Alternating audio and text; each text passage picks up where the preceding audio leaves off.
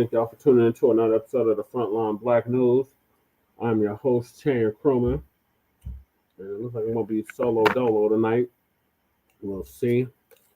On this season 5, episode 47, part 3, continuation of the Frontline Black News, part 2 of the continuation of the Black News. We will be discussing several topics we didn't get to in the last continuation. That is why anti-Black hate crime law is necessary. Supreme Court may erode the Voting Rights Act, giving folks power to destroy Black districts. California Governor Gavin Newsom vetoes 5 bills in reparations package. Newsom is playing with us. Busted LETITIA James Cotton hiding fugitive family member in Virginia home. Mortgage fraud case. Full video. NYC mayoral general election debate. What is a heritage American? Are people trying to drag FBAs back into Pan-Africanism? Leto, how white media ignores scandals. And if we have time, Unhoused neighbor news, and illegal migrant news, and local Denver news. And we're based out of East Denver, North Aurora, Colorado. We get the news from a frontline and Black First perspective. We are part of the new Blacc Media and also the signal boosters of the new Blacc Media. We have been around for 5 seasons now and counting, and we have several platforms that are part of the Frontline campaign. Frontline Black News being one of the first. It started back in 2020, 2021. In addition, we have Sabaca's Black Experience Enhanced. This is based off the 50th anniversary of the founding of the original Black Panther Party for Self-Defense, which just turned 59 as of yesterday. We started on Blog Talk Radio back in 2016 and have been around 10 seasons now. Sabaca's Black Experience Enhanced covers the Black experience from the beginning of time until 10 minutes ago. It's also a part of the Frontline campaign and has been recently moved from Blog Talk Radio to StreamYard within the last 2 years. Please join us on StreamYard, YouTube, Frontline Black News. The links to all of our channels are in the description, including our main channel, Frontline Black News, the backup channel, which you're streaming on right now, Frontline Black News 2, my personal page, just a parasite, aka Chan Kruma, Lady Chay's channel, the RBA, the Revolutionary Agenda, our cousin out of the Bay Area, Jay Militant. His link is in the description as well. Was Cracking TV with Jay Militant. It was just live. Keezy, who does our intro track usually for the Frontline Black News. His link is in the description as well. And the Church of Black Power, a brother out of Watts, California, is now in Houston, Texas. His link is also in the description. Then we got the petition for reparations, the change.org petition in the description. And we got the GoFundMe for our brother Black Voltron Reloaded's funeral and memorial. And his daughter is set up. It's reached its goal. The goal is 15,000. It's succeeded that. It's like probably about 17,000, 18,000 now. Then we have the GoFundMe for the brother that was expelled from the Texas University for mocking the death of Charlie Kirk. His GoFundMe is also in the description. I believe that GoFundMe has surpassed $30,000. Then we have the GoFundMe that Lady Che has set up. Then we have a copyright disclaimer under Section 107 of the Copyright Act of 1976. Allowances made for fair use, purposes, criticism, comment, news reporting, teaching, scholarship, education, and research. And I do not own the rights to this music. And if you don't understand racism, white supremacy, what it is and how it works, everything else you think you understand will only confuse you. In all 9 areas of human activity, which is economics, education, entertainment, labor, law, politics, religion, sex, and war. And some say health and nutrition. And that's by the great Nelly Fuller Jr., who transitioned back in February of this year. ProduceJustice.com. Also from Nelly Fuller Jr., when you are a Black person are captured by any race soldier, you must never fuss, fight, or flee. Comply and defend yourself in court. ProduceJustice.com. And last but not least, we got racism and white supremacy. It's conscious and subconscious behavior to maintain white genetic survival to prevent white genetic annihilation. It was by the great Dr. Francis Cress Wilson, who transitioned back in 2016, January of 2016 to be exact. So those are the topics. Thank y'all for tuning in. Make sure y'all like and subscribe to the backup channel, Frontline Blacc News 2, and the main channel, Frontline Blacc News. So I'm going to hop right into it. But the reason why we need an anti-Black hate crime bill. Why an anti-Black hate crime bill or law is needed. Or is necessary. Professor Black Truth is going to give us an update on that. Shout out to Professor Black Truth. I've been listening to Professor Black Truth for over 10 years, and everything that he has said has come to pass.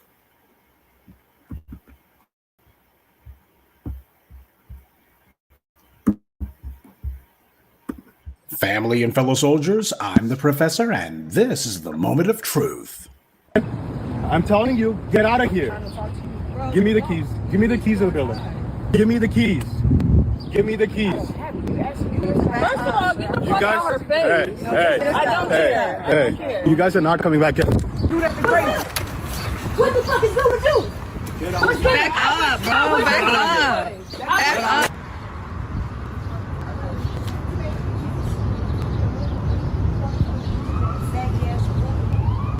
And that person in red shirt hit me right now. Like, hey, there is weed smelled in the hallway. John is over there saying the same thing. I have text to prove that. Okay, what is the resolve? What do you want to do? I will buy you a new phone, whatever phone you want. Last night, who is this? Go, Gianna, just go. Like, who is that? Everybody owns the building, baby. Everybody owns it. Okay, and when it's $1,000, if it comes out?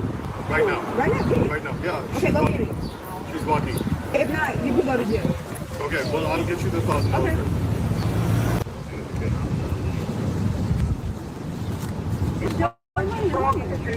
We're married.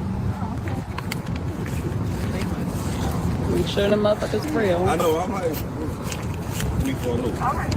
And if you were not smoking in your building. I'm starting afresh. I'm trying to start afresh. I don't know your name. My name is Angelica. Angelica. I apologize that this got very heated and I touched you and I threw your phone. The guy confronts a group of black women in the street, in public, then attacks them, and he and his white female friend go ahead and call the police, and then when they arrive, this guy's lying through his teeth about what happened. Oh, they hit me right here, you see, right here. And soon as the cops see the video, he does an about-face and starts shelling out money. Now, what does that tell you? And this isn't Amy Cooper lying about a black man in Central Park. This is a person of color doing the exact same thing in Chicago. This is exactly what black Americans are talking about when we say that there are people who come to the U.S. from other countries, and these countries have cultures that practice rabid anti-black racism. And this guy here, his skin is darker than a lot of black people, and yet that doesn't change his behavior. He violently attacks a group of black women, and then when the police show up, he can't wait to start telling them lies. This guy is the product of an environment where lying is not only not a big deal, but is also seen as normal. And that's dangerous when you come to a culture of people where honesty and loyalty and trust, these things actually matter. This is why there must be an anti-black hate crime law, precisely because of incidents like this. But don't count on support from minorities or people of color on that one. See, these other groups are given tangibles and policies, even if they're not citizens. And sure, they don't get as much as those classified as white, but at least they get something, and they know that. And they're supposed to know that. The exact same way the dominant society doles out all kinds of goodies, giveaways, and guarantees for those classified as white, it's just smart enough to understand that when dealing with other groups who are going to be the buffer groups, you got to make sure that they get some sort of benefits as well. They're not going to be as juicy as what's given to those classified as white, certainly not going to be as numerous as those given to those classified as white, but they'll still be there, a few crumbs. But occasionally you'll go ahead and give them a rap on the knuckles or a slap on the back of the head just to remind them all of these little benefits and such, they could easily disappear if you don't continue to play ball. Then again, it doesn't take much coercion on that one. This incentivizes other groups to try to ingratiate themselves with white power by being blatantly, violently anti-black. Everybody has known that that was the ticket to ride for hundreds of years in this country. People like the person in this video aren't trying to weaponize whiteness because they don't have it. For those who see themselves as white supremacist adjacent, they're weaponizing blackness. That's what they're actually doing. They are weaponizing the inherent bigotry and bias against black people that they know is there. It's not about what they are. It's about what they are not. This is the reason why you could have white people who don't come from power and privilege, and yet they understand full well that they can go ahead and call the police on any old black person and expect a particular response. You ain't got to be Elon Musk to get it. They know that there's a racial pyramid in this country that is violently and rigidly enforced. They also know that they would never and have never tried to do this against white people. They don't try to weaponize any sort of race against the dominant society. But when it comes to black people, they get to feel like they got some weight to throw around. And then they can go ahead and use black people as the designated whipping boy. That's one of the psychic benefits that goes along with people who think that they're going to be white supremacist adjacent. Sure, it doesn't put any extra money in their pocket, and no, they don't actually have any real power, but it's a psychological benefit. They get to feel like, well, back in the old country, I didn't have any sort of authority. I didn't have any sort of power. There was nobody who I could throw around. Everybody was kicking me around. But hey, over here in the US, there's a group of people who the society is designated that it's okay to kick them around. In fact, you're supposed to. So that makes me feel superior about myself. These are the psychic benefits that white supremacy applies to people. I told you all about that a few weeks ago. And that's why reparations is not the only big ticket issue that foundational black Americans are demanding. An anti-black hate crime law specifically for us, that is another one that's on the to-do list. We are targeted by everyone because of our race. And it's all due to the racial pyramid that this country enforces. Everyone believes that they reinforce their position above us by openly and aggressively engaging in anti-black racism, and that there's not going to be any real consequences for it. That's how they've been conditioned by this society. That's how they signal to white power that they're on the team. We'll continue with the moment of truth in just a moment, but first, a word from the official sponsor of Black Empowerment, Power Tools. There's no telling when something's going to come up, so make sure you carry your power tools at all times. You never know when you're going to need to bring the hammer down, or when you'll have some trash that needs to be blown away, or some obstacle that requires cutting down. Don't get caught empty-handed. Keep your hammer close by. Keep that leaf blower at the ready, and always carry your steel. Power tools. Because no matter what your day job or side hustle may be, there's no excuse for not being ready to put in some work. To the people who keep trying to find allies with other groups where there aren't any allies, this is the reality. The worst form of deception is self-deception because it's trickery that comes from yourself. It's tough enough to deal with deception as it is when it comes from other people, but when it comes from you, that means you are fooling yourself because there's a part of you that wants to be fooled. When people run game on themselves, they don't even need a slick line of propaganda to sell it. They're already on board. They're telling themselves that they're winning. But winning what?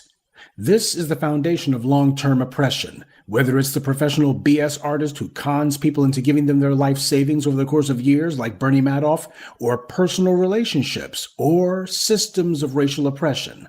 They all rely on some element of complicity. On some level or another, the mark becomes a willing participant in their own mistreatment. We need to understand that most of these other groups simply do not see white supremacy because they don't want to see it, at least until it's got its foot up their behinds, and even then they only momentarily recognize it. These people who were colonized had a mind game run on them, but it's a game that they chose to play, and truth be told, they came from cultures where their minds were already open to exactly this kind of racist scam. Doesn't matter if it's in India or the West Indies. You got a lot of people trying to convince themselves of a lie. The British colonized those places and told them that they were British subjects and that they were actually no different than, say, the subjects in Scotland or Ireland. See, we didn't go after you guys because you were black or brown. We went after you because, well, you're not British. But look, see how we treat these folks over here in Ireland or Scotland, how we treat some of these lower class white folks in England. That's what the system you're under is really about. It's not about race. It's actually about class, you see. And like it or not, you've been grafted onto the tree of British imperialism. You're part of the family, though a lower member of the family. And that's exactly what a lot of these non-white groups who have been colonized by Europeans have done. That's the scam that they run on themselves. It never occurred to them that the British never had their black subjects or their brown subjects doing anything to rule over or to bark out orders at their white subjects. The Brits never brought in throngs of African or Caribbean or Indian soldiers from the colonies in order to rule over some unruly white folks who needed to be clubbed back into submission. They never did that. The road only went one way. They had their white subjects helping them to dominate and to subjugate their non-white ones. But these other groups, they still don't see it. In their minds, all the subjects are equal. This is people trying to keep the illusion alive that they're white or at the very least of the same status.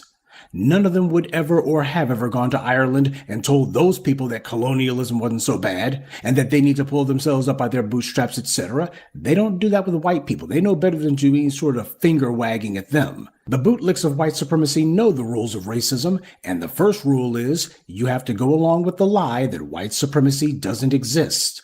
Meanwhile, guys like this will gladly avail themselves of the Asian hate crime law that was written and passed during a time when there were nationwide protests over black people being murdered in the streets. Imagine that. At the same time that black folks are being murdered with impunity, somebody says, we need a hate crime law for Asians. And when you say that we as black Americans require a hate crime law for us because we are the first, main, and only people who have been singled out to be murdered and harmed solely because of our race, it's been people from these other groups who have been the main ones to tell us that's divisive and unnecessary. Why do black Americans need a hate crime law specifically for them? So, I guess then the Asians are going to campaign to repeal the Asian hate crime law, right? Or is that not seen as divisive? Just like Japanese American reparations wasn't objected to by these same groups, nobody complaining that my folks came here and we didn't do anything to the Japanese Americans. We didn't put anybody in any concentration camps. They didn't object to where their tax dollars went, though. These adjacents to white supremacy never see white supremacy, but they always are eager to claim that there's some kind of black chauvinism that they need to be protected from. And here's the thing. It was no different in their home countries when they had colonial governors and were being slapped around by these white colonists and had all kinds of race-specific laws applied to them. They still weren't 1/100th as opposed to that as they are to the mere existence of black Americans who have never done anything to them, who they owe for every opportunity they've ever had here, starting with the opportunity to be here. So understand how sophisticated white supremacy is. It starts off by indoctrinating people who are not classified as white that they need to be on guard against black people and be ready to go ahead and harm black people. Make sure that you do that because that's how you're going to show that you're on the team, that you want to be on team white supremacy. And you'll be assigned a place. Sure, it's not going to be at the top. It won't be anywhere near there. And you will have to accept the fact that there's going to be regular abuse from the dominant society, but at the very least, you got the psychological comfort of knowing that there's always going to be this group of black people who are beneath you, underneath you, and you can go ahead and abuse them. The same way the dominant society abuses you, well, you can abuse these black people, but there is a catch. If the black folks actually fight back against you, or worse, they've got some damning evidence against you, well, times like this, you're on your own. Good day, and be one. I'd like to take a moment to mention some of our contributors: Elroy Crocker, Wally Balal, Anthony Williams, Michael McMillan, and Sa. Salute to them and thank you to everyone for listening, liking, and sharing this message. Black empowerment only exists because of you.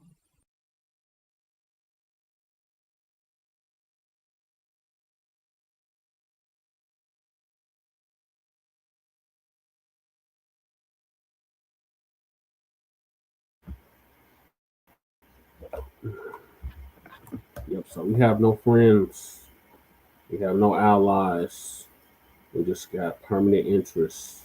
And the interest is reparations in the form of direct lineage-based cash payments for foundational Black Americans, descendants of American child slavery freedmen, an anti-Black hate crime bill passed into law, tax-free exemption, and the end of qualified immunity in all 50 states. But they're not offering in that. Democrats, Republicans, independents, don't waste your time voting for them, Black family. Any other groups, y'all can hold your own nuts. Like this damn East Indian who had the audacity to disrespect those young black teens. This is exactly why we need an anti-black hate crime bill. There's other groups, they practice the same anti-black racism as the Mizugus, as the Caucasoid. So we have no friends, no allies, just permanent interests. Now moving along, we got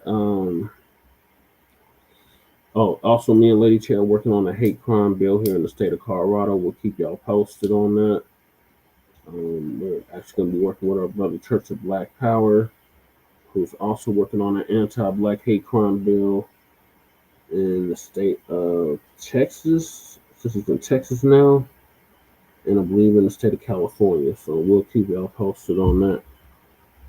In other news, California, gruesome Newsom, just like we thought he would, vetoed reparation bills again after he passed a couple of reparation bills.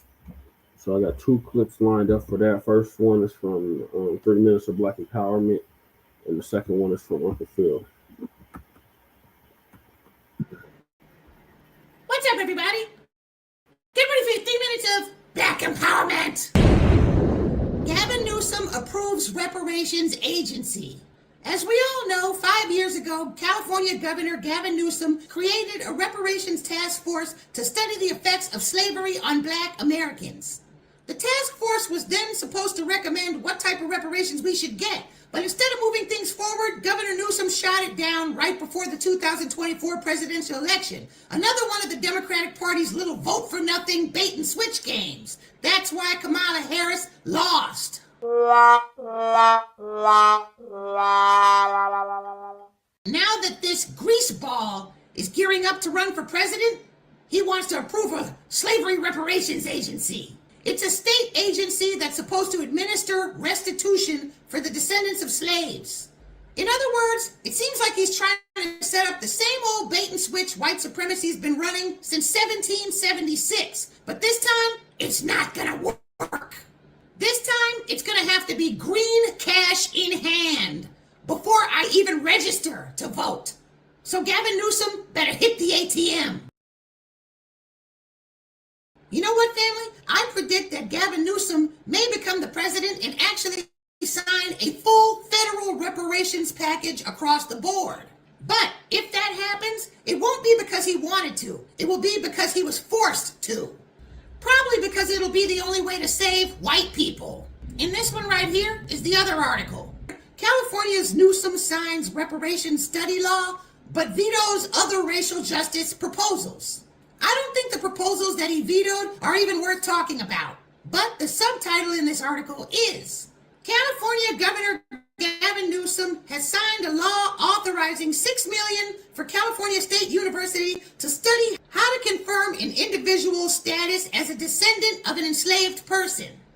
Some brothers and sisters say he should have just took that $6 million and started doling it out as reparations. But there does have to be an official confirmation of status. When you remove the Democratic Party's scheming and scamming, the direction of California's reparations activities are still pretty solid. California is creating a working model for reparations on a federal level. The only thing we need now is the political will. We need the political circumstances to click in just the right way that it creates an opportunity to lay reparations on the American public without receiving the traditional overwhelming backlash. That is why we needed Trump in the White House. Because he's a bull in a china shop. He uses a hatchet where he should be using a scalpel. It's likely that his presence in the White House will somehow bring on those circumstances. That is why we let him back in office. That is a job he is unwittingly performing for us. Do not think that this Israel peace deal is anything special. This does not make the Trump administration heroes. In fact, it makes them 10 times more dangerous. This is only going to enable him more. The vote in the House to release the Epstein files is still coming, and there's going to be a lot more tension during the midterms than Americans think that there's going to be. When the midterms come, the right-wing white supremacists are going to explode when they see that Trump is halfway done and it's still not the 1950s yet. Their fear of losing white influence is going to start becoming more desperate. You're going to see more infighting among whites than you've ever seen before. Plus, on top of it, the economy is getting worse and worse and worse. Family, we're definitely headed for scarier times, but when it's all over, we're going to come out on top.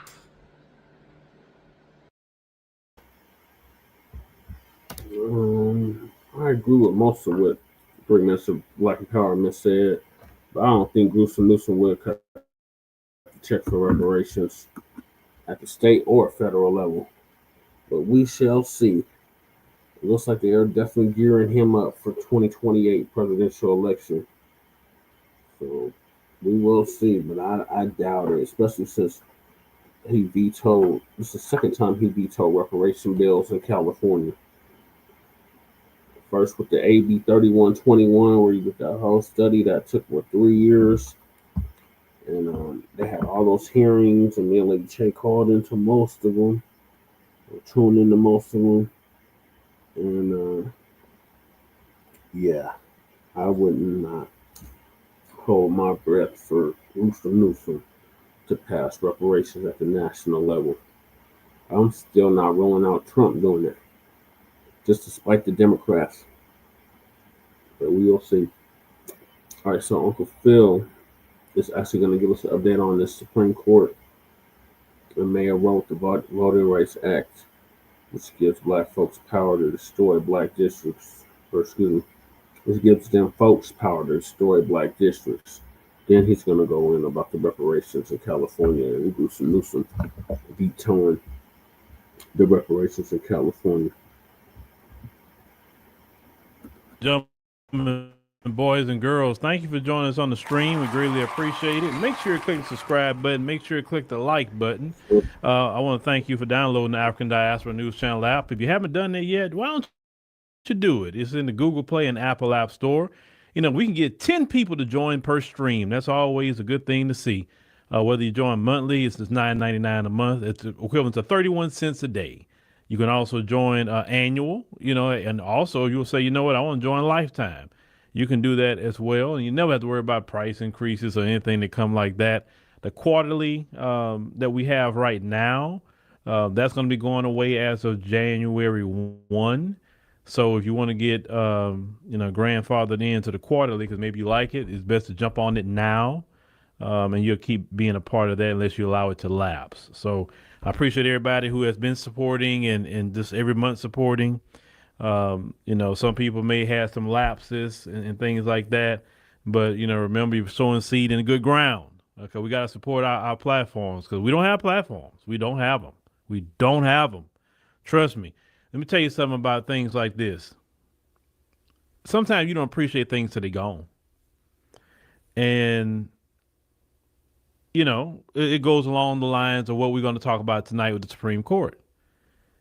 It's kind of like, I look at a lot of things that we have like a good man. Let me tell you about a good man. A good man is never really appreciated until he's gone. A good man, people get so used to him doing good things or doing the right thing until he's not there anymore. Like, wow, I actually had it pretty good with him, right? I never had to worry about this. I never had to worry about that. Now I'm dealing with this. Now I'm dealing with that. Oh, I missed this particular man. And whether this man is gone by, hey, he went with the Lord. Maybe this man is just not with you no more because, hey, you whatever. Y'all not together, but he was a good man, right? Maybe you thought that the grass was greener on the other side, whatever. And now you missed that. You got out there, really got to see the real world, what you really got to deal with. Now it's like, oh, boy, I had it good then. Well, that's how it is with things for us as black people, or things that we fought for, or places like this. You won't appreciate it till it's gone. And when it comes to something like the Voting Rights Act, you wouldn't appreciate that till it's gone either. And we're going to get into that. So the Supreme Court, as we say in the title, right now is there's a case out of Louisiana, and they were upset because they have to protect, black districts. And the reason why this came about is because Jim Crow, with all the gerrymandering and all the poll tests and all kinds of things to keep black people from voting, right? In the Voting Rights Act, they made sure you had to have black majority districts. Anytime you come up with, especially in the southern states, if you come up with any map, they had to be given to the feds so they can look at the map and make sure you're not discriminating against black people voting. Well, the first thing they attacked through the Supreme Court was the maps. So then they got, I think it was a Shelby v. Holder, that case during the time of Barack Obama. They went to the Supreme Court to stop them from having to approve their maps, to make sure the maps are fair, right? These people, and I'm going to go there tonight. These people have been plotting to try to continue to disenfranchise black people ever since black people got rights. See, the biggest problem with black people in this country is that after the civil rights movement, you sat down, you start using drugs, you start partying, you start BSing, you start laying down with white people, male or female, don't matter. And you did not continue to fight after Dr. King and all of them had passed away like you should have continued to fight, which would be reparations, things like an anti-black hate crime bill, making sure black people are good, putting more laws on the books to protect black people, enshrine these things that they never can be overturned. You sat down, you got comfortable. And the biggest problem with black folks is you're comfortable. And because of your comfort, while you're comfortable, these people are strategizing and plotting on you daily while smiling in your face. And they have not stopped. While you want to get high on your weed and get drunk and go party, these people are plotting on you. Then the sad part about it, we have more representation than we ever had in this country. And the representation, where's the Congressional Black Caucus about this case? Why aren't they screaming and yelling about this case? Why? They in the position they're in because of the Voting Rights Act. So why aren't they screaming about that case? They're quiet. They're not saying nothing. We talking about loud, not somebody on a podcast saying, yeah, this case is not right. Like, they say nothing. They let you know your so-called black representation is a sold out. Because if the Supreme Court get rid of Section 2 of the Voting Rights Act, they're not going to be in office no more. They're done. And maybe that should happen. Maybe, right? What are they really doing for black folk at this point? They won't even speak up when things happen that our ancestors fought for. This is why also I've told y'all, I don't want to talk to nobody.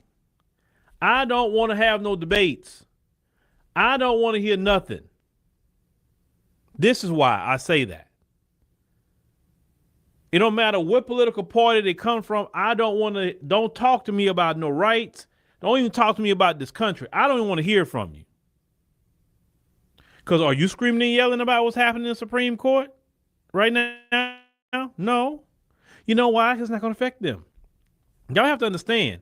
It don't matter what political party they're a part of. It doesn't affect them. Everything they do to disenfranchise us, they're good. See, but let me say something to white women here for a minute. Let me talk to white women. White women, if they can pull this off, they come to take away your voting rights next. Because really what they want to go back to what it used to be in this country. Only white men who are landowners can vote. But I wanna take you somewhere also about the rigging, the cheating. These people, when I've said to y'all before on this mini shows, okay, if they are breathing and speaking to you, they're lying. I said that to you. I didn't say it to sound fly. I said it because I have not seen a collective truth. Notice, listen to the words I'm using. I have not seen a collective truth in them.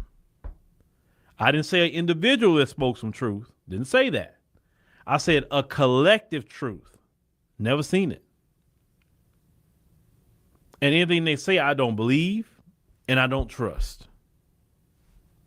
Based off of history, right?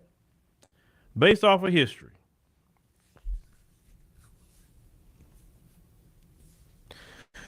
You ask, why Senator Tim Scott? You say, why isn't Senator Tim Scott saying anything? Why isn't Hakeem Jeffries ain't saying anything either? Why both of them haven't saying anything? Because both of them are sold out. That's why. It don't matter what political party they're part of. Y'all need to get out of that political party crap. I think this political party stuff and this voting for parties was the greatest trick they played on black people. Because see, during the time of the civil rights era, we was focused on us as black people, not a Democrat, not a Republican, just black people and dealing with them and who they were, not political party. After the civil rights movement, after the Voting Rights Act and all that, then you start focusing on, well, is he a Republican or he's a Democrat? And y'all have been conned to not focus on how they move collectively in the area of white supremacy. It is us versus them.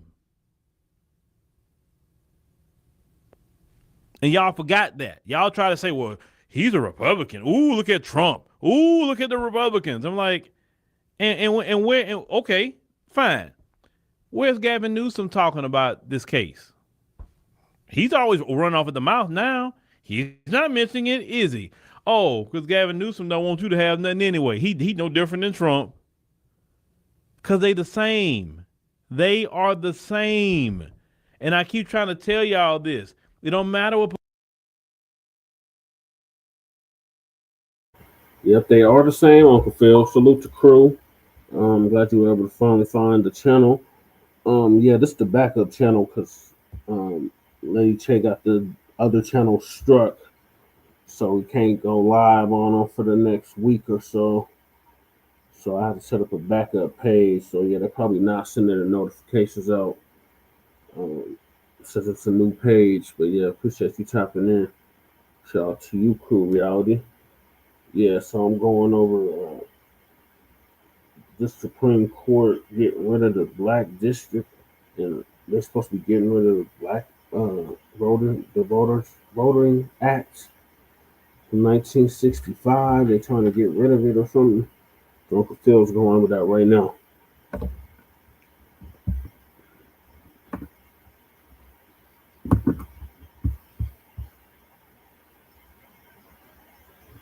Yeah, we have to sort it out. Mm-hmm.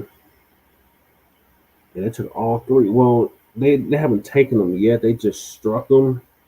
But you know, if you get 3 strikes within a 90-day period, they'll take the channel. So just to keep that from happening, or just in the worst case, if that did happen, I have to set up a backup page just in case. So Frontline Black News got 2 strikes. And the Revolutionary Agenda got a strike. Shabaka's channel got a strike. My personal page got a strike. And the Revolutionary Agenda, or Lady Che's personal page, Seduction Dog, got a strike. So they struck like all 5 channels. Once you get a strike, you know, you can't go live for a week. And if you get 2 strikes, you can't go live for 2 weeks. And then, you know, 3 strikes, you're out like baseball. Yeah, I know it's that bullshit. I don't know what she was playing. She was playing some documentary or something. And she was streaming it on all 5 of the platforms. And yeah, it's time for TikTok and Rumble. It's definitely time for Rumble. I hear TikTok is real, does that same kind of censorship. So I might just go to Rumble. Yeah, I was on TikTok briefly. I was using it for my campaign when I ran for mayor. But like I said, I can't log into the account because that shit was attached to my Facebook. And when they deactivated my Facebook, I lost like that switch over to the TikTok. Because I'm gonna have to reinstall TikTok. I don't have the memory on my phone. I need a new phone, new laptop. I'm down bad right now, and I still gotta pay you back. So yeah, but we gonna sort it out. We got Twitch, not Rumble.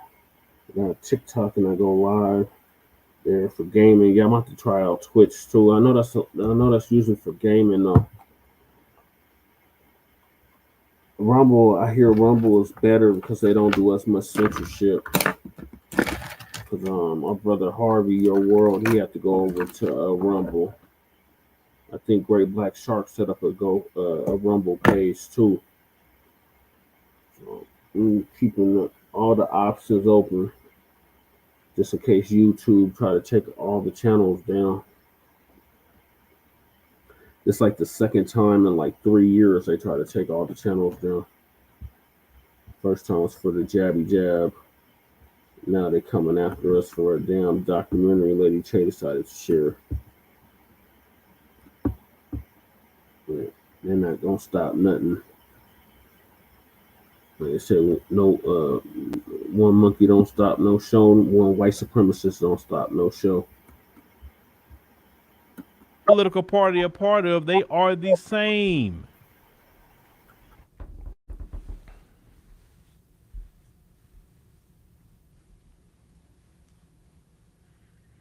And Cynthia say the Democrats in Michigan are very quiet because they don't want you to vote either. Because you know how the Democrats feel? Well, you know what? If you're not going to vote for Democrats no more, you know what? I'm cool with you losing your voting, losing the ability for you to vote. I'm cool with that.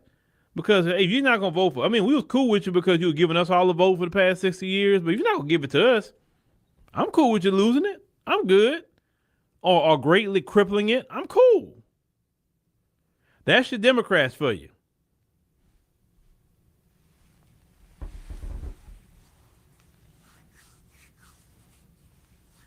Now let's go ahead on and get to the part that really, if you want to say what set everything in motion with this. Let me show you. Let me get to an article. Election results. We got to go back in time. We got a lot of this going. This is the beginning of the problem. This election right here. Why are we facing some of these problems today? So we're looking at the 2016 election between Hillary Clinton and Donald Trump. This election right here showed me why the presidential elections are not, there's nothing about it that's considered fair. And it would be, you know, people say, you know, a scam. Let me use the word scam. It's a scam. So that's forget if you like Hillary Clinton or not. Don't matter if you like her or not. I don't care. How is it that you went out and you campaigned whatever? You got 65 million votes. 65,853,625 votes. You got 48% of the votes in the whole country. Okay? Donald Trump in 2016 got 62,985,106 votes, 45.9% of the vote.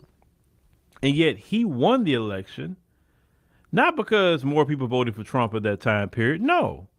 If you just went by pure votes alone, Hillary Clinton would have became the president. If Hillary Clinton would have became the president, now, whether you like her or not, she wouldn't have appointed the judges that he appointed. And also, at the same time, there were some issues going on, too. Mitch McConnell got a lot of this stuff going when he did not confirm, you know, I think it was Merrick Garland at the time, He wouldn't confirm him. He wouldn't let him even get up to a Senate vote. Obama was very weak. Okay, Obama was extremely weak at that time period. He didn't call him out. He didn't pressure him. He didn't do any of that. And that was part of the problem with Barack Obama. Every time he had some pushback from the white people, he always backed down. He never stood 10 toes down on anything. Even in his second term, when he could have really stood 10 toes down, he did not do that. Okay?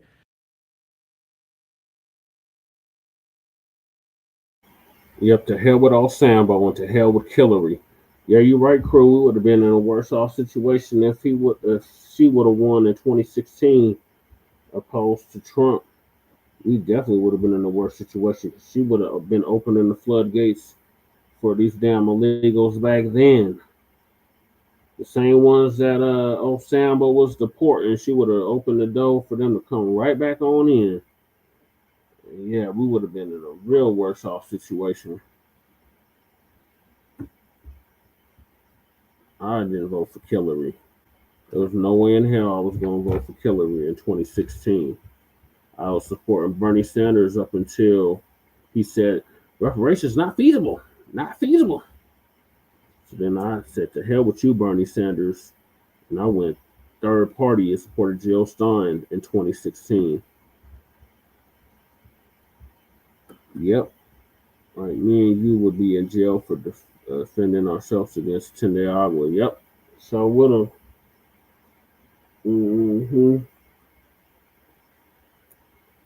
So yeah, I was not supporting Hillary at all. Super Predator Hillary, hell no. Hot sauce in her purse Hillary, fuck no. And Roly Poly Martin had the audacity to have her on his show and did a jig for her and everything they do in the shuffle, and he's so happy she had hot sauce in her purse. Yeah, fuck no, I was not voting for Hillary in 2016. Excuse me. So that happened. Then you look at Ruth Bader Ginsburg. She didn't step out when she should have. So this stuff that's happening today is been a series of things happening to lead up to those when Trump appointed those 3 justices. You understand what I'm saying? So you tell people to vote for the president in the election, but based off of your system of the Electoral College. Yeah, get on that damn Electoral College, Uncle Phil. Yeah, they would have had it. Yeah, we would have all been shut down. We wouldn't have even been able to get off the ground. Because that's the same year we started Shabaka's Black Experience Enhanced on Blog Talk Radio.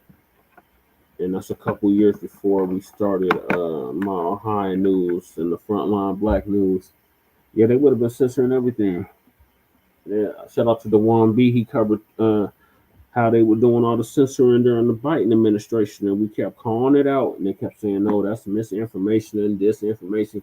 Everything was disinformation and misinformation. And as we said, that turned out to be a bunch of bullshit. Yep, as per CNN, the Africans are bots. Yep. I'm going to go over that harvesting they was doing, the foreigners. That's in the queue as well.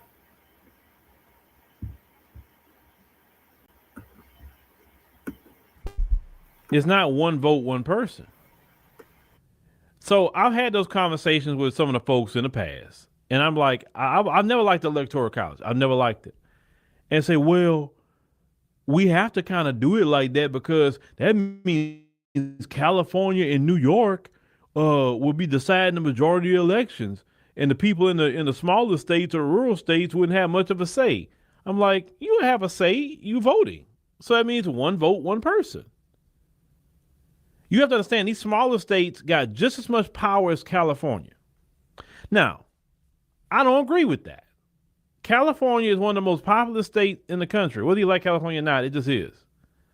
California pays more money into the federal government than any other state. So why is it that California should be equal to an Iowa in representation? It shouldn't be. Not with that many people, more representation. Exactly, crew. Ain't that some crazy shit? Russian bots paid by Russians to speak against delineation, but they call us Russian bots.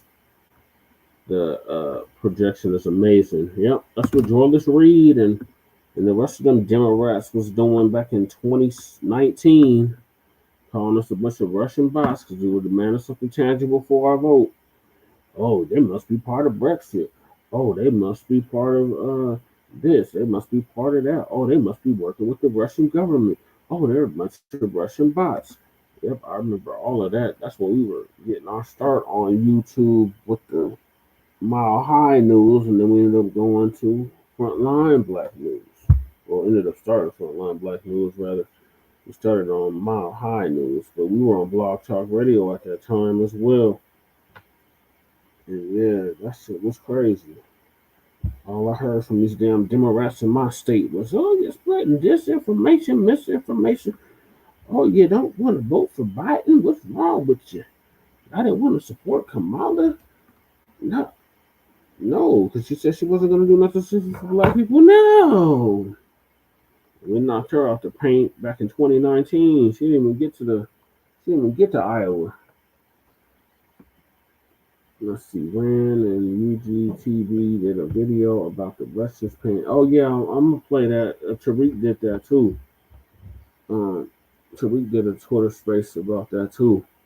So yeah, I'm gonna play that later. Yeah, paying Africans to cause mischief amongst FBA and fake and tether and cosplay as us to start nonsense. Yep. I seen it. I seen Ron's and I seen Tariq's. I didn't see UGTV though, but I did see Ron's and I did see Tariq's take on it. It's just that simple. I'm a person that believes that Washington, D.C. should be a state. I believe Puerto Rico should be a state. Well, they don't want that to happen. Why? Because that means black people in particular would be the governor, and that would give more, more seats to in the House and the Senate. And 9 times out of 10 is going to be black. Puerto Rico is Latinos, so they don't want that either. Everything they move, every move they make is based on race. Okay, when these people come up to you and say why everything is about race, they're gaslighting. That's why I told you I don't want to hear it. I don't want to hear no political talk from them. That's why I don't want to hear no debates. I don't want to talk. I don't want to hear, oh, we sorry what happened to you black people. I'm over it. I'm telling you, I'm so over it. And maybe because I'm getting older and I just don't have time for the BS. I think that's the beauty about getting older, is that you really see through the BS a lot quicker and you realize I'm not wasting my time because I don't have it to waste at this point. You see the BS, you see the BS coming before it even come to you. It's like you just sitting here like this, peeping it. And like, man, don't talk to me, bro. Don't talk to me. Don't do it. Why you want to talk to me? Why do you want to talk to us? Why? You're not doing nothing about it. So what you gonna talk to me for? I don't need to hear you say, they so racist. I don't want to hear nothing about they racist. I don't want to hear nothing because you could do something about it and you don't. So don't tell me nothing about your brethren being so-called racist, because in the end, you are gaslighting. You're gaslighting. You're just coming over here doing a temperature check on black people. Let's see how black people responds to this. Oh, I'm so sorry that happened to you. Oh, those Republicans are so racist. And where were you saying something about it? Why are you telling me about it? Why? I didn't see you saying nothing about it. Didn't see you do anything at all. They can't be that racist because you didn't say nothing, right? But let's get hold on. What this genius says down here. Let me answer this genius. You're starting to sound like them libtarded got to. Okay. Let me let you know something real quick. I'm for black people.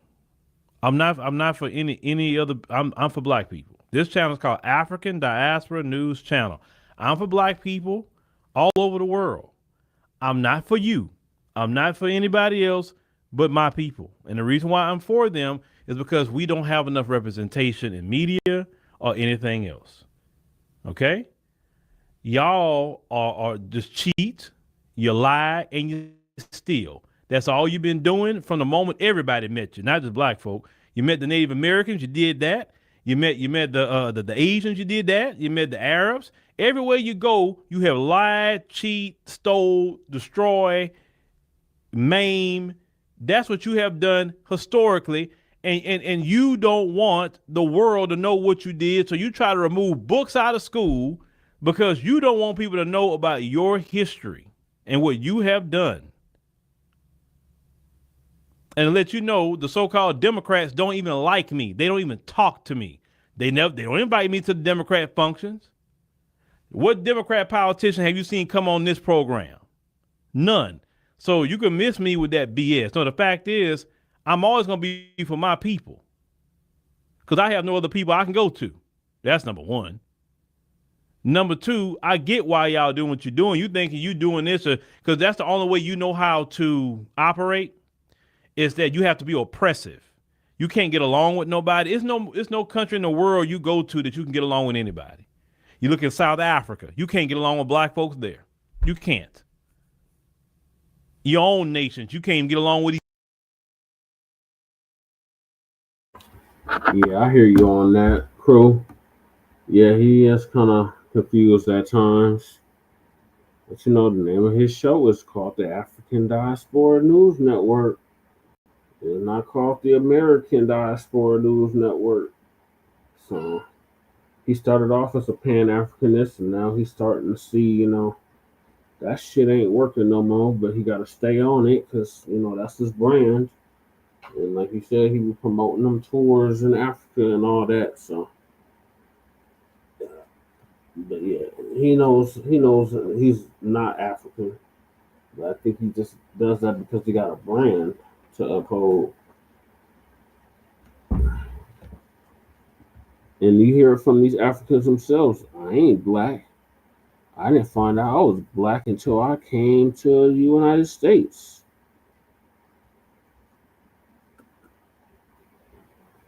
Phil does the FBA stuff. I'm just saying, you know, yeah. And he's coming around, Crew. But yeah, I hear you about that. Like he still got the African emblem in the background, and I mean his whole logo is African, so that's just his brand, I guess. I mean, he acknowledges delineation. He acknowledges that he's FBA, but he got a brand to sell. Yeah, they always say they ain't African. Oh, they ain't black. We know black. I'm not black. I didn't know I was black until I came to the United States. Where I'm from, everybody's this color. I didn't know I was that. I just heard an African say that recently at this event I was just at. He said, and the dude kept correcting him because the Boule guy that was putting this event on, he's like, "Oh, we're all Africans in America," and the dude was like, "I'm an African immigrant. I'm not an African American. I'm not from America. I'm actually from Africa. So I'm an African immigrant." And he had to keep correcting the dude because he kept trying to say we was all African and we're just Africans in America. And it's like, nah, we're not on that shit. Them old niggas, that's to get the fuck out the way. It's mainly those boomers and them silent generation that's still on that shit. So, and some Gen Xers, but most of the Gen Xers are starting to come around to like, hey, no, we're not African. With them damn Gen Xers, not Gen Xers, those damn baby boomers and them damn silent generation, they still on that. Oh, we all Africans. Africa for Africans at home and abroad and all that garbage and shit. Like, we know over that shit. Alright, let me finish this. How we Africans when the ancestors West Africans came from west of the Sahara. They don't never want to have that conversation, crew. They don't never want to have that discussion or that conversation because it completely debunks the whole narrative about us all coming from Africa.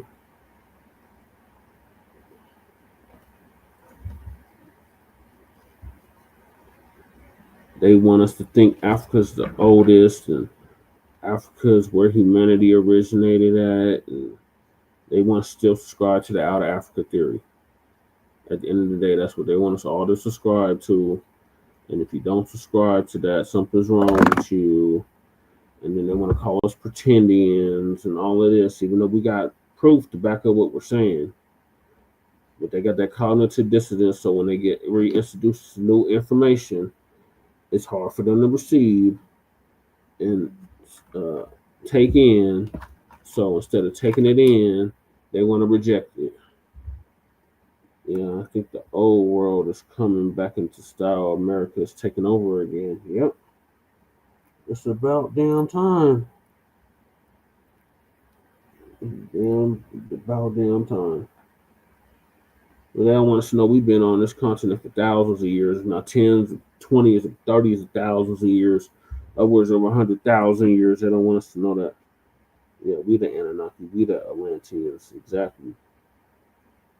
With the Mirrans, all that. They don't want us to know that though. But more and more evidence is coming out every day that we've been here a lot longer than what they say. Yeah, we've been in the United States for what is now the America hundreds of thousands of years. Right. But they want to think we all came from Africa.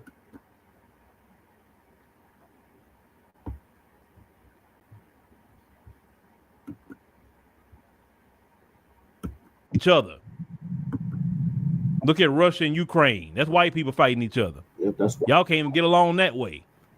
Every time you look at European history, that's all you ever done was sit there and fight and take the lives of each other. That should have been your history. I'm not making up anything about anybody. But the fact is, more and more black folks is calling your actions out. And really, I'm glad y'all doing what y'all doing because it will wake my people up a lot faster. It will get us to get in line and get on code because that's been our problem. We've been so off code with this Democrat Party crap that our people have been conned. They've been bamboozled. I ain't heard Dr. King told us to be Democrats. I haven't heard Malcolm X say go be a Democrat either. So you can't say Honorable Elijah Muhammad never told us to go be no Democrat. Minister Farrakhan never told us to go out there and go stomp for the Democrats. I ain't heard nobody say go stomp for a political party. I heard him say fight for black people though. Stand up for us. Do what works best for us as a community.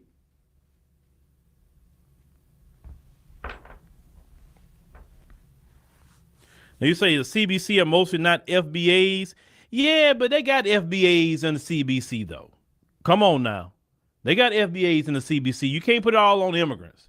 And let's call it what it is. The FBAs who are off code showed the black immigrants they don't have to be on code. If you come into an environment where everybody's on code, you're going to either get in line with it or you're going to move around because it's going to be uncomfortable for you.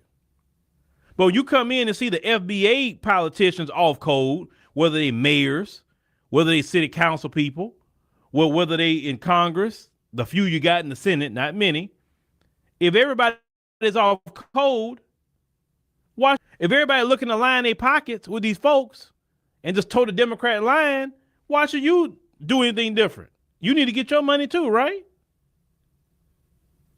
So no. We can't just come in here and say, oh, it's the immigrant, black immigrant. No. It's FBA too. Maxine Waters isn't an immigrant. She's FBA. I mean, there's so many names we can call that's FBA. So no. It's FBAs that sold out black folks in this country too. shoot. Brandon Johnson, he's an FBA. Look, all that money he was giving the immigrants. I don't know about that, Uncle Phil. The jury. So why would a black immigrant come in here and start doing right by black people when you got those kind of examples? I just deal with truth, brothers and sisters. I don't deal with all that no. What's the truth? We have way more FBA in this country, 43 plus million of us in this country, way more than the black immigrant. They don't even have the voting power that we have. And they spread out. Now let me get to the next thing I want to look at here, because this type of topic get on my nerves. Personally, it gets on my nerves. But to be honest with you, a lot of things here get on my nerves as of late. So let me go here and let's look more into it. So I say Voting Rights Act on the line, key takeaways from Supreme Court hearing. Now I say the Supreme Court heard oral arguments on Wednesday and Thursday in Callis versus Louisiana, a high stakes voting rights case in which the court's conservative majority appears poised to gut one of the most powerful provisions of the Voting Rights Act. That said, the heart of the case is Section 2 of the Voting Rights Act, which prohibits electoral maps that dilute the voting power of minority groups. Lawyers for the state of Louisiana, a group of non-African American voters, and the Trump administration say the court needs to do away with the 2024 map, if the court agrees, it would ultimately set a precedent that makes it considerably harder to bring redistricting lawsuits on the basis of race and undercut Section 2. So number one, a majority of justices appear poised to weaken Section 2. Conservative justices who make up most of the bench appear sympathetic to the case that Louisiana's congressional map, which added a second majority black district after the Voting Rights Act lawsuit, violates the Constitution. Let me tell you something. So you don't want race to be considered in college admissions. Okay? So that can't be considered in college admissions. You want to, or possibly, remove race consideration in redistricting maps, but ICE can target people, or law enforcement, because not just ICE. Law enforcement now, and your local police can too, not just ICE, can target people based on race. So you can racially profile in law enforcement now by the Supreme Court, but you don't want race considered in college admissions, and now you don't want race considered with redistricting maps. Okay, got it. That means you're not consistent. This is, I'm white and I say so, and white supremacy. Got it. Now, Justice Brett Kavanaugh, conservative press, Janai Nelson, a lawyer, with the NAACP Legal Defense and Education Fund, which was defending the map as to why Section 2 is still needed. This court's cases in a variety of contexts have said that race-based remedies are permissible for a period of time, sometimes for a long period of time, decades in some cases, but they should not be indefinite and should have an endpoint. What exactly do you think the endpoint should be? He said the Chief Justice John Roberts, conservative, but swing vote in the court, pressed Nelson on what the proper role of race and redistricting was. He said, what's the proper size? Is it wiggle room we're talking about, or a significant percentage? Neil Gorsuch, another conservative justice, appears skeptical of the use of race and redistricting. One argument is often, once you found a Section 2 violation, you got a compelling interest to go ahead and discriminate on the basis of race in your remedial map. Now number two, getting rid of Section 2 would be catastrophic for black voters, lawyers said. They said that Nelson was asked by Justice Alina Kagan and what the consequence would be if they got rid of Section 2. So I think the results would be pretty catastrophic. She went on to say that many black representatives in Louisiana alone were elected from districts that exist because of the Voting Rights Act. Any further neutering of Section 2 would resurrect the 15th Amendment as a mere parchment promise. And Jay Benjamin is Aguinaga, and he's a Latino. I'm letting you know that. The Solicitor General. So a Latino is up there being a Solicitor General and fighting to remove Section 2 that he benefits from. It's amazing how they get these so-called minorities to go up here and fight against things they benefit from. They said he pushed back, saying, I think there's been a lot of skies falling rhetoric from the other side in this case. He said, I don't know what our legislature would do if the court rules in our favor. I don't think the sky is going to fall. He said the Republicans would not necessarily wipe out both the majority black districts in Louisiana, which elected Democrats last year, because doing so would make Republican districts more competitive. No, you're going to wipe them out. That's really what it was. Now, I say number 3, there was a lot of wrangling over a similar case from 2023. So there was a lot of back and forth Wednesday over Allen versus Milligan. I say a 2023 Supreme Court case in which the justice said Section 2 of the Voting Rights Act required Alabama to add a second majority black district. So Nelson told the justice that Milligan was nearly an identical case. He said at another point, well, if it's an identical case, then it shouldn't even be up there. During our Justin Kagan pointed out that many other arguments Louisiana and white voters challenging the map were making were ones the court had already rejected in Milligan. So white voters in Louisiana, they're challenging another black district. They got all of them, but they don't want black folks to have 2. Just 2. Okay? Now you see why I say it's nothing to talk about? It said the message of the rest of the justice was clear. It said in an effort to remind them that siding with Louisiana in this case would essentially amount to overturning precedent said just 2 years ago. It said this court said it must be particularly concerned about changing its decisions or rejecting. It says deceases. It say in cases that involve a sensitive political context like this one, this calls the court's legitimacy into question in unique ways that my opponents have not done the labor of showing that precedent should be overturned. That's what Nelson said. Now, they said recognizing the challenge, Roberts said Milligan took the existing precedent as a given and considered Alabama's application of its approach to evidence. It said it was a subtle but potentially significant remark that signaled he may be open to reconsidering the precedent of Milligan. Okay? So it said Louisiana.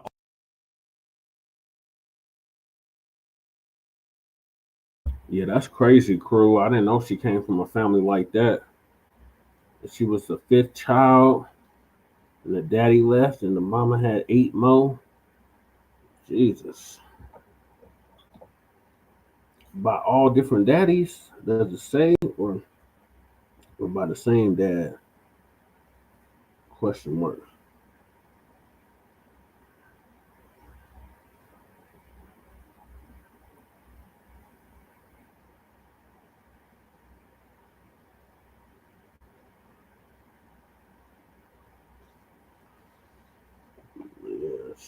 She ain't done shit for black people in damn near 40 years. She needs to sit down somewhere, Maxine Waters. And she's FBA and she ain't done shit for the black community, so.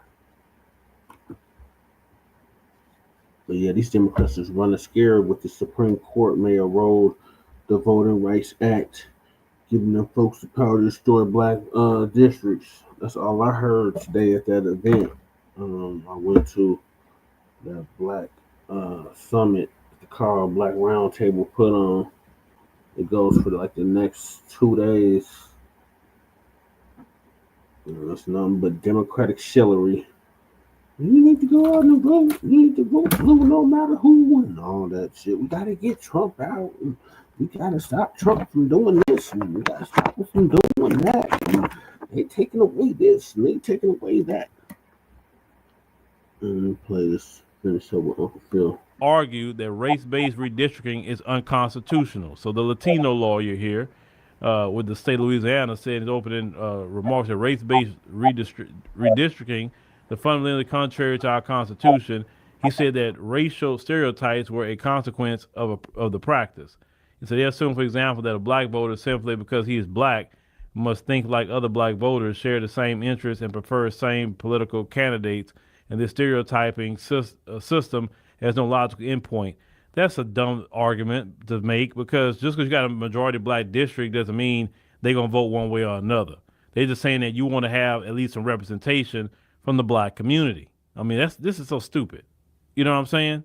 But let's go on and just keep looking at this. Edward Grimm is a lawyer for white voters who challenged Louisiana map, told the justice in today's America, voters like appellees are still being racially stereotyped to place them into single member districts. if it were ever acceptable under our colorblind constitution to do this, it was never intended to continue indefinitely. Listen, when they say they're colorblind, that means you're racist. I'm going to repeat that again. If they say I'm colorblind, I don't see color. Yeah, because you're a racist. Because when people actually recognize human beings, you see color, you see communities, you see ethnicities, you see it all. You see culture, you see history, you see all of it. So if you're colorblind, that means nobody matters to you, which means you're racist. You know, just bottom line. So I'm going to frame it that way. If you say you're colorblind, I'm going to say, oh, okay, so you tell me you're racist. Got it. All right, let's continue. And tell them that to their face. Now, Justice Kavanaugh appeared interested in a proposal that would make it harder to challenge districts. Okay, there we go. Throughout the arguments, Kavanaugh repeatedly asked the lawyers to address a proposal from the Justice Department that will reconfigure the test plaintiffs need to go through to win a Section 2 lawsuit. Yeah, I definitely agree with Uncle Phil on that too. When they talk about they colorblind, 9 times, if not 10 times out of 10, they racist white supremacists. And the same with them white adjacents. I'm colorblind. No, the fuck you're not. Especially if you got melanin. You definitely ain't no goddamn colorblind. So you can miss me with that bullshit. But yeah, them white ones, when they say that stupid shit, and the white passing Latinos and Asians say that dumbass shit, you already know. They racist as hell.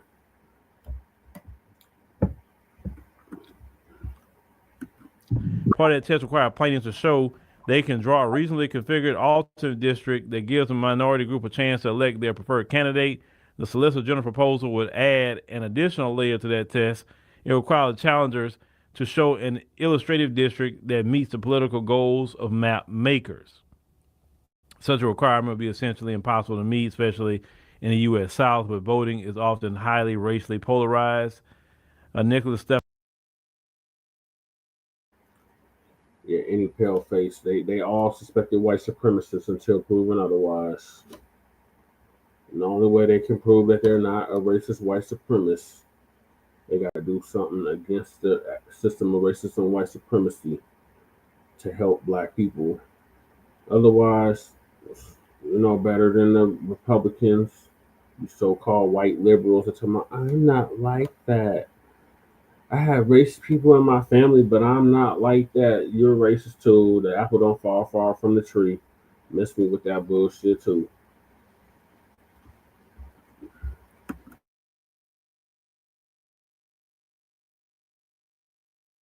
Stephanopoulos is an election law expert and professor at Harvard, wrote in a blog post earlier this year. Now this is the thing. I think it's we're almost done. Okay, I thought it was a little bit longer than that.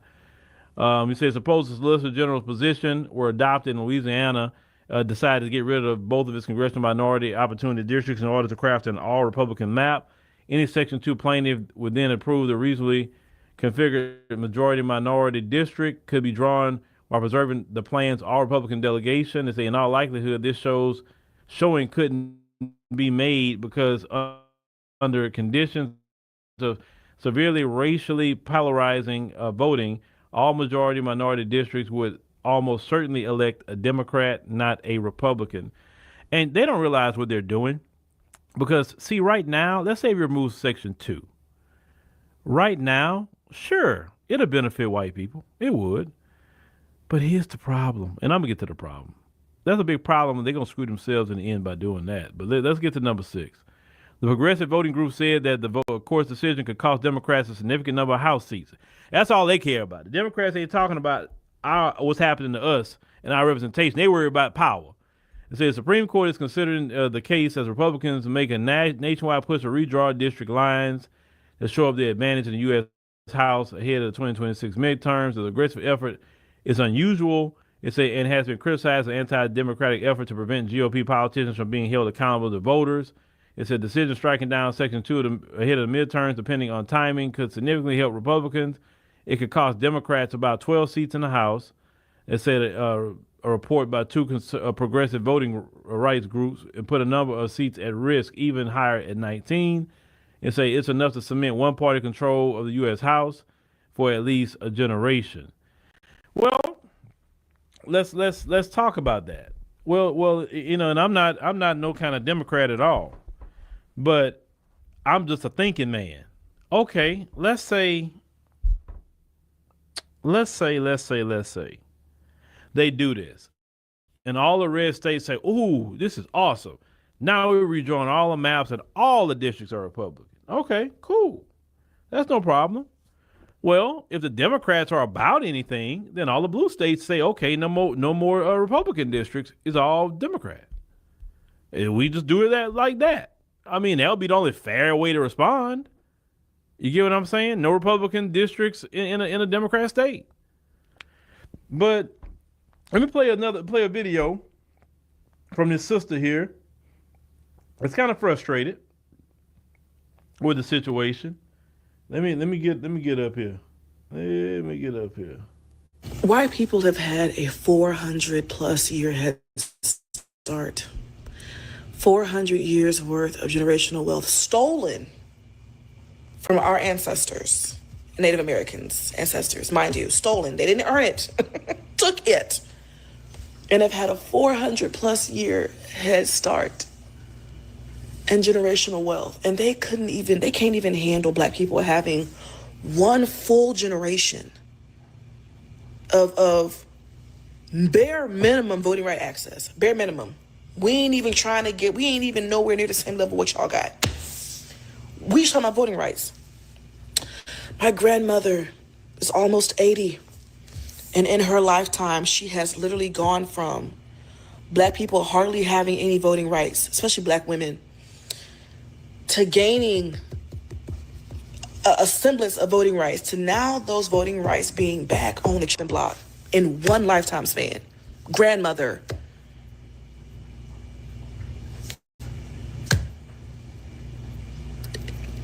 This is, it is so enraging. It's giving me goosebumps. And white people, I don't want to hear all of my comments. I'm so sorry that y'all are experiencing this. This is so unfortunate. I voted for Kamala. I don't want to hear it. I don't want to see a speck of salt in my comments. I'll delete it. I don't want to see y'all right now. I don't care about your condolences. I don't care. I don't want to hear it. I'm sick of y'all. I'm so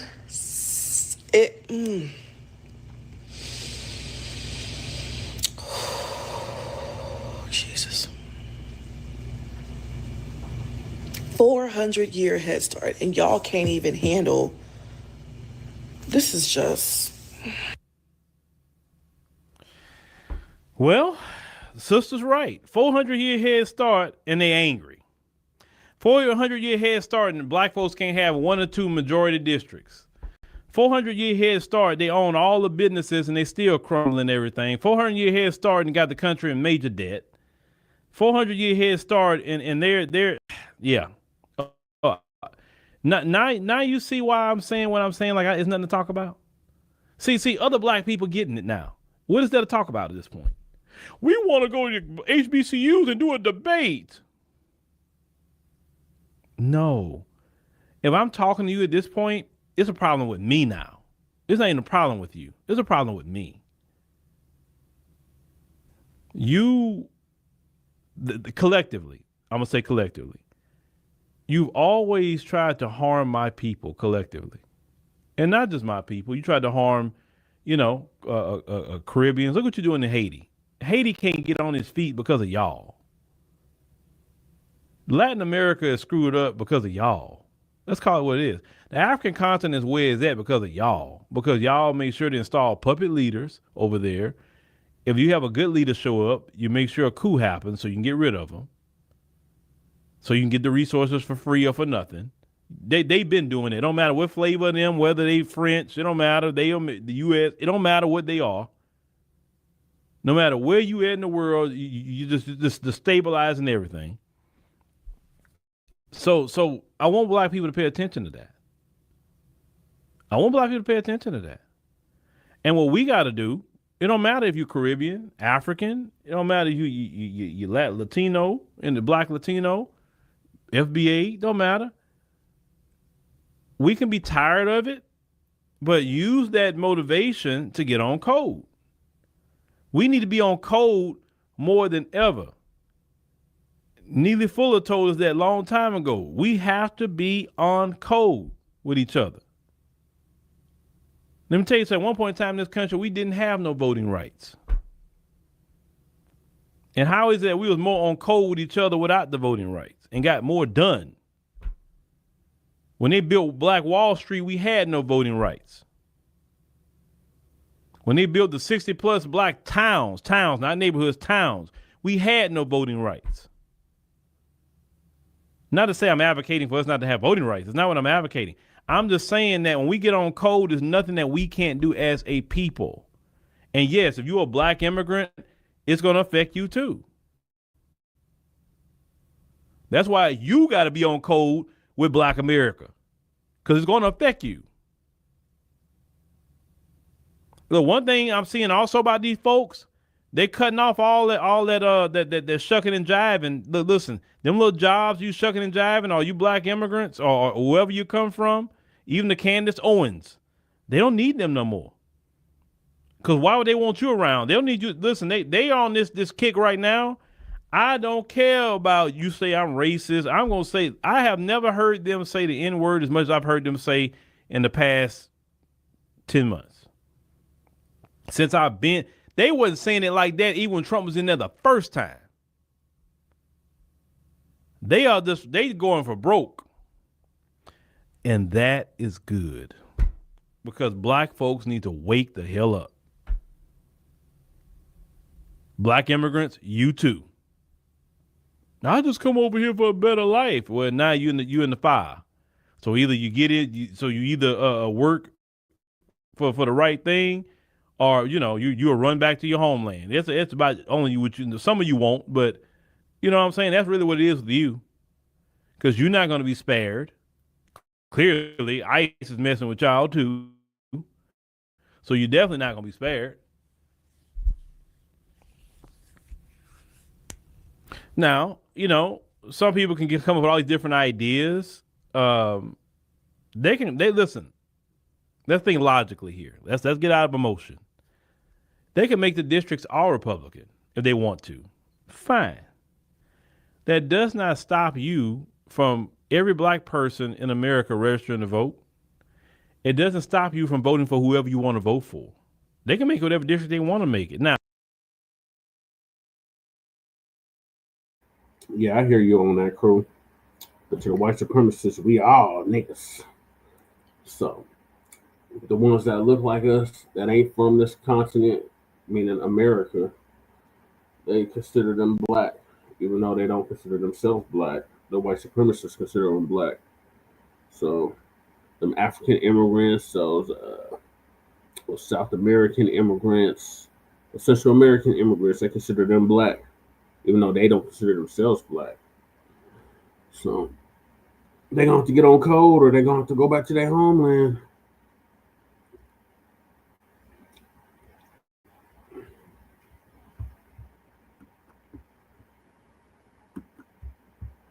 Now, they can, if everybody say, you know what, okay, I'm voting for this person, I'm voting for that person, and it's a black majority area.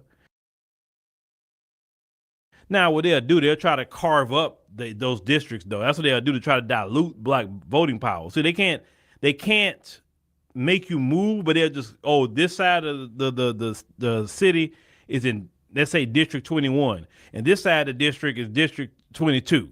That's what they'll do. Or they'll run District 23 right in the middle of 21 and 22 so they can dilute. That's what they mean by diluting. Dilute black voting power. They purposely do that so you can't have no block vote. It's done with surgical precision. These people, there's no honor because they're cheaters. But they've been a cheater ever since they came here. Y'all, that's why I said that they really, beyond with you, the character, they shouldn't even be a dog catcher. That's why I said that many times in South Africa. Them brothers and sisters over there, 80% of y'all over there. There ain't no reason y'all should have them in your parliament or running nothing in South Africa, especially after apartheid. I said this many times. Do you think if this country was 80+% FBA, that they'd be running anything? Hell no.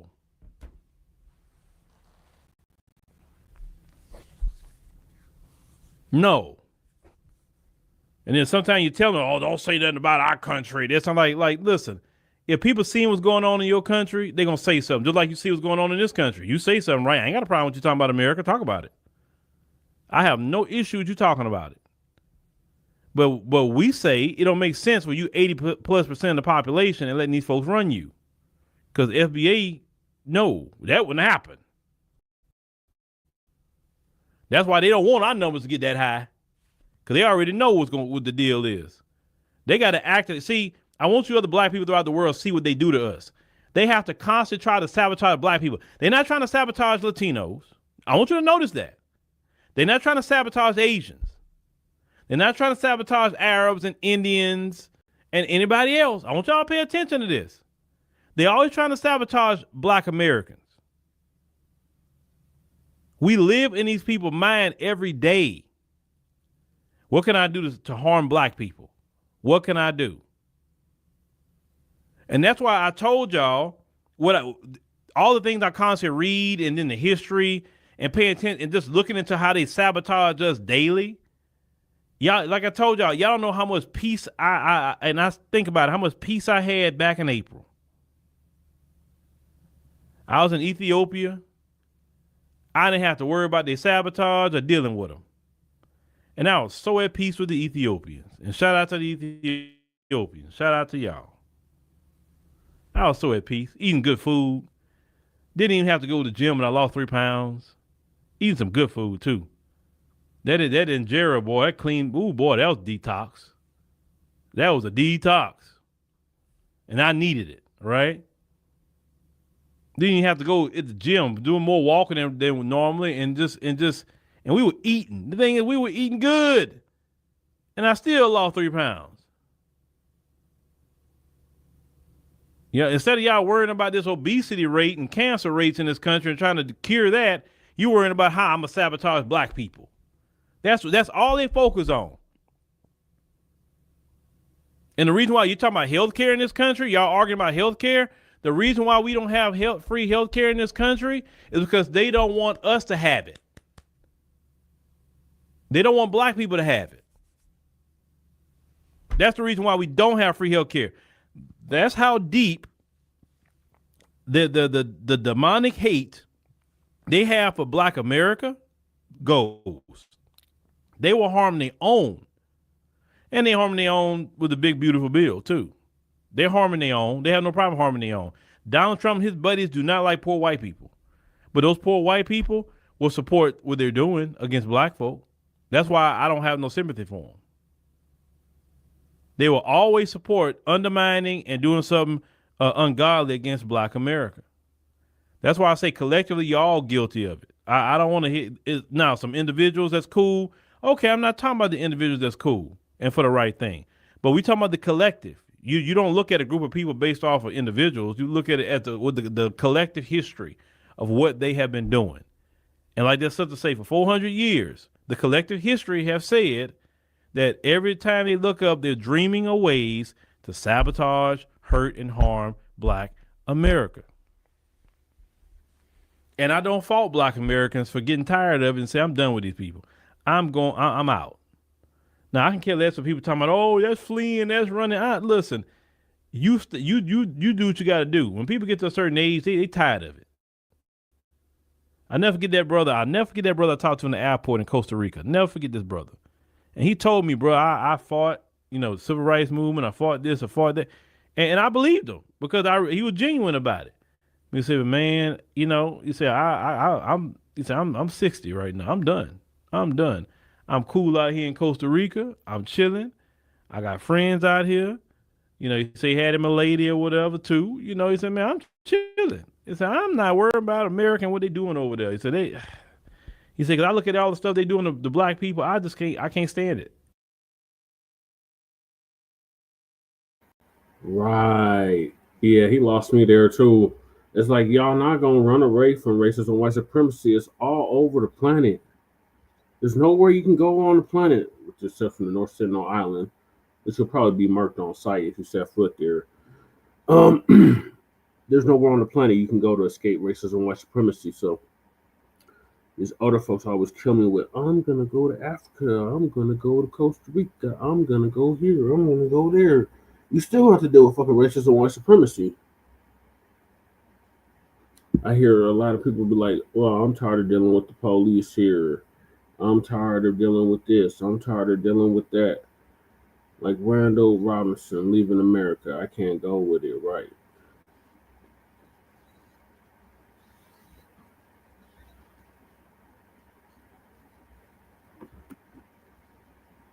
We are in District 1 Hunger Games. What are we supposed to flee to? District 13. So our kids gotta fight. Pretty much. That's what the older generations are doing. They are literally giving up the fight and leaving it to the younger generations to have to deal with. That's basically what they're doing. But these same individuals don't want to give up their proximity to power. They want to hold on to that shit until they on their deathbed. It makes no sense, crew, but that's what we're dealing with.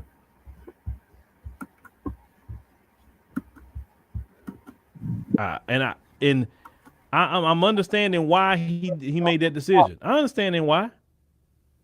You get to your point with some of it. Look, even the Minister Farrakhan, he did his speech, the Swan Song. He loved black people. He been in the fight forever. But it gets to a point like, man, I'm done. You get to your point. I never blame a black person that say they done.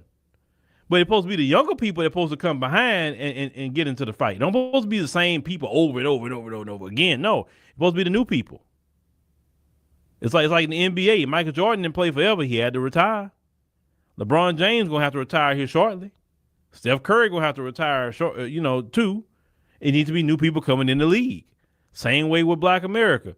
They got some people that been there for a hot minute. Cool. You retire, go enjoy your life.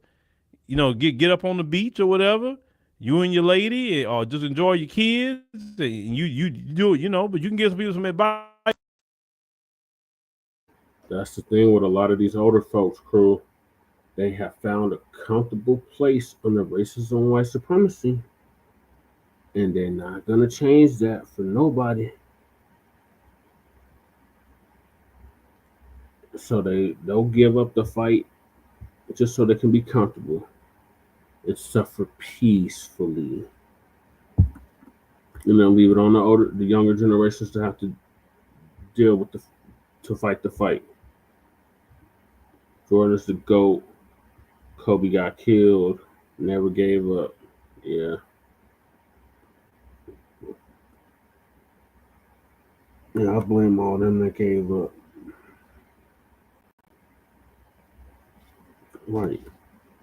We can make it so none of our children are kept this Aberdeen. We defeat the injustice system so our prodigy don't have to, right? That you would think that would be their logic, but no. They want to give up and find a comfortable place under racism and white supremacy. Instead of fighting against it, destroying it, and replacing it with a system of justice, they just want to suffer peacefully. Like Malcolm X said, Malcolm X warned us.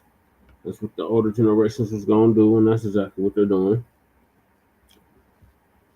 He warned us about them Democrats, and our people still go out and vote blue no matter who. So we were warned. So none of this should come as a surprise. I know I cannot be comfortable until I destroy racism and white supremacy. I replace it with justice, and I don't even feel comfortable dying until then. I know that's right, crew. That's that majority spirit. Most of the older folks, that shit is gone. They had it in their youth. Well, the few that did have it in their youth, that shit is gone. They need it, but the new people need to come in.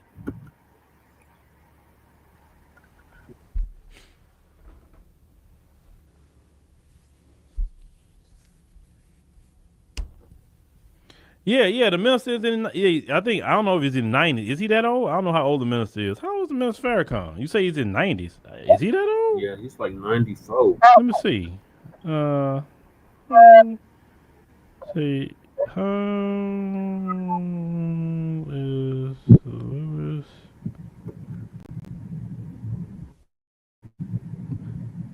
on.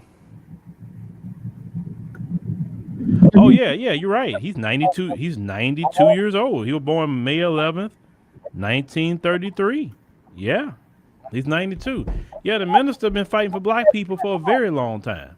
Very long time. He's 92 years old. That brother shouldn't have to say nothing. He left enough messages for all of us. If we just go listen to what he said, he ain't got to say nothing else. He don't have to say a word. He done his job. And that brother should enjoy his life, you know, and that's it. Enjoy it.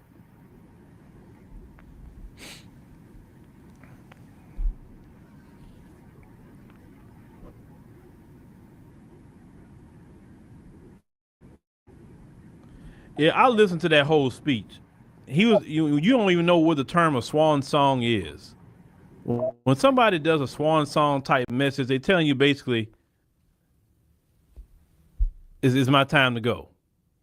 That's why he titled it the swan song. But you know, he talked about black Americans, not himself. Bro, do you even understand the title of the speech? Jesus Christ. Who should lead the nation? I don't know. I don't get involved in they decisions, but who should lead or who not, I don't know. The only brother that I could say that, you know, I like, man, that brother's body, you know, Nuri Muhammad. I like him. But hey, I don't get involved with that. That's not my decisions.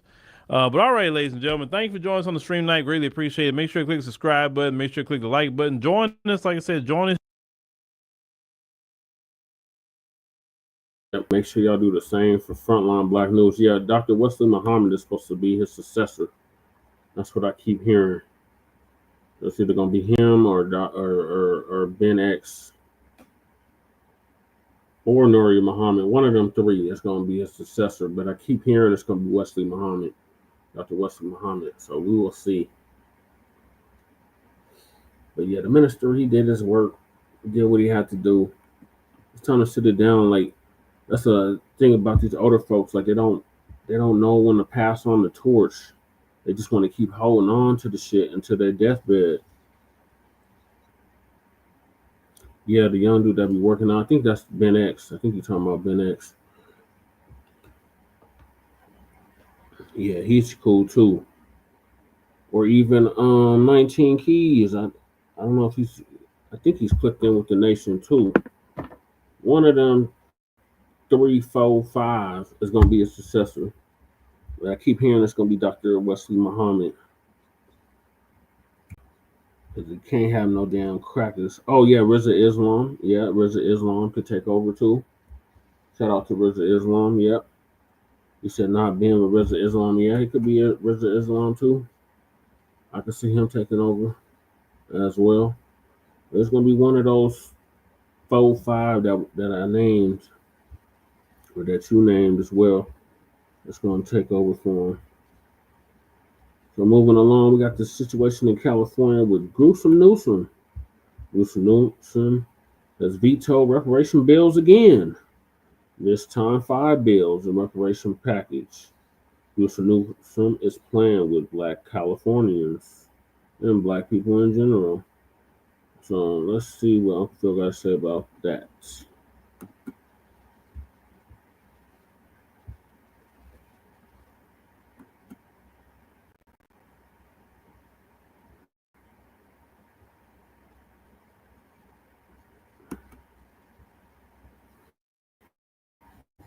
It's like a new building popped up, you know, that you was, you know, something happened actually that night, Monday night actually.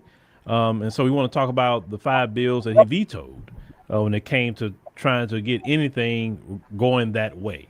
Correct? Yeah. So that's what we're going to talk about. I appreciate everybody joining us in here on the various platforms. We're not old enough yet. We're gonna get into that. Boy, I tell you, you know, these live streams, I tell you, they good, but sometimes I'm tell you the times are not good for me personally. When you get an email or phone call and it throws your whole mood off, and then now you got a stream. So that's called professional, right? You got to do what you got to do. You got to put that to the side. You do your work, then you pick that back up. You know, and it's not. It's just not a big. You ever had them times, y'all, where man, you just paying bills, taking care of business, and then somebody tell you, oh, now you got another bill to pay, and you be like, you just put your head down, you're shaking your head, and y'all know how that is. Everybody know how that is. It's like a new building popped up, you know that you was, you know, you kind of knew it was coming, but you finally got in, like it's a little bit more than what you thought the bill was gonna be, and then you just were like, God, man, you know what I'm saying? It's like this one thing I don't like about this country. Is always some sort of bill, is always some sort of payment. You know, it's like when you look at people in other, especially like when you go visit the African continent, a lot of them, when you see them own something, they actually own it. They don't pay payments. You know what I'm saying? I think countries like South Africa do the payment thing, but most of the other African countries now, if you own it, if you got a house, you own it, it's yours. Or you got a car, you own it. I think Effie told me, like in Nigeria, he said you see them with any kind of high-end car, they pay for that completely. That's not like any payment. You got to pay it up front. So I'm like, okay, all right, yeah. So and then I just saw, just on CNN talking about payments. They're saying the average. You're talking about average, not all cars. Average car price in America right now is $50,000. $50,000. What happened to a $20,000 car?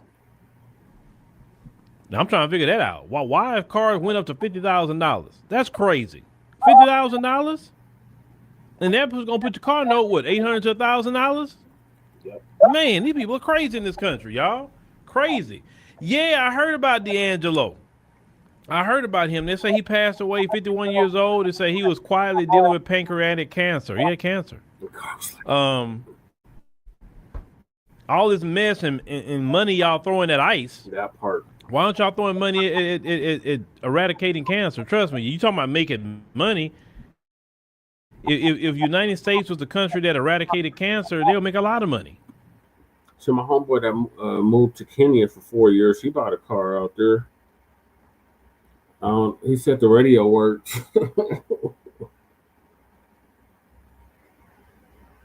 So I don't know. I guess it just depends on which country you went to or are in. If he was in Kenya, he said he bought a whole car outright. No payments, no none of that.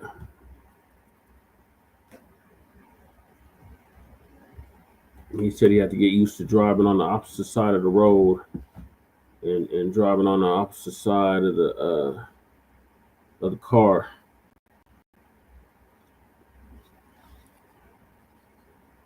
No, they don't even have the same materials. They don't have American steel. They don't have none of that. That shit is like plexiglass. You get in an accident, that's just completely total. Folks be sending money back to build a house and be squatters in there. The family spent the rest of the money. Yep, that happens. That definitely happens over there.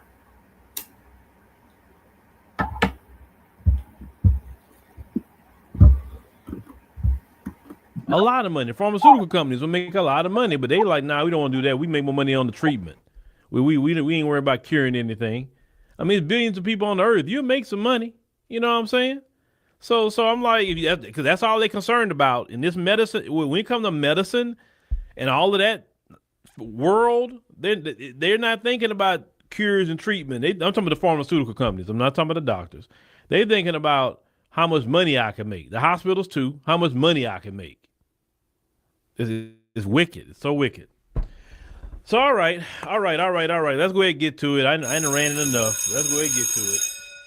All right. So let's get this up here. I'm trying to get myself completely together here. And let's go to the first article we want to look at. All right. Your boy Gavin Newsom, the guy that wants to become your next president. That's for sure. Now, They say Newsom rejects bill giving descendants of slaves preference in college admissions. We got a couple of, another article to look at as well. We're going to look at this one first. All right. So this was written last night about 8:06 p.m. And they say Newsom delivered a setback to the reparations movement in California on Monday, vetoing a bill that would have allowed universities to give slave descendants special consideration in admissions. Not a guarantee, just a special consideration. They say in a message explaining his decision, Newsom called the bill unnecessary, saying universities already have the authority to determine whether to provide admission preferences to descendants of slavery or other groups. They say the bill will also likely to have invited a legal challenge from opponents. Say critics argued it would violate Proposition 209, which prohibits the state's public universities from considering race in admissions, and a 2023 ruling by the U.S. Supreme Court against race-based affirmative action. Now, say Newsom's decision comes at a time of heightened tensions as the Trump administration has cracked down on diversity initiatives on college campuses by launching investigations and threatening to pull federal funding. They say in California, Trump has specifically targeted UCLA, demanding it pay $1 billion and agreed to a set of reforms to free up more than $500 million in research grants. Right, that's true. You got to make all them repairs yourself. So you better be a mechanic or know a good damn mechanic. It's your shit. You ain't gonna be getting around no damn Africa if you don't. Yeah, them cars are trash. Grants it withheld over allegations of anti-Semitism on campus. Now, say the bill's author, Democratic Assemblyman Isaac Bryan, which everybody kind of went at him last year, said in a statement that the veto was more than disappointing. Said while the Trump administration threatens our institutions of higher learning and attacks the foundations of diversity and inclusivity, now is not the time to shy away from the fight to protect students who have descended from legacies of harm and exclusion.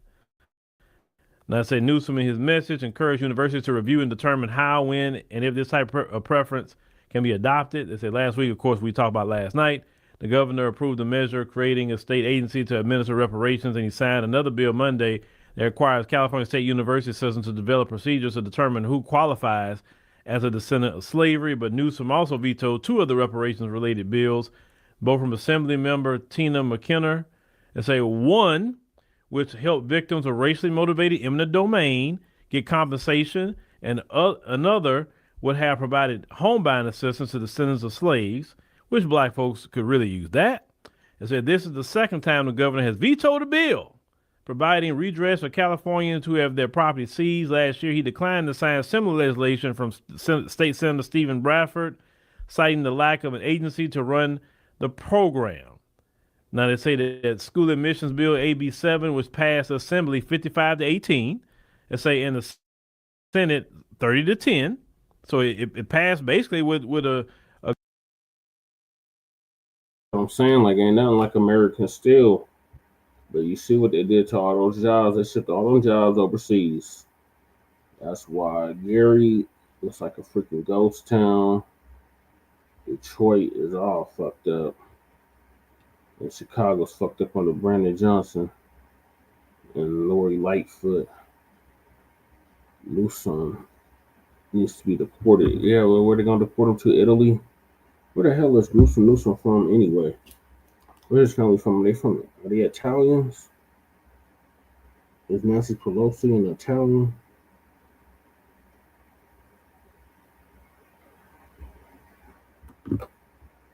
Then coming back, Gary's about to start take back over a shipping capital nation. Well, that's good news. You said deport Gavin in Nigeria. Yeah, they'll praise him over there. They'll really praise him over there. They'll carry him around like they did Kenneth Copeland.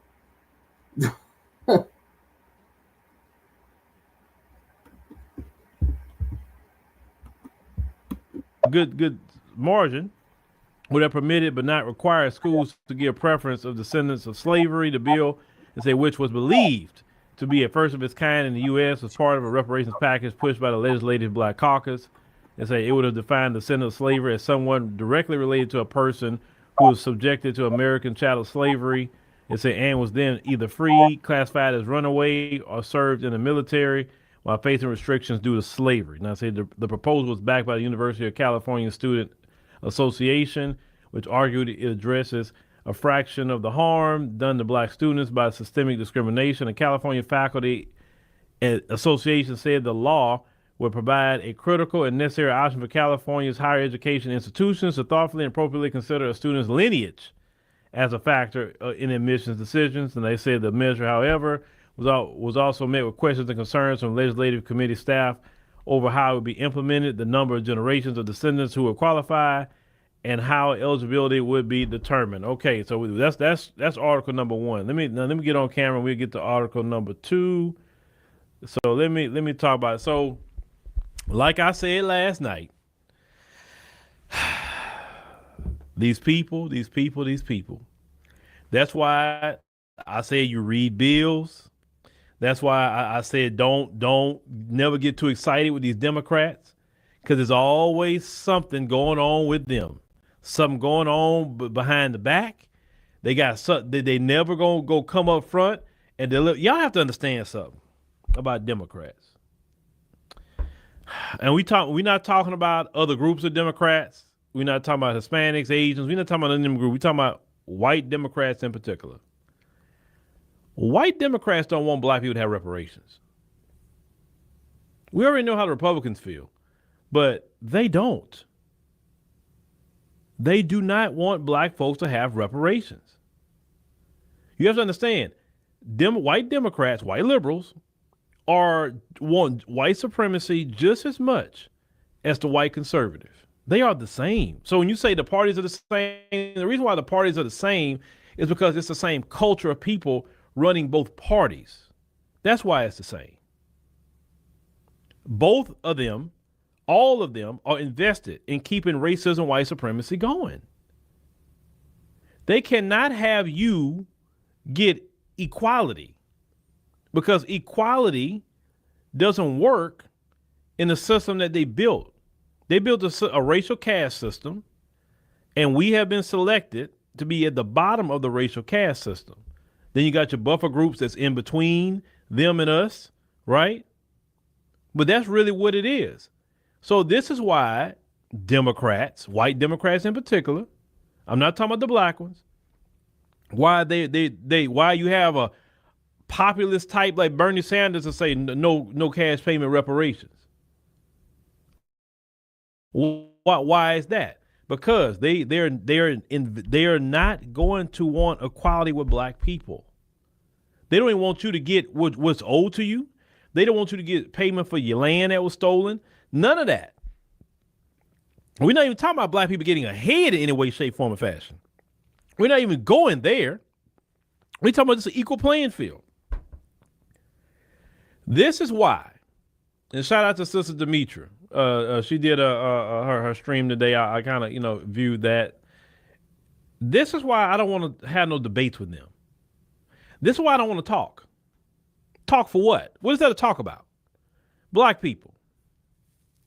There's nothing to talk about with any of them. You can't convince me nothing. Only time you can talk to me is when my deposit hits my account. I don't know when we're gonna have time to do that, crew. So I said I'm doing the summit all week. So it's like another 2-3 days of the summit.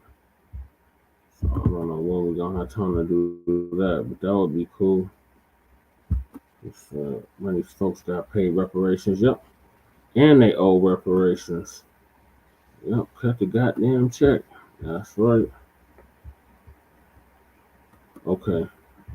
Will do. Reparations. If you're not talking about that or making sure that's happening, you telling me what day my deposit gonna hit? It's nothing to talk about.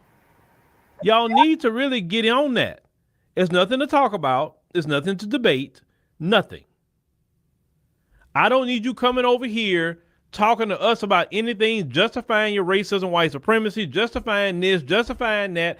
I don't need to be hearing about what you can't afford. I don't need to be hearing about what you don't owe. I don't want to hear anything because at this point, it's nothing to talk about. Y'all have to really draw a line in the sand at this point.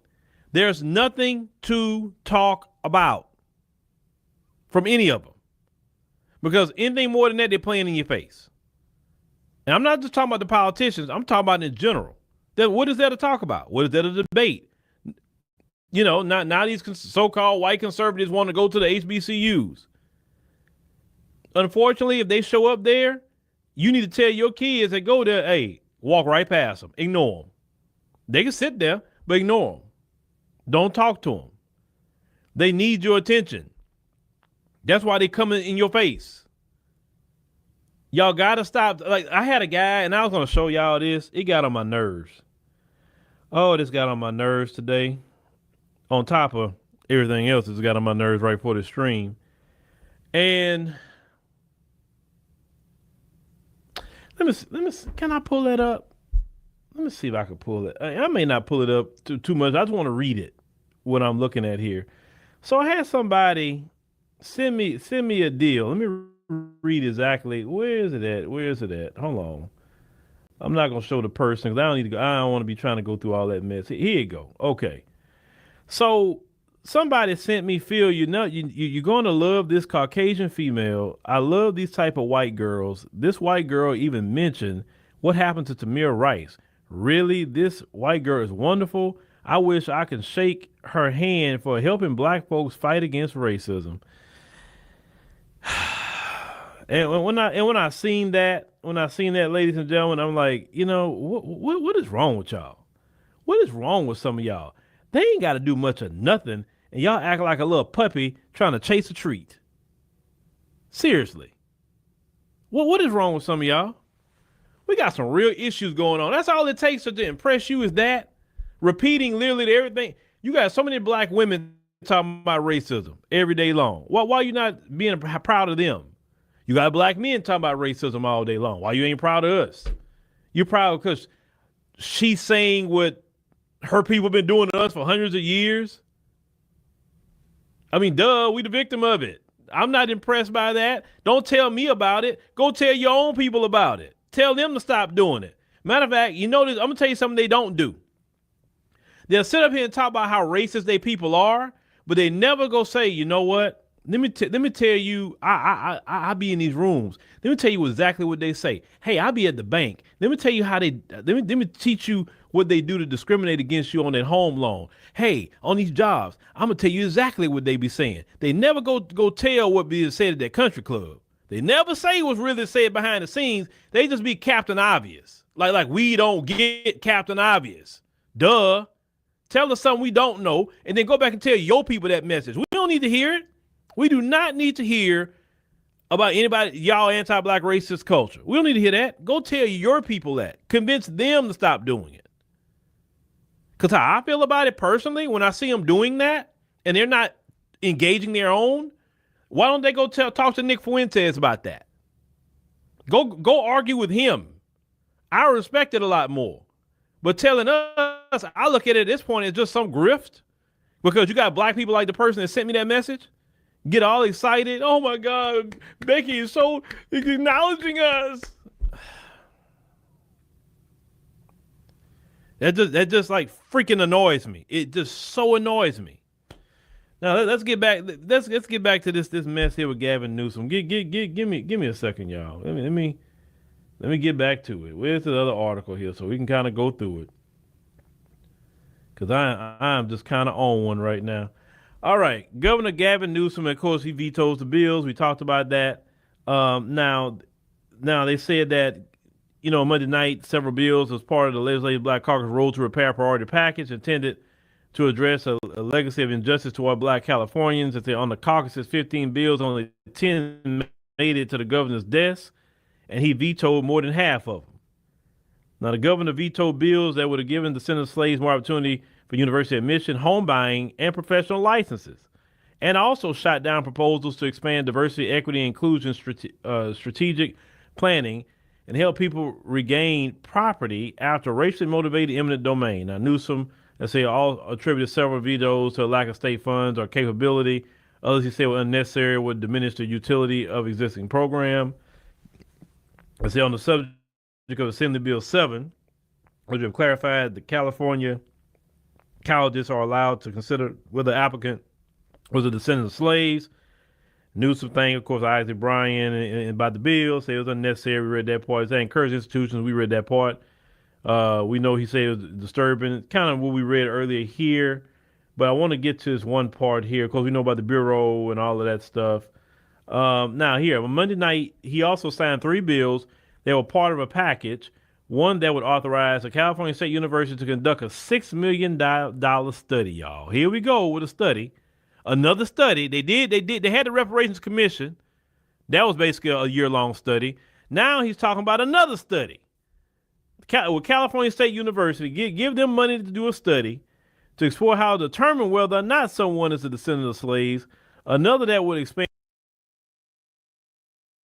This is just fucking ridiculous. Like Uncle Phil said, he already did a goddamn study. Why you gotta do another study? Like, this is just more stalling tactics from these Democrats. Oh, this is so sickening. You already did a study. You had a damn near 1,000-page goddamn document that came out of the study. We know who the hell is a damn FBA, who's a freedman. Like, this is just ridiculous that they're making us jump through all these hoops and loops just to get what is rightfully owed to us. It's fucking ridiculous, yeah. Newsom needs to go. We don't need no more goddamn studies. Deport Newsom to Rwanda with O'Shea Jackson. Did you see O'Shea is going in on them pan goofies and they scams? That shit was hilarious. I'm like, it's about time O'Shea Duke Jackson got on code.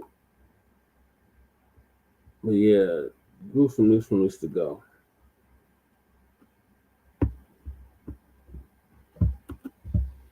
And how much pay equity data private employers need to report to the state civil rights department, and a third requiring the civil rights department to better monitor and publish data about the complaints they receive. It said advocates expressed frustration Monday night about the bills that were denied by the governor. So while we acknowledge the signing of SB 518, it say as a meaningful step, the governor selected support. Yeah, I agree. He's usually off goddamn code most of the time, but I guess it's starting to come around now. I wonder why. I hope he comes back around and remembers where he came from, right? That's what I'm saying.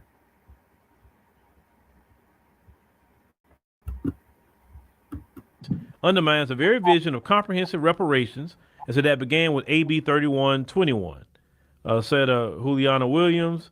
They said spokesperson for the Alliance for Reparations, Reconciliation, and Truth, represented the bill that required the state to make a task force to study reparations. So study number 1, and now he has study number 2, a $6 million study. $6 million.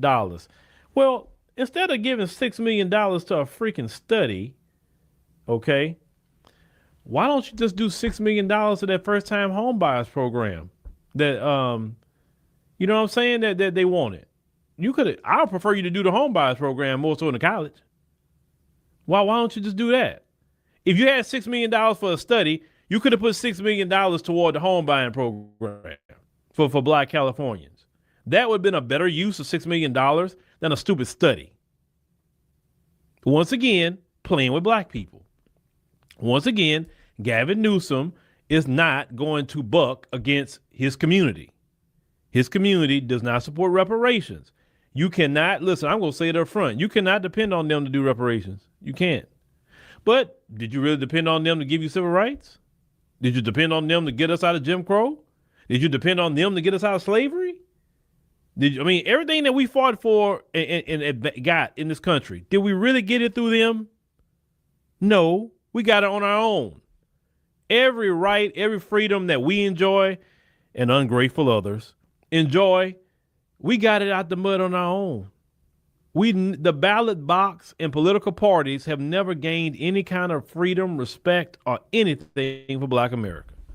And I think that's the greatest trick that was levied against Black America, was to make you think that you can go vote your way into freedom when these people have proven themselves, and even the so-called black representatives have proven themselves, because they on team white supremacy too. They just managers, right? They're like Stephen on the plantation. They're a manager.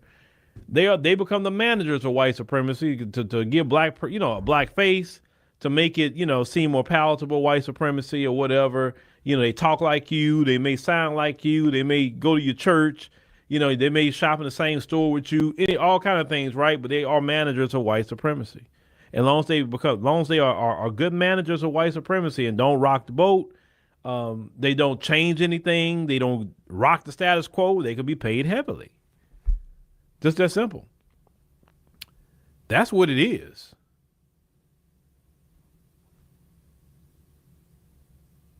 This is why we haven't really done a whole lot, is because we're thinking as a community that we will only get it through the Democrat Party or voting through their system. No, how we got things before? Strong financial boycotts. Strong financial boycotts, right? Not only financial boycotts, refusing to work for these people. But I think our strongest weapon in this economy is actually our economic boycott. That's the strongest. That's the one that you don't get in the street. They can't attack you. Financial boycotts is what we have in today that they can't do nothing about.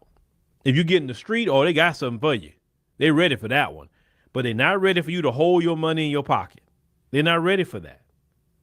And black folks going to have to get serious about just spending unnecessarily and saying, how can we keep our money local? How can we support our community? And how we break these corporations. Because these politicians.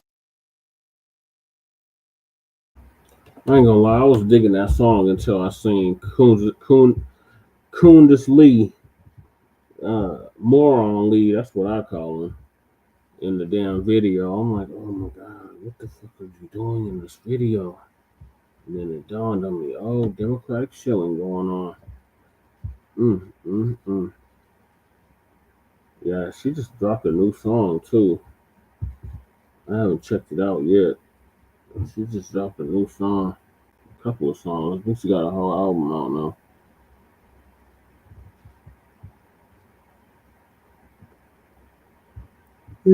Howard Kundis Lee. That made me not trust any of the FBA music unless I know them. Yeah, it definitely did that. Because I was like, okay, I can deal with this message until, oh no. You got goddamn Kundis Lee, old Lee in the goddamn video. Like, what the fuck is she doing in this video? And then you got all them damn flags in the video. Like, At first I thought she was dissing Cardi B. I was like, oh, okay, she's cloning Cardi B. I can get with that. And then shit. Oh man, so she's on that shit. Oh man. Damn. Yeah, I see what you're pointing now. I don't trust any of these this new music from FBA artists unless I know them. This bro came out of nowhere, so that makes sense now. So she's on the feminine, the Democrat agenda. Oh man. Politicians, white, black, whatever, they work for the corporations. They don't work for you. They definitely don't work for me. So that's what we have to do. Crying about it, complaining about it all day long. It can sound good. Oh, we're not going to do this. We're not going to do that. While you go spend your whole paycheck in a restaurant. That's unnecessary. I ain't going to vote. Okay, you don't vote, but you wouldn't spend your money at the corporations. Now, local voting is, I always going to say local voting is more important than anything else. I'm never going to get away from that one, because if you put the right people in locally, it's the people you can get access to. And the people you can get in and out real quick with your local politics. I think we all should be voting, because a lot of times y'all stay in cities with a lot of black people, and y'all should be up there no different than what Sister Jessica Jackson was doing in Chicago. Y'all should be at every city council meeting, speaking and say, hey, what's up with this money? Well, why aren't y'all doing this? Why aren't y'all doing that? And be a thorn on their side. And if they're not going to do what's right, the city council or the mayor. Lord knows I've been a thorn in the side of Denver City Council for a decade now. Yeah, shout out to Sister Jessica Jackson and the rest of Chicago Flips Red. Appreciate the work they doing in the Chi. And that's right, crew. If they want our vote, they're gonna have to cut the goddamn check. Period. You get their behinds out and get somebody out your camp or you and run and put you up there. That way you push the issues and things that we need for the community. But I'm very serious when I talk about that. It's nothing to talk about. I'm not trying to, I don't want to talk at this point. I think that's a waste of time and energy that we don't have as a people. We just don't have that time and energy to talk because it's about actions now. It's actions. And one thing they like to do is get us to waste time. They want us wasting time. And if we waste time, we're not focusing on what we're doing. We're not fixing our community, not helping our children. We're not doing anything.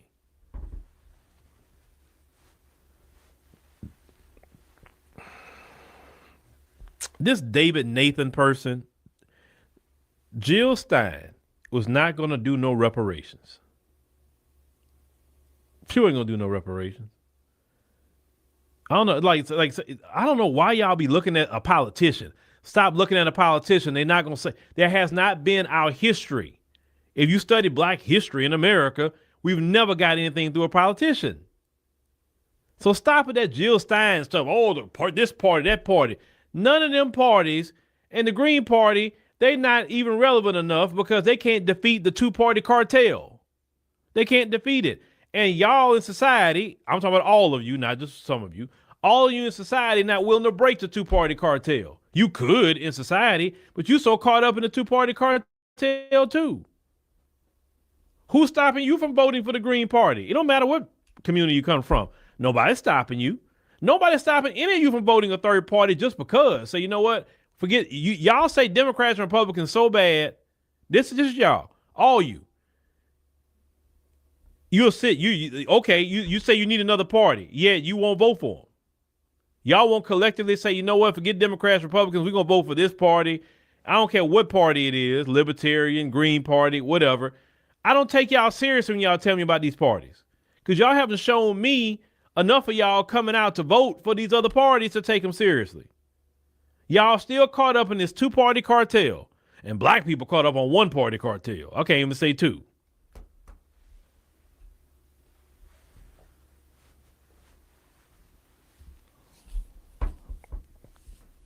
Yeah, you talking about, of course she's going to do all lives matter. Of course. They all do that. They ain't fooling me. But like I said, don't come to me about no third party. I don't take none of you serious when you tell me that. When I start looking at the numbers and I start seeing people in droves, just don't vote for Democrat, don't vote for Republican, vote for Green Party, Libertarian, or any other party they got out there, to the point that now they got to change the laws because so many Americans are voting against the two-party cartel, then I would take you seriously. Until then, I'm just not taking you seriously. There's nothing to talk about. The third parties, when they tell you that's a waste of vote, really?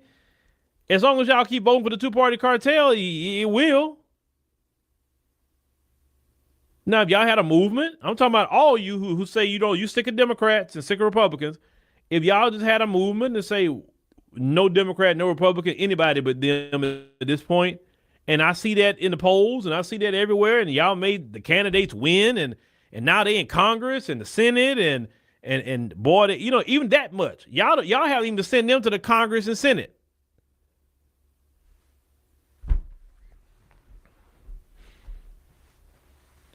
I'm not talking about a few people voting for a third party. I'm talking about it has to be a majority. Everybody turn against the Democrats and Republicans. And they got y'all caught up on those two parties. Like that's the only choices that you have. Black folks, they stuck on Democrat. White folks stuck on Republican for the most part. Some of them may vote Democrat, but the majority of them would rather vote Republican. Let's call it what it is. And they don't want to change.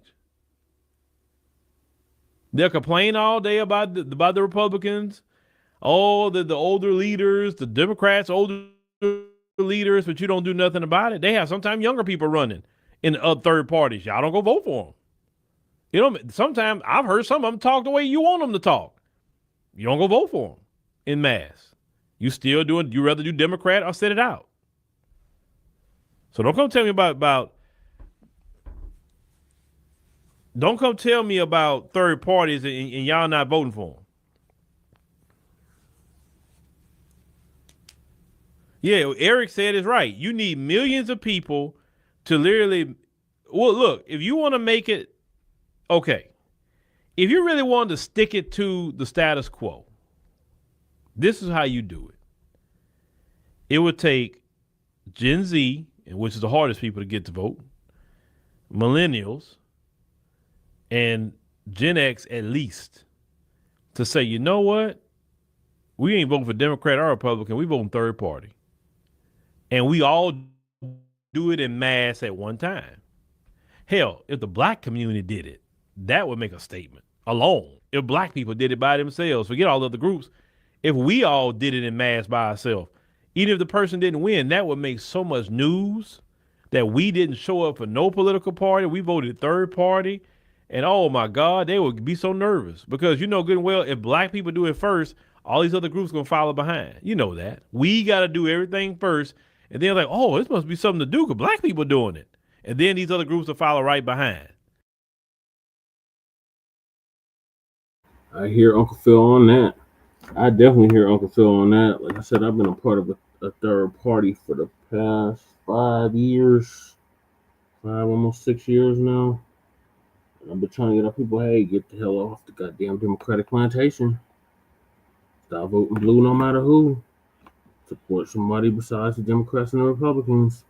But no, they're comfortable voting blue no matter who. It's ridiculous. It's like, that's why nobody takes third party serious, because they're just like, ain't nobody gonna go out and vote for the third party. They still keep voting for these goddamn Democrats and these damn repubs. And it's like, I keep trying to tell my party, like, if you want more voter turnout, you want more people to vote for the Unity Party, then you support goddamn lineage-based cash payment reparations for American freedmen, for foundational Black Americans. Oh, no, we want to support Ukraine. We want to support Israel. We want to support everything but foundational Black Americans. So nobody takes the party serious. Same thing with the Green Party, same thing with the Libertarian Party, same thing with any of these independent parties. They don't want to do nothing different from the two-party system, but yet they keep saying that they're different from the two-party system, but yet they still keep doing the same old thing, expecting a different result. So yeah, if Black people did go out and vote for just an independent party, that would send a message like, hey, we need to get serious about these damn reparations. These Black people, they went and supported a whole political party, independent party, that was a supporter of lineage-based cash payments. That's the only thing that's going to make them take notice and actually take us seriously. We got to get off that goddamn Democratic plantation.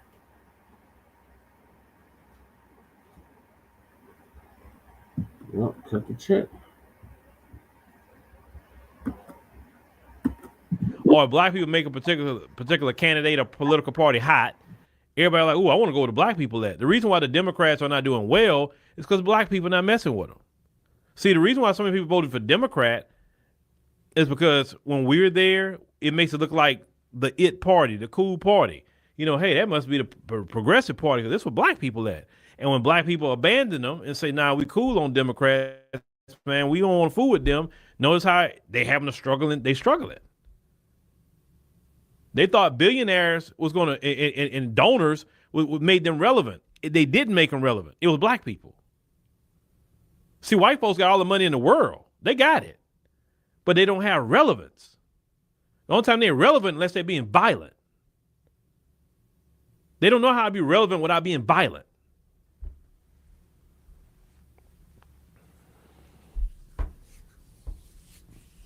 And I'm sorry, I would not want to be relevant with people and I have to be violent to get their attention.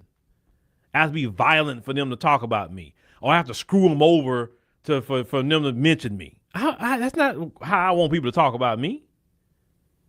Think about it. When people talk about Trump all the time, what are they talking about with him? You doing me wrong on the farms. He's getting all this money and we don't know how he's doing it.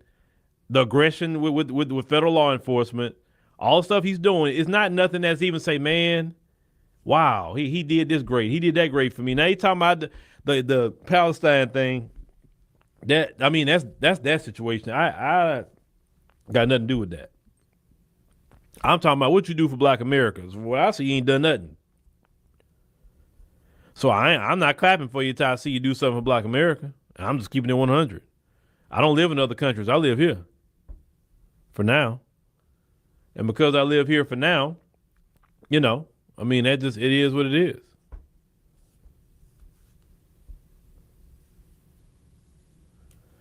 But like I said, until y'all ready, I'm talking about Black folks in particular, because you say you're sick of Democrats. Until you're ready to vote third party or whatever the case may be, then don't tell me about it. That's the only thing I say about it, because I don't like, one thing about me, I don't like wasting my time talking about things that just, I don't know, I just don't like wasting my time. Y'all sticking to Democrat, Republican, okay, you either make the Democrats do right, because that's what y'all stuck to, or you sit out. I mean, that's the only move y'all want to make. And I get it, you don't want to vote Republicans. Oh, I get why. I get it. Especially since it's not even, I'm going to say like when Barack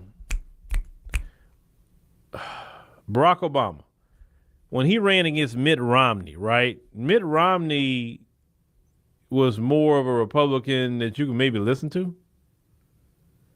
But these today, no, that they have let the trailer park into the halls of government. That's what you see, the trailer park. I've seen many Republican presidents and other Republicans, and they did not act like how they act today. They literally acting like they are in the trailer park. Literally, is what you're seeing. They wouldn't dare at one point in time let a Stephen Miller up there. Now, he'd have probably been cool with him, but you'd have never seen him and never heard him. I mean, it's just trailer park. And the thing is, you can't buy class. That's one thing you can't buy. You cannot buy class. Either you got it or you don't. It's class.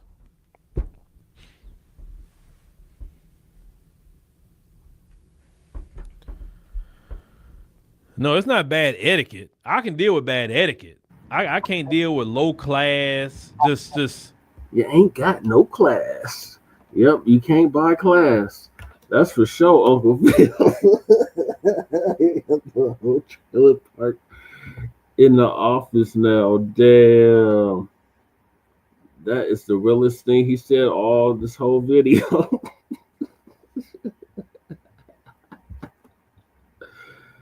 Oh, shit. uncouth. Trump can't even say acetaminophen. I mean, you got all that money and you can't say acetaminophen? Like, come on, bro. Like, ain't no reason I should got that much money and run in people's pockets constantly with lawsuits, and I can't say that. Like what's going on, bro? I'm just saying. Maybe I don't know much. I don't know.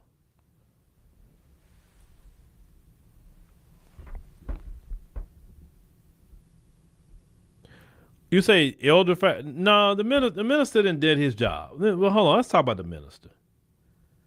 The minister did his part. If Black America would have even took half of what Minister Farrakhan told us to do, from the time I remember Farrakhan, like in the 80s and 90s for sure, all the way up until he said that he did a swan song message.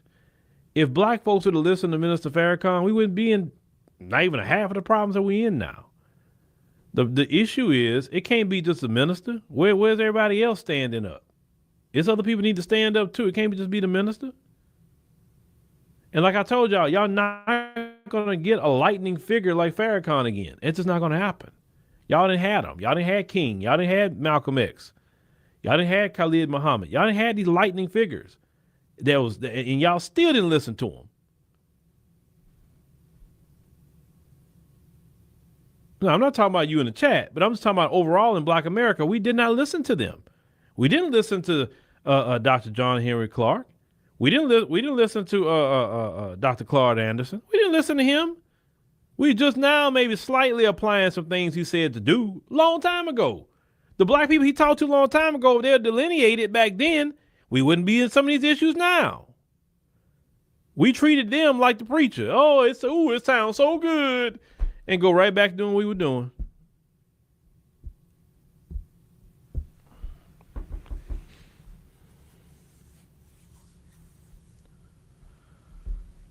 Yeah, James is right. If y'all listen to Dr. Anderson a long time ago, like I said, he warned us about the immigration. He warned us about how people treat us when we aren't the number 2 group. He literally warned about all of this, Dr. Anderson. He warned.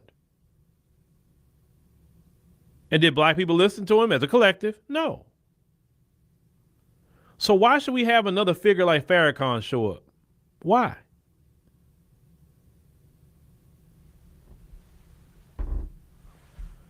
The minister did the Million Man March. Listen, even the second Million Man March, that's the one I went to. I've never seen that many people gather in one place before in my life. I've never seen it. I couldn't believe when I saw that many people there. Like you're not gonna get that no more. I think Farrakhan would be it. All you're gonna have now is maybe people just remind you what they say. But then even people that's kind of reminding you what they say or saying things on their own, eventually they get tired. Cause it's like the Bible. A lot of us are hard, are stubborn and stiff-necked. You got to think about it. Some of the condition that we're in is because we didn't listen. It's not that we didn't have the knowledge. White supremacy couldn't do the things they do to us without us participating. See, the Democrats, the reason why they do what they do, because we participate.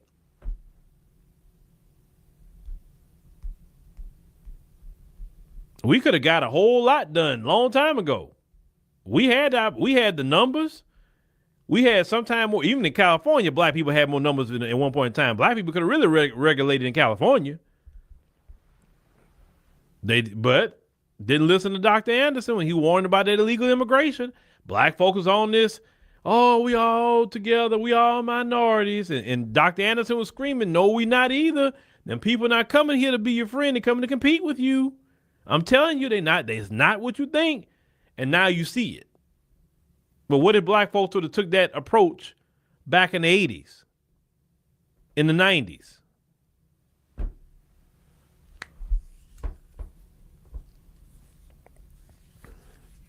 You know, but what do I know, right? I'm just a student of history. What do I know, right? I don't know much.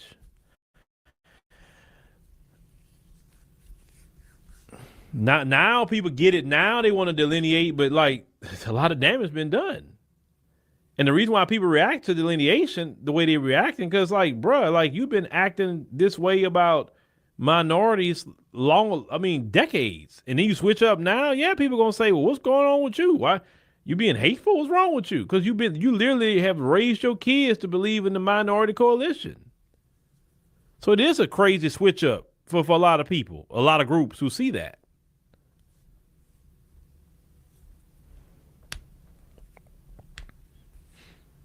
Yeah, there you go. Some people, I don't even like that term, reverse racism. I'm like, so racism supposed to only happen toward one group of people? That's all you say. Don't ever tell me that stupid term. You having reverse racism. How could you have reverse racism? What does that even mean? What does that mean? Reverse racism. That's stupid. But if you remember nothing from this stream tonight, remember this.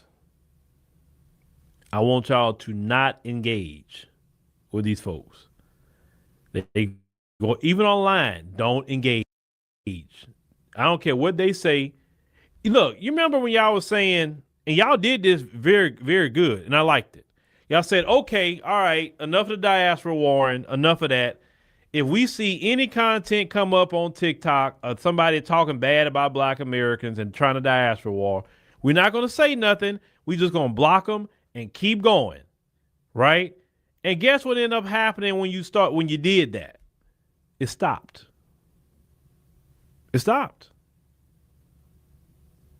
They was disappointing. A lot of them was glad to get our attention, even if it was negative, but it stopped. You see anybody talking about some diaspora war right now? No, because we say that's enough of that.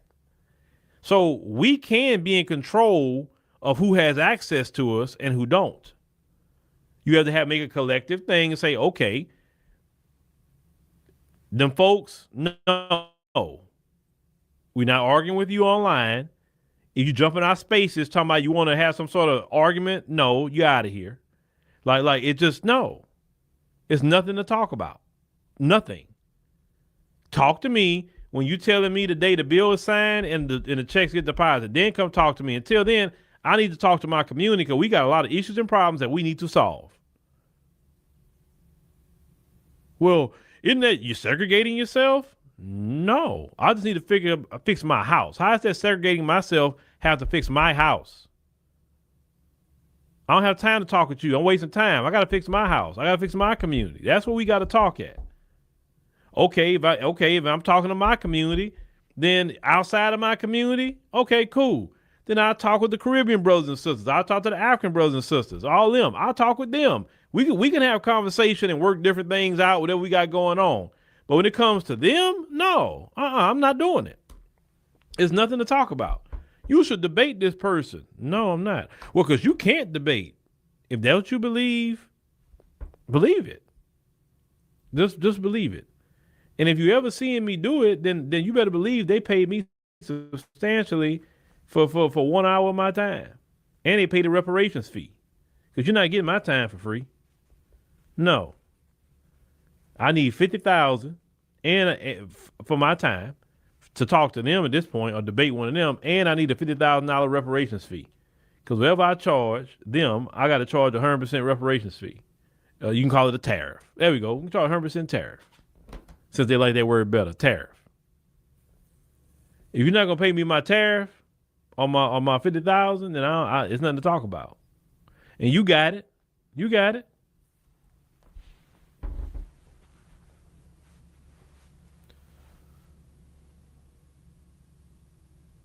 We can call it a tariff. We ain't got to call it reparations fee. We just call it tariff. Hey, tariff is accepted. So you can pay us 100% tariff. But y'all got to cut off access to you. You got to cut off access. So if you're still engaging with them because you want to.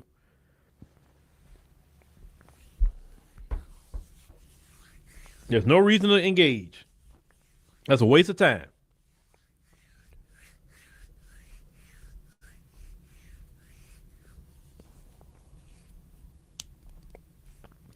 You say we will see during the midterms. You got a feelings FBAs are going to come out and vote for the Democrats? They probably will. I mean, yeah, a lot of them will. Yeah, I can see that happening. I mean, I'm not stupid. I can say whatever I want to say on here, but I know black folk, they're going to go vote Democrat. I already know. They're going to go vote Democrat, and a lot of Democrats are going to get back in office, and they still not going to do nothing for black people.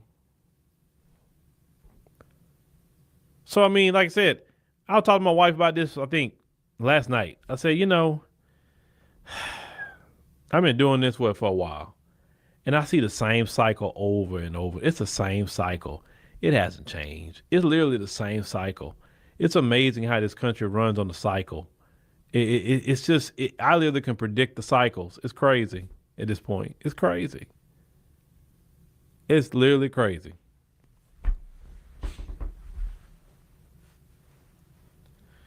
You say that would be counterproductive? Yeah, there you go. Wash, rinse, repeat. That's exactly what this country run on, and our people too. Oh yeah, I see them going vote for Democrats. Oh yes, and they're gonna use the same thing they said in 2020. Oh, we gotta stop him. We gotta slow him down. Y'all don't understand. You can get Democrats are in office now. They're not doing nothing about Trump. They're scared of him.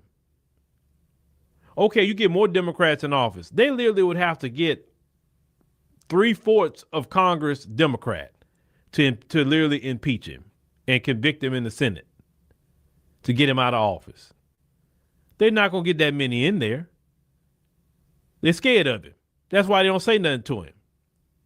Because they got so much dirt that they're doing, they won't say nothing. That's why they quiet. To be honest with you, there's so much dirt they got on that Trump could look into with them, and they know they committing a lot of federal crimes too. That's why the Democrats won't say nothing about to him, or the Republicans either, because they got so much dirt that they're doing that's federal crimes or have done. So Trump could do whatever he wants to do. Supreme Court say, hey, you're not going to go to jail for whatever you did in office. So Trump like, hey, all he prosecutes his political enemies, no matter who they are. He went out. You can't say he going after the black woman because he went after a white man. His boy John Bolton, he had him raided. He white. So he going after all of them. They're scared of it. Now, Rhonda, you may not be voting Democrats, but we talking about the average rank and file black person in our community who's watching all this stuff with ICE. There's a lot of black folks gonna come out and vote because of ICE too, because they don't like to see the militarization in the cities. Oh, they gonna come out and vote. Watch, I see it coming. Why you think Trump is told Texas, find me 5 seats? He knows it was coming. He knows. If he didn't think that a lot of folks would come out and vote Democrat in midterms, he wouldn't have said that to Texas.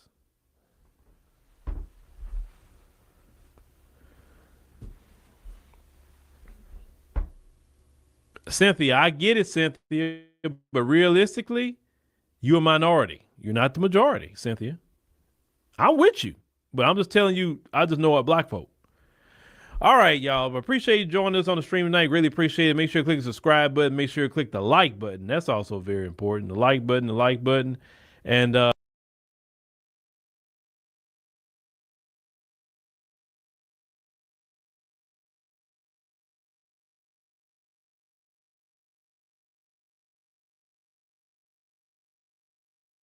say it.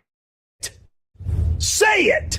No one is above the law. What's going on, everybody? Thank you all for joining me today. If you haven't already, please make sure you hit the like button, subscribe to the channel if you're new to the channel, and most importantly, please make sure that you are following me on Telegram at TD Media Group to help circumvent social media censorship and shadow banning. And with the introduction out of the way, let's get into today's news. And today we are headed back to New York, aka New Venezuela. Why? Because we have to talk about LETITIA James Big Tush. Why are we talking about her today?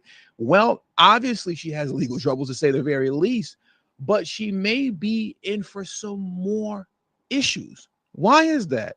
Because this woman is harboring a fugitive. I kid you not, LETITIA James is harboring a fugitive in her Virginia home that she's been indicted on mortgage fraud over. Really let that settle in and sink in.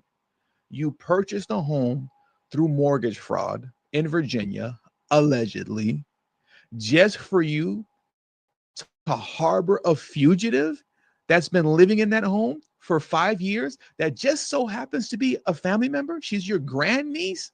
The Big Tush crime family is real, ladies and gentlemen. Yes, the Big Tush crime family is a very real thing. I guess no one is above the law, either unless you're a Democrat, an illegal immigrant, or a family member of LETITIA James. Because if you are a family member of LETITIA James, she'll just purchase a house via mortgage fraud and harbor you in it if you're running from the law. Anyways, let's get into this article here. This is wild. I'm actually genuinely shocked.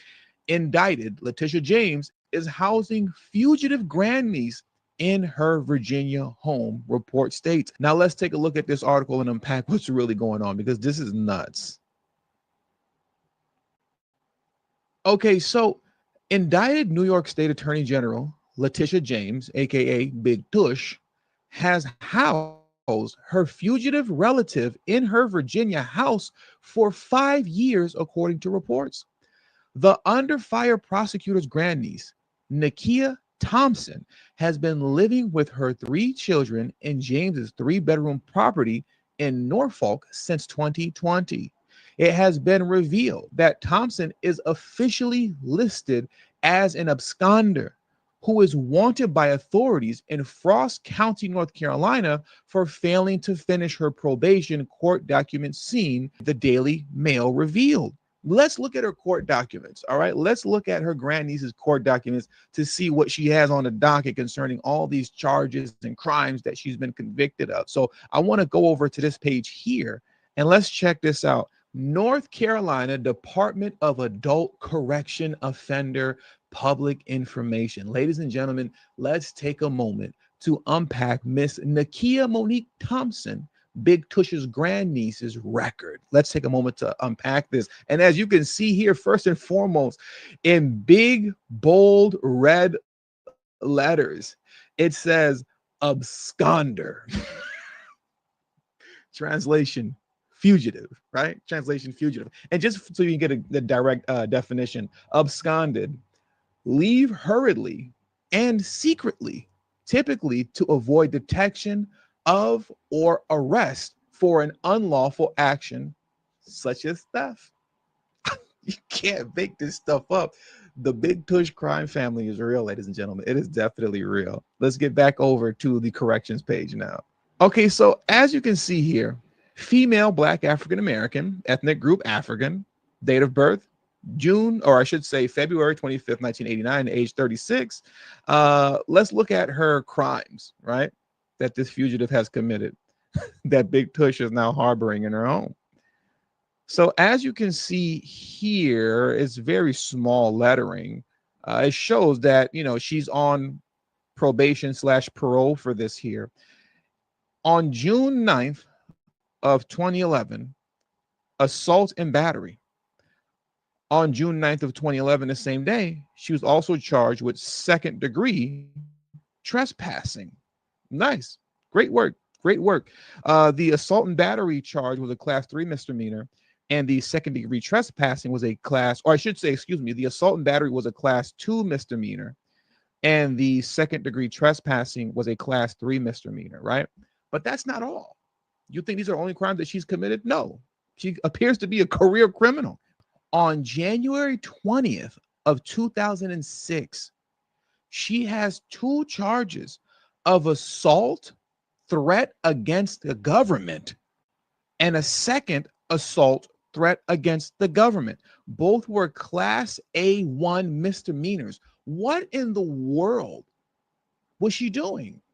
She was assaulting government officials? Because mind you, when I saw this originally, THR, I was like, well, what is that? Assault. I know what assault is. THR against the government. What is THR? Well, ladies and gentlemen, ChatGPT is your friend. Don't let anybody lie to you. A lot of people like to speak down on ChatGPT. Oh no, ChatGPT is your friend. And you know, when I took a screenshot of it and I said, hey, Mr. GPT, what in the world is THR? Well, it means what I said it was, threat. So the full phrase assault THR against government principle stands for assault, threat against government. That means the charge involves either an assault or a threat directed toward a government entity or official, with the defendant being the principal offender. Wow. Wow. Not an accomplice, but the principal offender. What government official did she assault and or threaten? What was this back in 2006? These people are criminals. She has a family of criminals. And look at this here. Back in, what is that? January, March, April, May 30th of 2005, simple assault. Simple assault. Now, I didn't ChatGPT what AFFRAY means.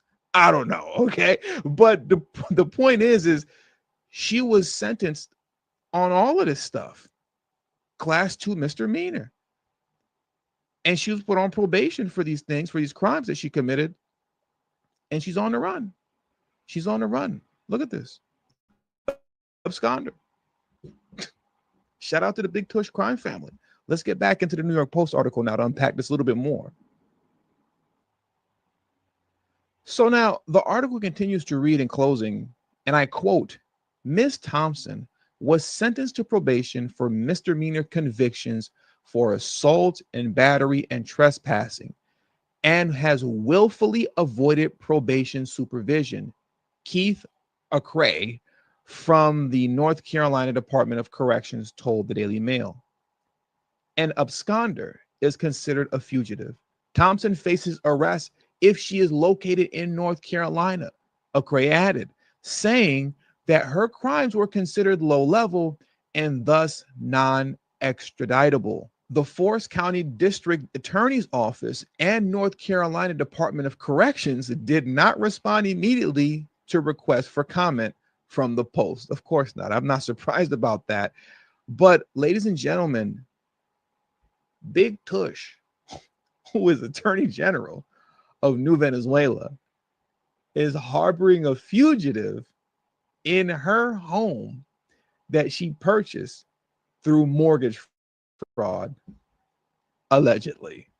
Go figure. I mean, are any of you surprised? Democrats continue to prove that they are the people that they claim to be fighting against. They always prove. They sat up here and hit President Trump with all these bogus charges just so they can gleefully run around and say he's a felon. He's a felon. Donald Trump is a 35 times, 300 times, 96 times felon. You know what I mean? They say this over and over again. Meanwhile, these folks are harboring fugitives in their home. You know? And I want you to look at this here in closing. You have to love when the chickens come home to roost. You have to love it. And I definitely do. I want us to take a look at this video here in closing. Look at this here. Way back when Big Tush first became AG, and she was on The View very gleefully talking about prosecuting and going after Donald Trump. And I just want you to look at the faces of everyone on The View as she's talking about weaponizing her Department of Justice in New York to go after Trump. And watch how all the women on The View, they can barely contain themselves. They're so filled with joy, you can see it on their face at the idea of throwing Trump in jail. Look at this here. You also intend to prosecute him after he is out of office, correct?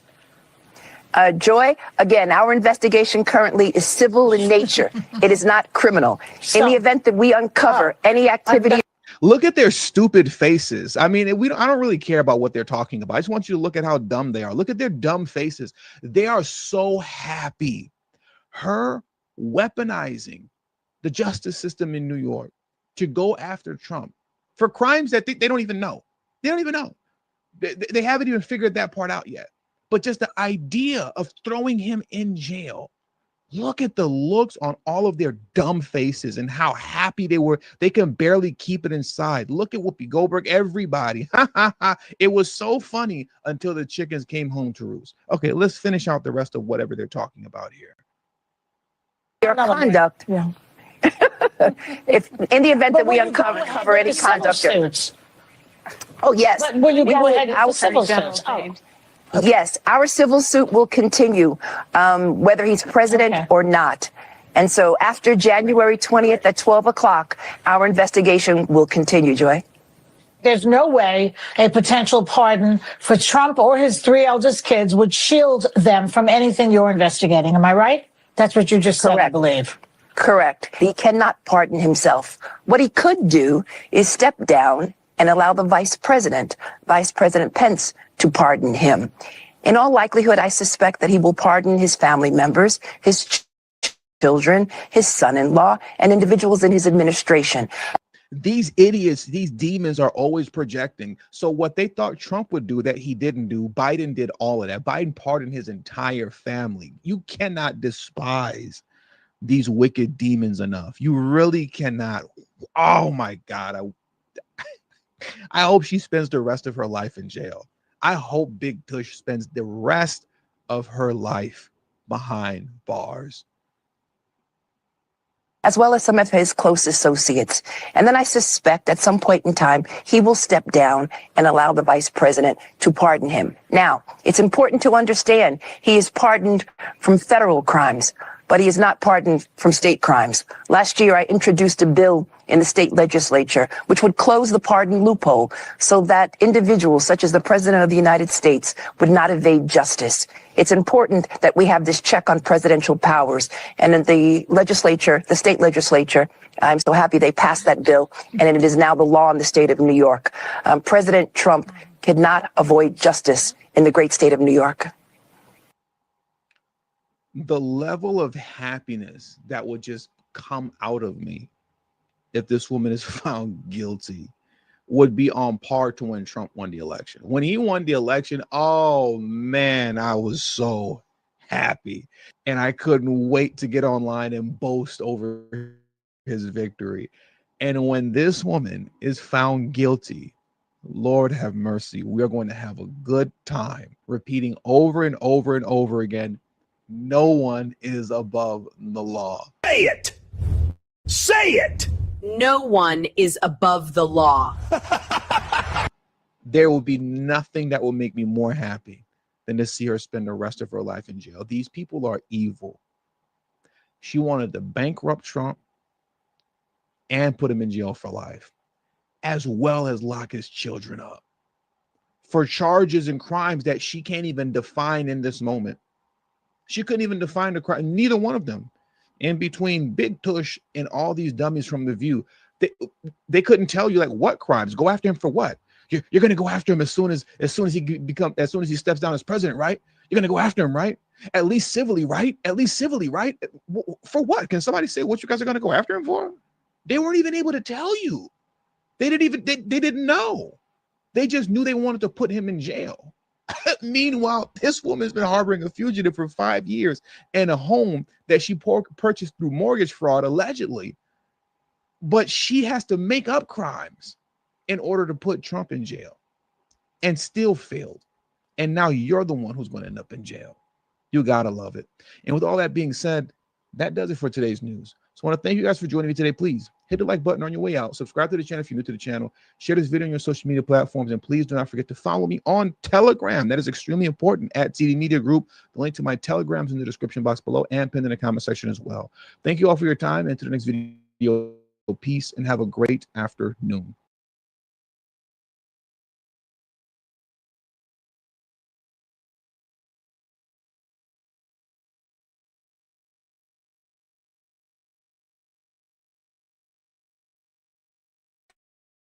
I believe that they should lay down their arms. I'm proud to be one of the first elected officials in the state who called for a ceasefire.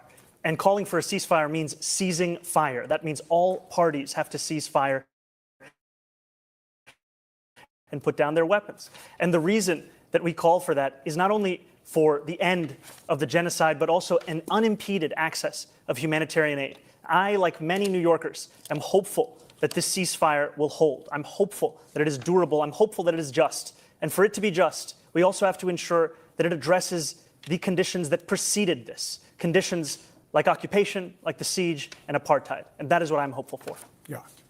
If I may, that means from the river to the sea. I'm being marginalized out of this. I'm sorry. When it's a debate of three. Excuse me, Andrew. It's a debate of three. Do we acknowledge that? Three people? Mr. Sliwa, go ahead, and we'll give you a second. Go ahead, Mr. Sliwa. The President of the United States should have been applauded by you, Zoran Mandami, and you, Andrew Cuomo, on the day that he brought together that international coalition that met in Egypt, that came from the Middle East and the Persian Gulf. I certainly applauded him for bringing peace to Gaza and trying to end the hostilities in the war between the Israelis and Hamas, so there can be peace between the Israelis and peace between the Palestinians. But you seem, Zoran, to be incapable of praising our president. And Andrew, you were incapable of praising our president. Gentlemen, we have Give credit where credit is due. He's brought peace to Gaza. Yeah, gentlemen, we want to hear everything you have to say. We have other questions on this matter. Mr. Cuomo, please, brief response, because we do have other questions on this issue that you may be able to address. Go ahead. I did applaud President Trump and his administration. I think it was a great accomplishment. I hope the peace holds. The Assemblyman will not denounce Hamas. The Assemblyman will not denounce Hassan Piker, who said America deserved 9/11. The Assemblyman just said in his response, well, it depends on occupation.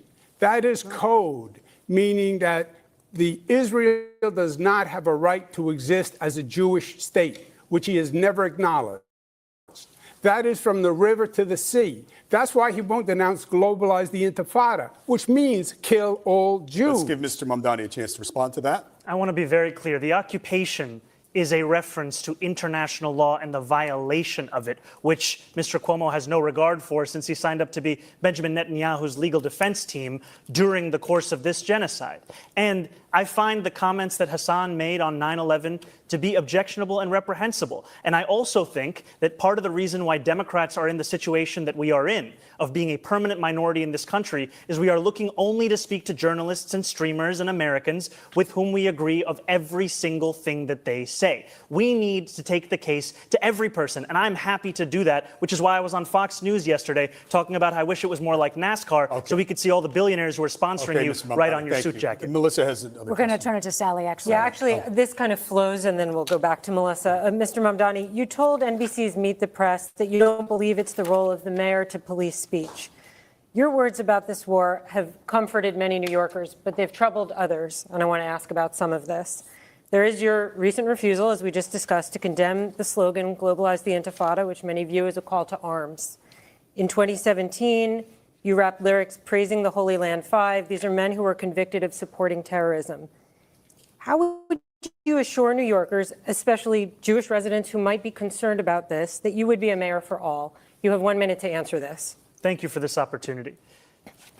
When I am speaking about the responsibility of leading this city, I mean leading not just those who voted for me, leading not just those who vote, but leading every single person who calls this city home. And that includes Jewish New Yorkers. And I have been so thankful for the opportunity I've had to sit with so many Jewish New Yorkers over the course of the primary and through the general. And it's in those conversations that I learned that this phrase evokes many painful memories. Memories of bus attacks in Haifa, of restaurant attacks in Jerusalem. And I heard from a rabbi about their roommate who was killed on one of those buses. And in hearing that and the distance between that impact and the rationale that some use of saying it, of speaking about the Israeli occupation of Palestinian land, is why I said that I would discourage this language that I do not use. And what I'm looking to do as the first Muslim mayor of this city is to ensure that we bring every New Yorker together. Jewish New Yorkers, Muslim New Yorkers, every single person that calls this city home, that they understand they won't just be protected, but they will belong. Mr. Sliwa, we will get to you. First, I'm going to ask a question of Mr. Cuomo. While you are a strong supporter of Israel, you have also been slow to develop a relationship with the city's Muslim community. You have called Mr. Mamdani a terrorist sympathizer. How do you assure those New Yorkers, especially Muslims and Arabic New Yorkers, that you will be a mayor for all? You'll have 1 minute. Yeah, well, first, I think the Assemblyman created the perception himself. Why wouldn't he condemn Hamas? Why wouldn't he condemn Hassan Piker? Why did it take us here tonight for the first time for him to say it? He still won't denounce globalize the Intifada, which means kill all Jews. Just say, I denounce it. He won't do it. That's the issue. Mr. And his divisiveness can you address the question is that we're putting chronic. to you? I think you've made the point, but can you please answer about your own relationship with the Muslim community? You did not visit mosques for many years. More recently, you have been. Yeah, I don't think in any way the Assemblyman is representative of the Muslim community, which is a vital community in New York City, and I am very fond of, and I've been working with. I think he's playing his own politics.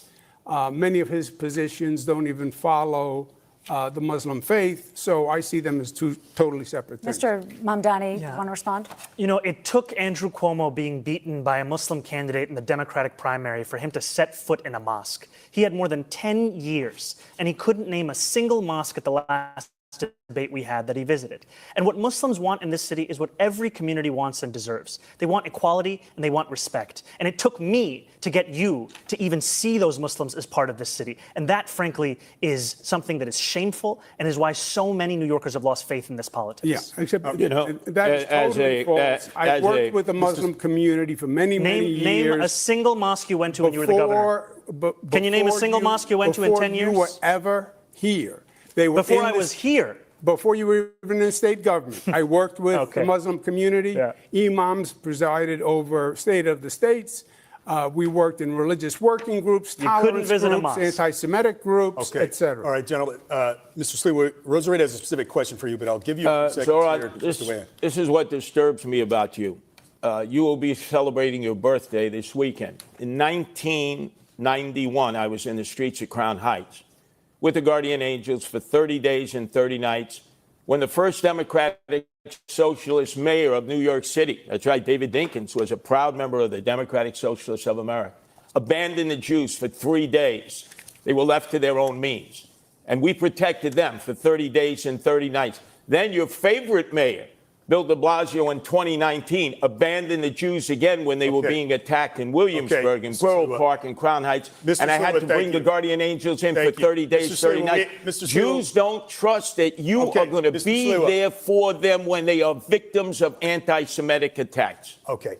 Brief response, Mr. Mamdani. We have a specific question for you from Rosarita, but Mr. Mamdani, please. I agree, Thank by you. the way. One of the most meaningful experiences I've had over the course of this campaign has been the conversations I've had with Jewish New Yorkers.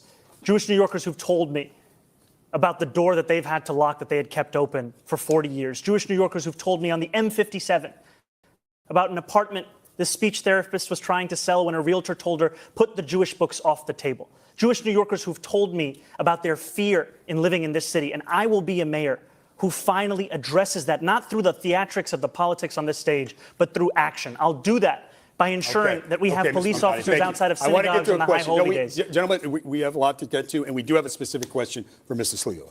Rosarina. Thank you, David. Mr. Sliwa, you've called for tougher policing of pro-Palestinian protests, and you've suggested that Mr. Mamdani uses languages that is anti-Semitic. How do you assure New Yorkers that you'll be the mayor for all?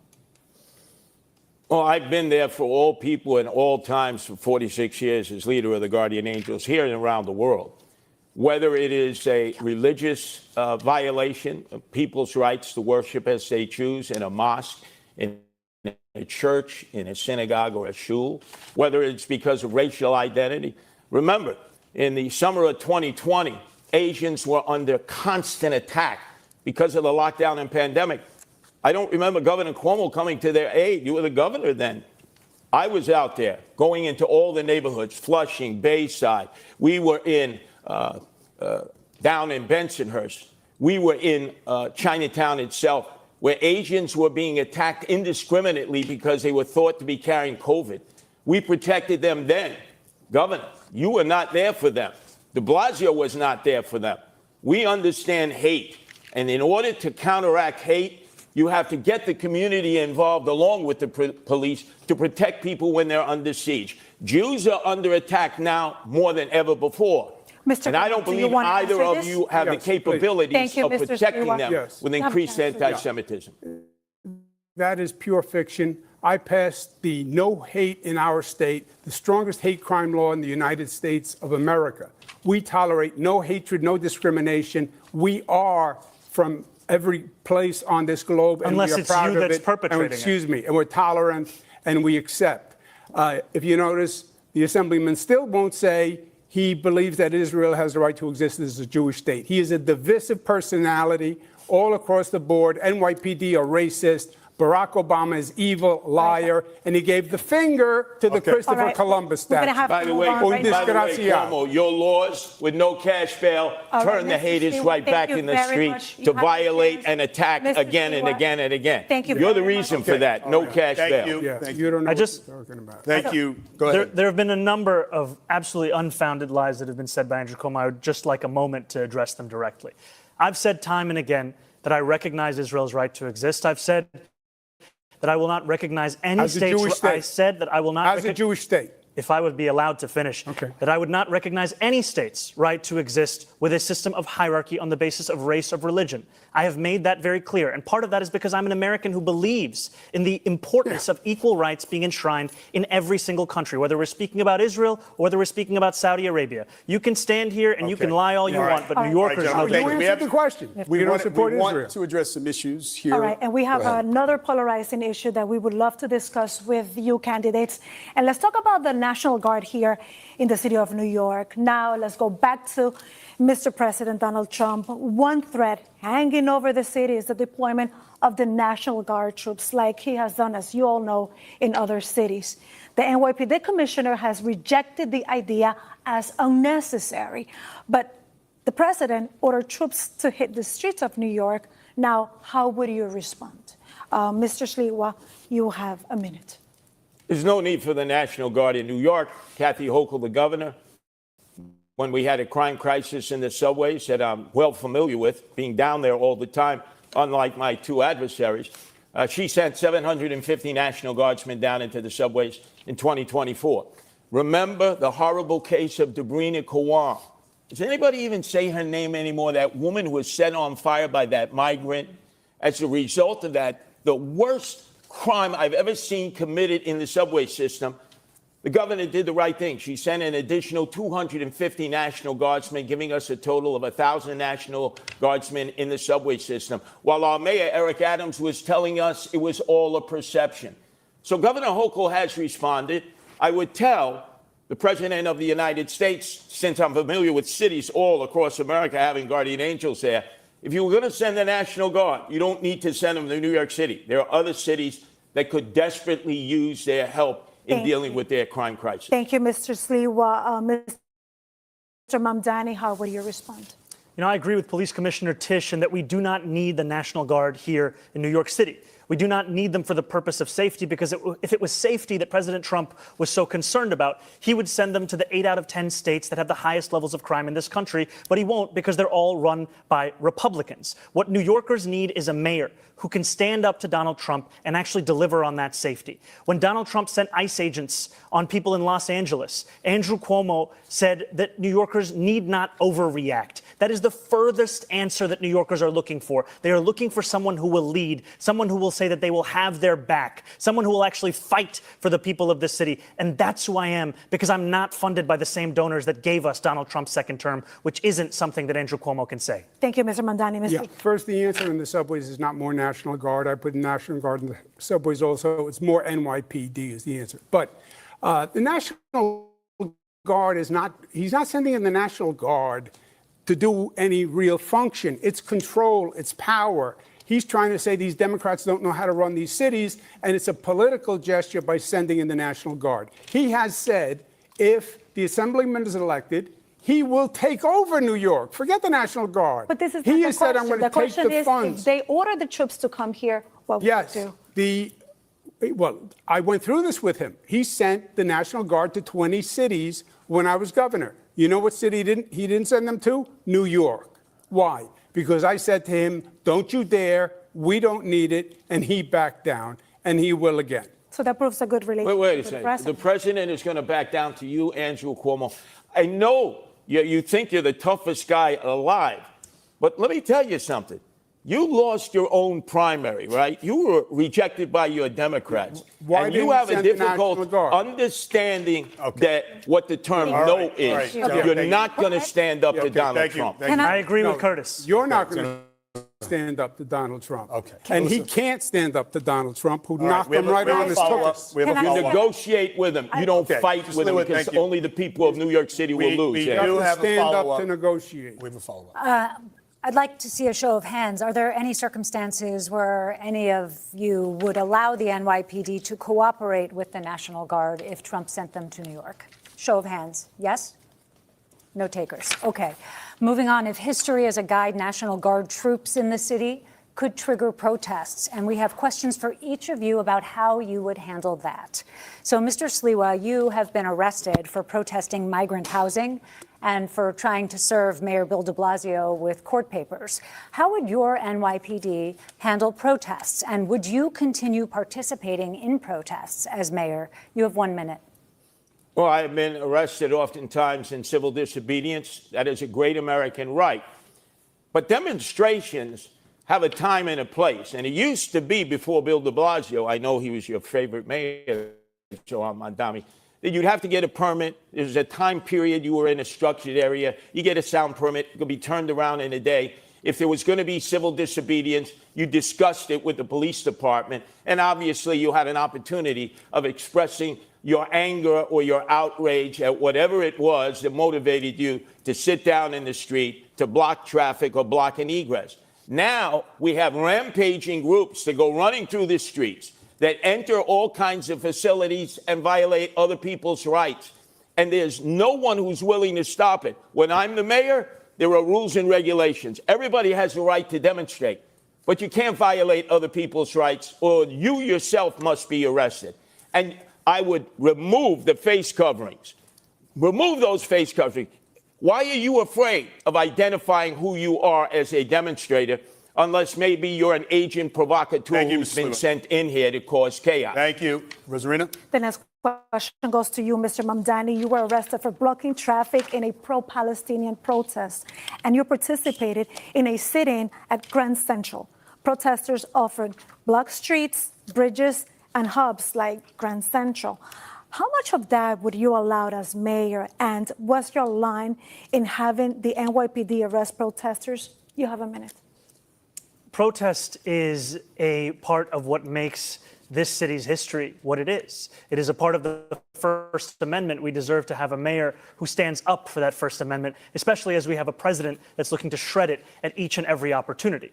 And we will continue to have protests in this city, as we should, no matter who is the mayor. And the line will be on the question of breaking the law. What we have today, however, is an attempt to intimidate so many who are looking to use that freedom of expression to share their opinions about the city and the world around them. And to be frank with you, what New Yorkers are looking for is someone who can show leadership in City Hall. Because when they don't see that leadership, that's when so many take to the streets. And if you had a leader like Andrew Cuomo, who was telling people not to overreact when they see ICE agents abducting girls as young as 6 years old to deport them, many New Yorkers will take to the streets. We deserve to have a leader who will actually be following through on the values of the city. That's the leader that I'll be. Mr. Mamdani, just a quick follow-up. If you're elected, would you still participate in protests? No, if I'm elected, I'll be the mayor, and I'll be leading the city from City Hall. But no participation in protests, right? The important thing is to lead from City Hall. That's what I'll be doing. Okay. Yeah. If I may respond, because I believe my name was invoked. Yeah. A very brief response, and then I have a question for you. I dealt with ICE. I stood up with ICE. I had a war with ICE here in New York when I was governor. And I stood them down, and they moved out. What the assemblyman is saying is he doesn't believe in law and order. He believes in defunding the police, disarming the police, disbanding the police. That's who he is. Abolish jails. Sorry, I have a question for you. Okay, 15 seconds. Very rebuttal, quickly. Mr. Mamdani, and then we do just 15 seconds because we have a question for Mr. Cuomo. Mr. Cuomo lies again and again and again. I am not running to defund the police. I am running to actually work with the police to deliver public safety. Andrew Cuomo says that he has stood up to ICE. He has not said a word about the abductions that are happening right now. He's referring to a previous comment you made, and we will get back to this. But Mr. Cuomo, a question for you. It's a comment he made. The operative language. Yes, I understand. I said that. As governor, you put the National Guard on standby during the George Floyd protest. You didn't deploy them.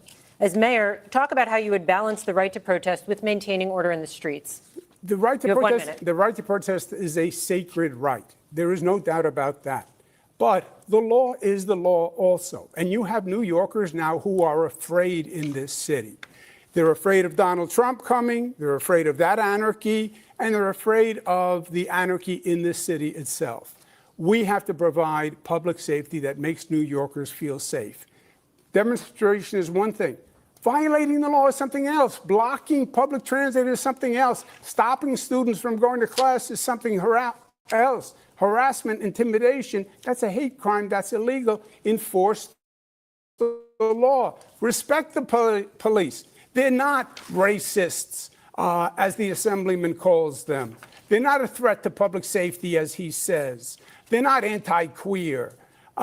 They are here to protect New Yorkers, work with them, fortify them. You know, that's ironic that you say that now, I'm sorry, Andrew Cuomo, because when you were governor for 8 years, your parole board released 43 cop killers back into the street. Okay, your father, when he was governor, released none. I knew Mario Cuomo. You know Mario Cuomo, Andrew Cuomo. You released cops. Don't say you're pro-police. Do you want to respond briefly to the comments that Mr. Cuomo raised about things you've said about police? You can do a brief response to that. I have been clear time and time again. that as much as Andrew Cuomo wants to bring up tweets from 2020, which is around the same time that he was sending seniors to their death in nursing homes, I am looking to work with police officers, not to defund the NYPD, looking to ensure that officers can actually do one job when they're signing up to join that department. But he's not okay, the many jobs we're asking them to He do was today. specifically with the mental referring to health comments crisis. you made. We will come back to that, but we're out of time. Wicked and gentlemen, corrupt candidates, and racist. we're moving That's on. what Thank you said. you. Your words. Your words. We're moving on. Thank you. Despite record low crime numbers, polls show that crime remains a top concern for New York City voters. The three of you have very different approaches to crime fighting and how to manage the NYPD. We want to get into your plans. So we'll start with this question. It's a two-part question, but it's short. How will you make the city safer? And how will you change the NYPD? You'll have 1 minute. We begin with Mr. Cuomo. I would add 5,000. Well, let's take a step back. Remember what happened. The far left, the socialists said defund the police, defund the police. They took $1 billion out of the police. The NYPD is now down at one of the lowest levels in modern political history. I would add 5,000 police, put 1,500 in the subways, raise the starting salary because you can't hire them. You can't even fill a class right now. And you have to add additional police officers because the attrition rate is so high. Part of that is going to be saying to the NYPD, I respect you. I don't think you're wicked, as the assemblyman said. I don't think you're corrupt. I don't think you're racists. I value you. I will have your back. I'll be a mayor to work with you. That's how you're going to get the police to apply for the jobs. And then we have to work on the relationship between the community and the police. The police can't police the community. They have to Thank police you, Mr. Cuomo. with the You're community. up next, Mr. Sliwa. This is amazing. I'm standing here with my two adversaries, both of whom have threatened to defund the police. You, Andrew Cuomo, during the summer of 2020, you said, if you don't reform police departments, I'm going to defund you. And you certainly said that, Zoran Mandami. We need 7,000 police. We only have 32,500. The problem in recruiting police, which neither of you are addressing, is that their insurance was stripped from them. The state, you did nothing when you were governor, and here in the city, 2021, the city council and Eric Adams did nothing. They don't have qualified immunity, which you benefited from, Andrew Cuomo, with the 13 lawsuits filed against you for sexual harassment. Tom DiNapoli says we're paying out $60 million. Why? Because you had your qualified immunity as governor, and yet people have stood by as police Mr. have Cuomo. lost their insurance that all civil servants have. That's why you can't get recruits in, because they're not insured. I will return their qualified immunity Cuomo, because they need to be please. protected like other civil servants. That is not New York State. It's New York City on the qualified insurance, on qualified immunity. It's not insurance at all. You are entitled to It's free legal counsel, which is what he's referring to. Yes. You have spent. Yes, but it's New York City that has revoked qualified immunity. It's not insurance. It's qualified immunity. It has nothing to do with insurance. So that protected you in all these lawsuits. And yes, the lawsuits, because there was a report filed. I said it was political. It turned out to be political, and that's why all you had 13 legal women were fees. lying? Come on, Andrew. All 13 women were lying? After 5 years. A state trooper, too? Yeah, after 5 years, 5 DAs, 5 years of I'm going to litigation, move on I to was Mr. dropped from the Mamdani. case. Mr. Mamdani, how will Breathe you once make? in a while. Okay, Mr. Mamdani, how will you make the city safer, and how will you change the NYPD? Thank you. This is the concern for so many New Yorkers, and I'm proud to have a comprehensive plan to bring new ideas to this city. If you want more of the same, vote for Andrew Cuomo. If you want an actual approach to lower crime, look at our Department of Community Safety. That is something that has been hailed by experts as addressing so many of the pieces of why New Yorkers are not feeling safe today. We will ensure that no longer are police officers asked to do the job of both policing and responding to the mental health crisis. We will have dedicated teams of mental health outreach workers in the top 100 subway stations with the highest levels of the mental health crisis and homelessness. We will ensure that cops can finally go back to the response times they used to have in 2020, closer to 11 minutes, as opposed to the closer to 16 minutes today, because they won't be asked to respond to the 200,000 mental health calls that are coming in through 911 every year. This is evidence-based. It's been successful elsewhere in the country. It's time we deliver it right here in New York City. It's time for a change. Thank you, Mr. Mamdani. Zoran Mandami, we already had it. It was called the Homeless Outreach Sorry, this is not free for all. We have another question for Mr. Mamdani. Bill de Blasio funded them by taking $1 billion out of the budget. Thank you. Excuse me, Mr. Mamdani. We're going to talk about disciplining police officers. The civilian watchdog that investigates police misconduct regularly recommends discipline for cops accused of wrongdoing, but the police commissioner often overrides them. You want to change that policy so that the board has final say. Please explain to viewers in 30 seconds why you believe the police commissioner should no longer have that final say. What I've said is that I think it's time to remove much of the politics out of the question of accountability. We have the Civilian Complaint Review Board, which, as you said, studies, assesses, and investigates into complaints of abuse and the violation of the law. And oftentimes, those recommendations are then subject to political pressures and not followed through on. I think New Yorkers deserve a system where they know it won't then be assessed once again, that there's actually more to the recommendation in the investigation that's being done by the CCRB. Okay, we're wrapping up. Thank you. Thank you, Mr. Mamdani. Mr. Cuomo, do you believe changes are needed for how officers are disciplined? And are there any powers that you would give up as mayor? You have 30 seconds. Yeah, I would not remove the police commissioner from the CCRB. I'd leave it with the police commissioner. I think Commissioner Tish is doing a very good job. I would trust her. The difference between me and the assemblyman is he doesn't like the police. That's why he won't hire more police when everyone else says we need more police. He wants to use social workers on domestic violence calls, which are very dangerous. And he's told you what he thinks. He thinks the police are racist, wicked, corrupt, and a threat to public safety. Thank you. Those are his words. Very quick. Mr. Mamdani, very quick. Look, Andrew Cuomo is a politician of the past, and all he can speak about are the tweets of the past in 2020. Those are tweets which I have apologized for to New Yorkers and police officers directly, and they are not what I am actually running on. No, you're incapable of actually Mr. speaking about the platform that we have Mr. here, Mamdani, which is one that will keep New Yorkers safe. Can we just quickly ask you, because I think what some people feel they haven't heard from you, we hear you saying that you don't believe that anymore and you've apologized. People have not heard you sort of describe the evolution of your thought, how you got from there to here. You know, growing up in this city, I would think often about safety and justice, and the ways in which that relationship has been irrevocably harmed. When I learned about the exonerated five, when I learned about Sean Bell, when I learned about Eric Garner, when I learned about Michael Brown, and then in 2020, when I wrote these tweets, learning about the death of George Floyd. And that was a moment where it felt as if the distance between these two ideals had never been further. And in becoming an assembly member and serving and representing more than 100,000 people in Queens, learning that to deliver justice means to also deliver safety. And that means leading a city where you recognize the bravery of the men and women who joined the NYPD and put their lives on the line. Yeah. It means representing the Muslims who were illegally surveilled in my district so and the black and brown New Yorkers who have been victims of police brutality. So Mr. Sliwa, you've been out there, you've been on the trains, and I would like to know if you believe changes are needed of how officers are disciplined. Let me just suggest, Zoran, what you've suggested. Zoran Curtis. Zoran. Thank you. Excuse me.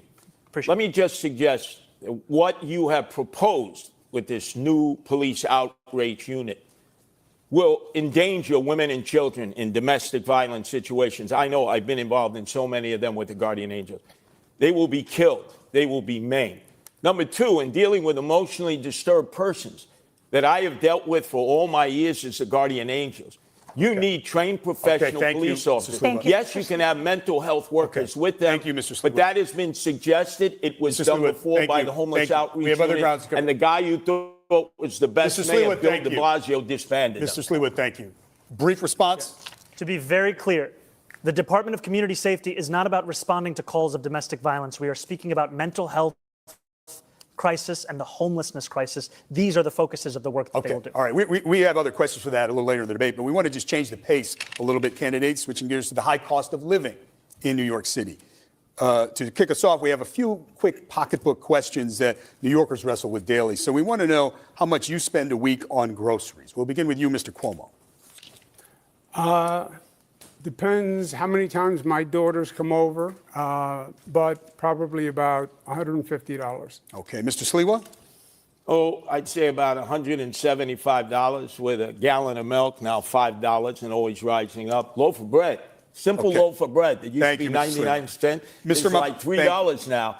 Thank the price is too Mr. Sliwa, It's thank too you. costly. It's a brief answer. Thank you. Mr. Mamdani. Yeah, I actually agree with Curtis on that. It is too costly. Now that eggs are down to less than $4, though, my average spend every week is about $125, $150. All right. Do you carry credit card debt or do you pay it off every month? Mr. Mamdani? I pay it off every month. Mr. Cuomo? Pay it off. Mr. Sliwa? I don't have a credit card. I have a debit card. And for the record, what is your monthly rent or mortgage, Mr. Sliwa? About $3,900. It's not subsidized there. So Mr. Mamdani, what is your monthly rent or mortgage? $2,300. Mr. Cuomo? He has a rent-stabilized apartment that a poor person's supposed to have. Mine is about $7,800. We are actually getting to that. We're gonna cover that subject. Sally? Thank you. We're going to talk a little bit more about the runaway rent in this city. Mr. Mamdani, you're pledging to freeze rent for nearly 1 million rent-stabilized apartments. That really affects less than half of all rentals in the city. What is your plan for those who aren't in stabilized apartments but are struggling to pay the rent? What are you going to do for them? Well, I'm proud to say that yes, will freeze the rent for more than 2 million rent-stabilized tenants, and I will also build 200,000 truly affordable homes across the 5 boroughs over the next 10 years to ensure that tenants, whether rent-stabilized or market rate, can actually have more housing such that they are not being priced out of this city. And finally, I'm also going to make it easier for the private sector to build housing in this city, because what we see today is that it's not labor, it's not materials, it's the weight that is often costing so much to actually build the housing we need in this city. Thank you. And a follow-up for you, Mr. Mamdani. The cost of maintaining a building change year to year for landlords. The Rent Guidelines Board is legally required to consider those costs when deciding whether to freeze rents. So how can you promise a rent freeze today before ever seeing that data next year? You know, we've seen the data time and again. It's But next year's data. It's been data that's been overruled by mayors again and again. The last Rent Guidelines Board study showed that profits were up 12% for landlords of those units. And what did they do? They raised the rent, adding to more than 12% under Eric Adams' administration. What I'm speaking about is actually reflecting the needs of these New Yorkers and the state of the market today. These are New Yorkers who have a median household income of $60,000. We do not need to be pushing them further out of the city. We need to keep them in their homes. Aren't you saying in that answer that you are going to prejudge? You will not have seen the data for next year, and you're making a determination based on data you haven't seen. I've seen the data year after year of the fact that salaries are stagnating, costs are up, New Yorkers can't actually afford their apartments. And I will also take action to actually ensure that the landlords of those buildings we're can better at handle their time. costs by taking on their insurance, their property taxes, and their water bills. And you haven't seen next year's data Mr. yet, but Cuomo, we're going to go I do to have a Melissa. question for you on this subject. You have proposed something that you're calling Zoran's Law. You think that Mr. Mamdani earns too much to live in his rent-stabilized apartment, though I should note that there are no income tests for rent-stabilized apartments. But critics say your plan would force people to pay too much of their income towards the rent. So if you think Mr. Mamdani is gaming the system, what about the other New Yorkers, thousands of them just like him, who earn similar salaries, who are living in similar apartments? Okay, just to follow up on what Sally was saying, she's right. This is not a new plan that the Assemblyman's talking about. It's Bill de Blasio's plan. It was called Freeze the Rent. Bill de Blasio says the mayor can't say legally he's going to freeze the rent. There's a Rent Guidelines Board. There are certain considerations that have to be looked at. You're right, Sally. You can't say today what it's going to be in 4 years. Also, freeze the rent only postpones the rent, because then you have to have an increase to cover the costs. Otherwise, the building is going to go bankrupt. And it does nothing for the majority of renters who aren't in these rent-stabilized units. There's nothing for NYCHA. There's nothing for homeowners. There's nothing for people in black, brown communities who are getting priced out. I was the HUD secretary. I built affordable housing all across this nation. I built affordable housing in this city when I was in my 20s. I know how to get it done. I will get it done. On the rent-stabilized units, what I'm saying is those are the precious units, and we You're out should, of time. I'm sorry, we should Mr. keep Cuomo. them for We the didn't get an most answer to the rent question. burden. We have to move on. But I have a question for you. No, sorry, he invoked me for much of that question. Just a very brief response Please, here. very brief.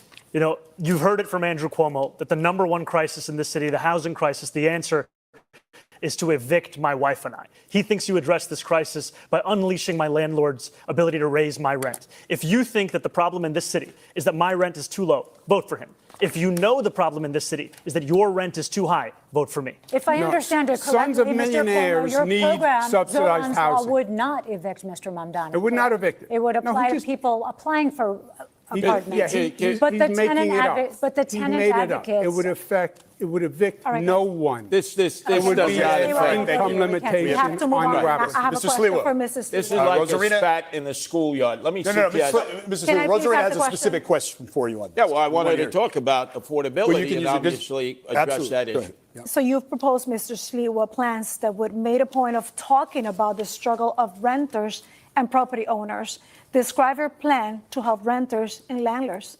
Well, first off, we have 6,000 available apartments that the mayor controls in NYCHA, and they've been empty for years.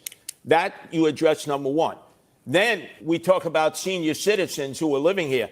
My whole goal is to improve and not to move. I'm concerned about the seniors, especially those that own homes. If they're 65 and make less than $250,000, no property tax, because the property tax is way too high. We need to cut it in half to keep people who are here.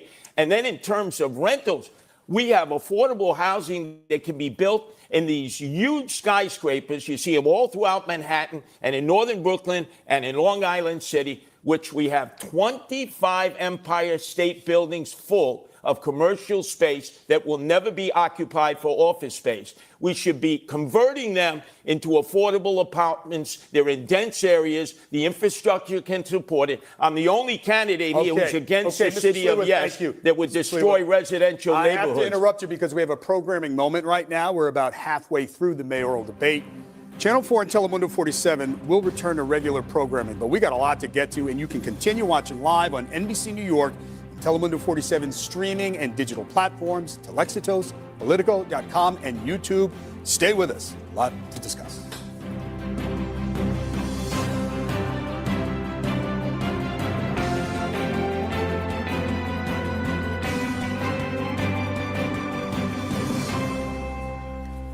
Gentlemen, thank you. That was kind of a natural point for us to transition, and we want to talk now about transportation and getting around town. And we have a few quick questions about how you get around town. Show of hands, even though they're in their waning days, who has a Metro card or maybe uses OmniPay?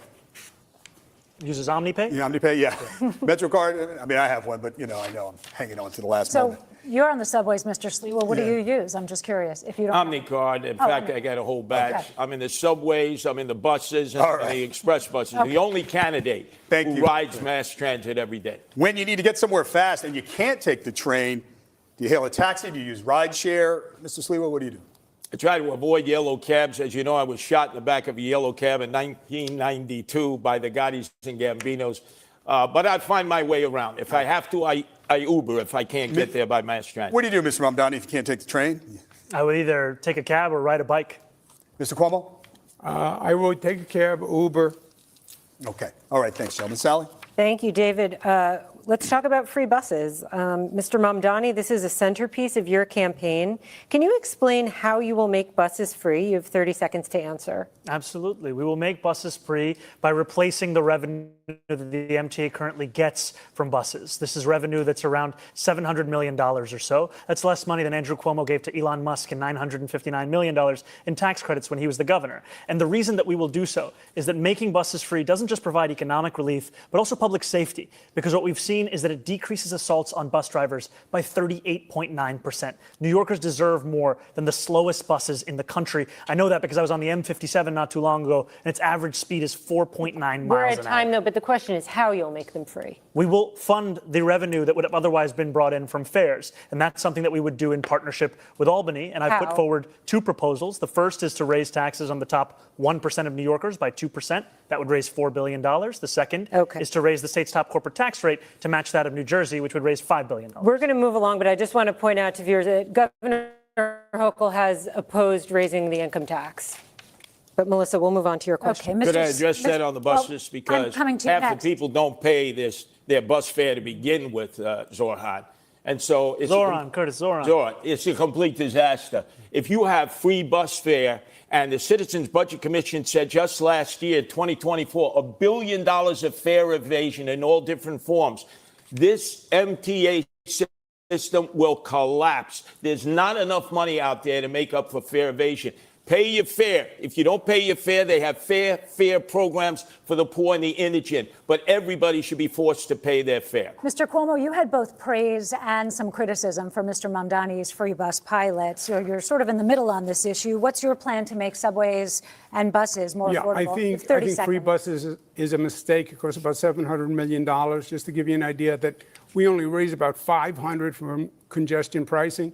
It's been done before in other cities. It was a disaster. They stopped. They basically became mobile homeless gathering places. What I say is free buses for working families who can't afford it and free subways for working families. But don't subsidize rich people on a bus. It's been tried and it's failed.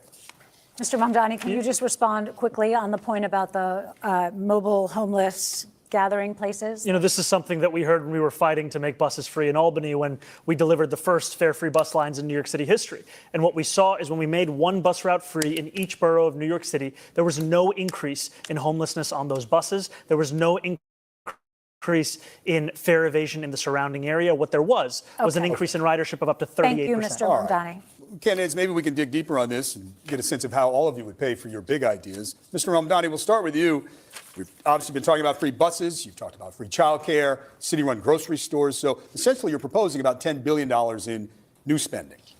And as you've indicated, you want to pay for it with tax increases. But as Sally pointed out, Governor Hochul said no to raising income tax on millionaires. So tell New Yorkers tonight how you're going to pay for all of this in 1 minute, if you can. Look, a lot of people have called even my campaign a non-starter when we first began. And now I stand before you proud to be the Democratic nominee who got the most votes in city primary history. And I believe we will see the same thing with our push to ensure that we are taxing the wealthiest and the most profitable corporations the fair amount that they should pay. Now, there are those who will say that because it will be hard, you should give up. We saw what giving up looked like when Andrew Cuomo was the governor. He gave up on fighting for working class New Yorkers and instead caved in to his billionaire donors. And what did we get? We have the fastest and most frequent helicopter service to the Hamptons, and we have the slowest and more expensive bus service across the 5 boroughs. But again, Mr. Mamdani, I know Governor Hochul indicated this week there may be some open windows, but more or less income tax on millionaires is off the table, according to the governor. Look, I've said very clearly, making buses fast and free costs about $700 million a year. Making universal child care a reality costs about $5 or $6 billion a year. If you raise the state's top corporate tax rate to match that of New Jersey, you'd be raising $5 billion in and of itself. I have a couple of follow-ups. Ms. Schlieber, you're next, but I have a couple of follow-ups. I would just add one additional thing. We have also put forward a plan to save money here in New York City with $1 billion in savings through procurement reform, through following the independent budget office's assessment about hiring more fiscal auditors, and in actually collecting the fines and fees from bad landlords across the city. Just a quick couple of follow-ups. If you could find some of the funding, but not all of it, which of your priorities would come first? What would be the first among equals that you would try to get done? Well, freezing the rent doesn't require any fiscal infusion, so that will be something we'll be pursuing immediately. And universal childcare, after housing, is the second cost. Childcare is the second cost pushing New Yorkers out of this city. $22,500 a year is the estimate we've seen. Okay. That will be a priority for us. And I just want to know if you could get the money and funding elsewhere, would you drop the call for the tax increase? Absolutely. The most important thing is funding these agenda items. I think these are the two most important and straightforward, direct ways to do so. But if the money comes from elsewhere, the most important thing is funding. Melissa has a question for Mr. Sliwa. Mr. Sliwa, you've been talking about cutting taxes and spending. So what is your plan, and how would you pay for your programs like 7,000 more cops? Well, Zoran, boy, your fantasies are never going to come about in terms of funding everything you want that's going to be free. It's a fantasy. Let's deal with the reality.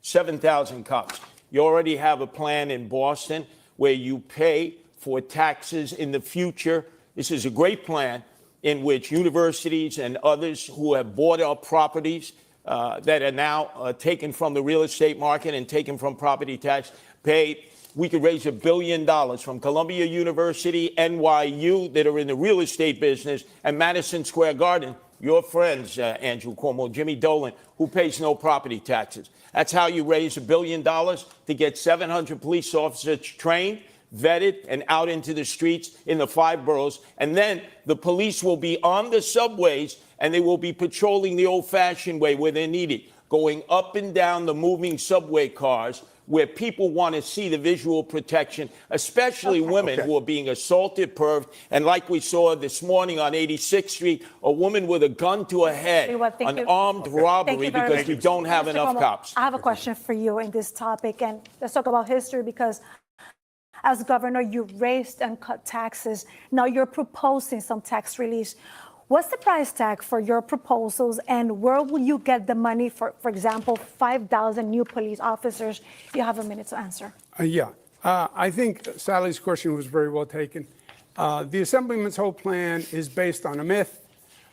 He's going to raise taxes. Albany's going to raise taxes statewide on corporations, but the money's only going to go to New York City. That could never happen. It's not just that the governor wouldn't support it. It's impossible. He said he's going to raise the taxes the same as New Jersey, corporate tax. No, it would be double the tax. You would see New Yorkers on I-95 fleeing to Florida. We would be alone. So you have to be realistic with revenue.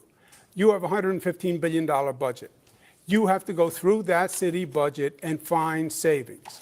I started the state, which is double the budget of the city, it had a $10 billion deficit. I closed it and added services. And we can do the same with New York City. Governor, as mayor, you would not increase spending in the New York City budget, yes or no? There would be, whatever additional spending would be revenue neutral. So it's impossible. You got to cut taxes for people to stay here.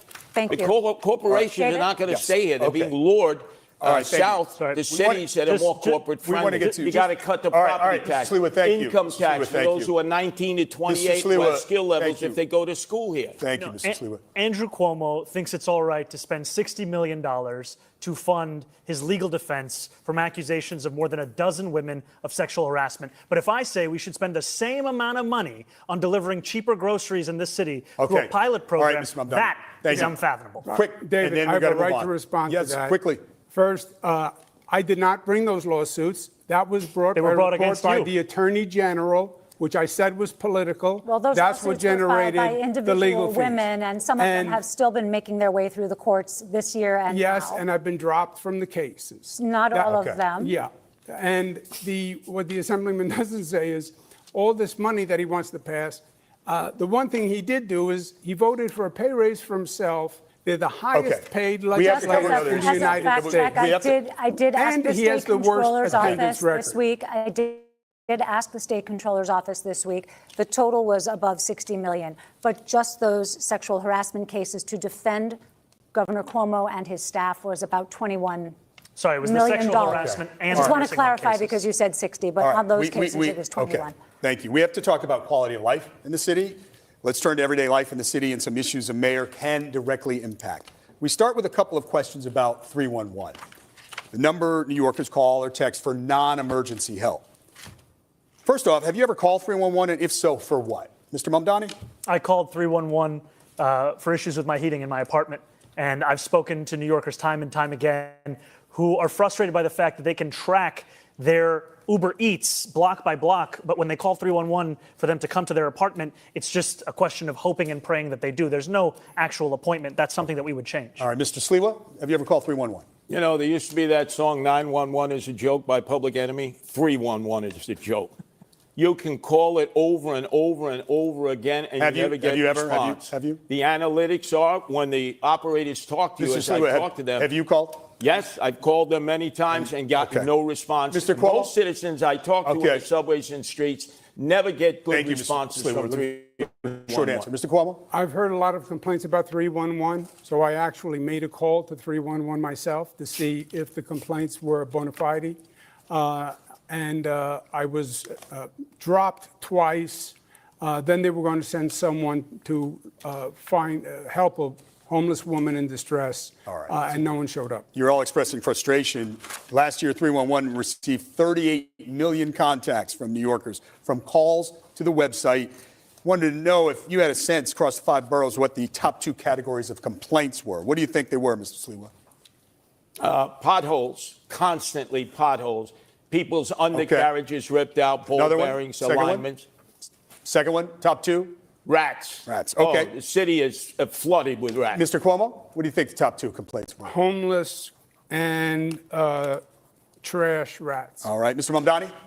There was housing and noise. Okay, so the answer is noise and illegal parking. And we're going to stick with quality of life. Rosarina? That's right. And let's talk about noise candidates because they fall into these two categories. First of all, is the residential one, that's the neighbors and the loud music. And the second one is the street or sidewalk, everything with the loud construction and workers outside.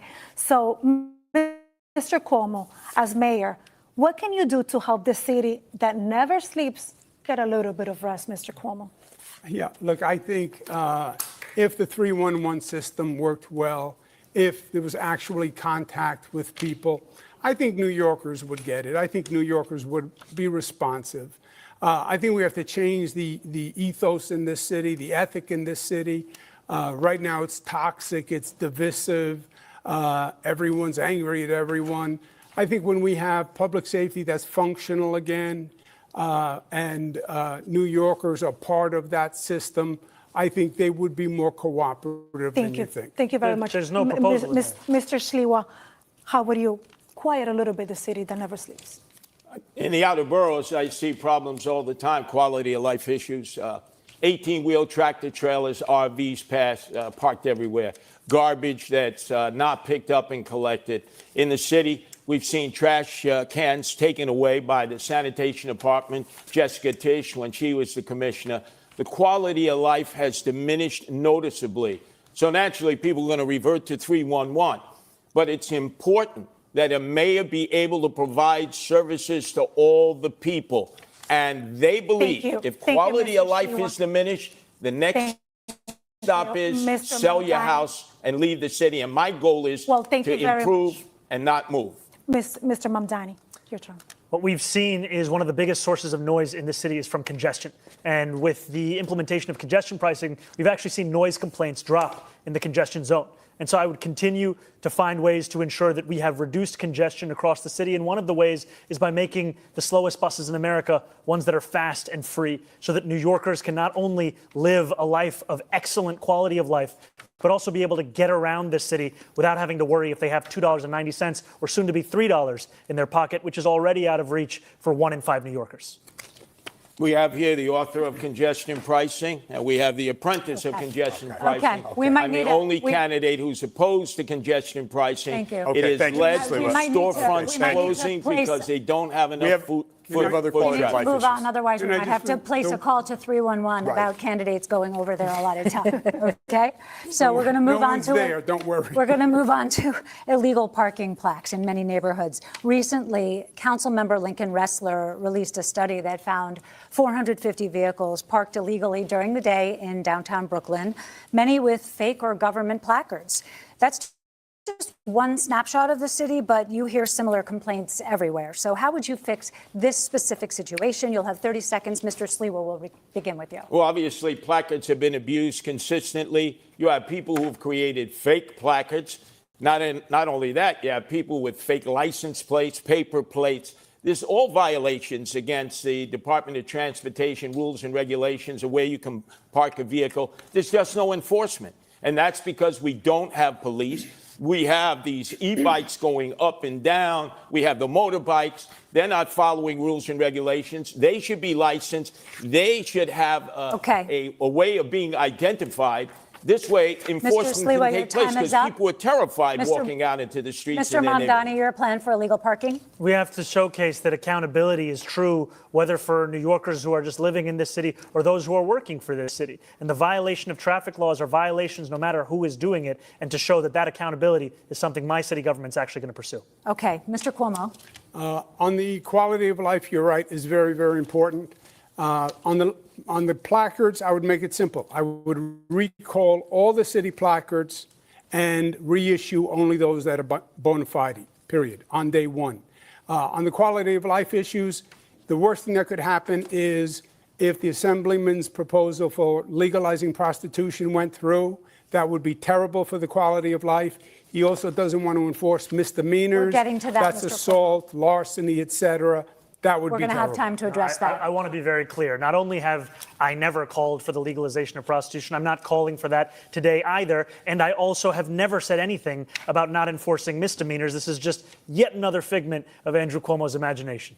The DSA, which you give your part of your salary to, that's their position: abolish jails, no new carceral facilities, don't enforce misdemeanors. And you're on the bill in Albany as a sponsor to decriminalize prostitution.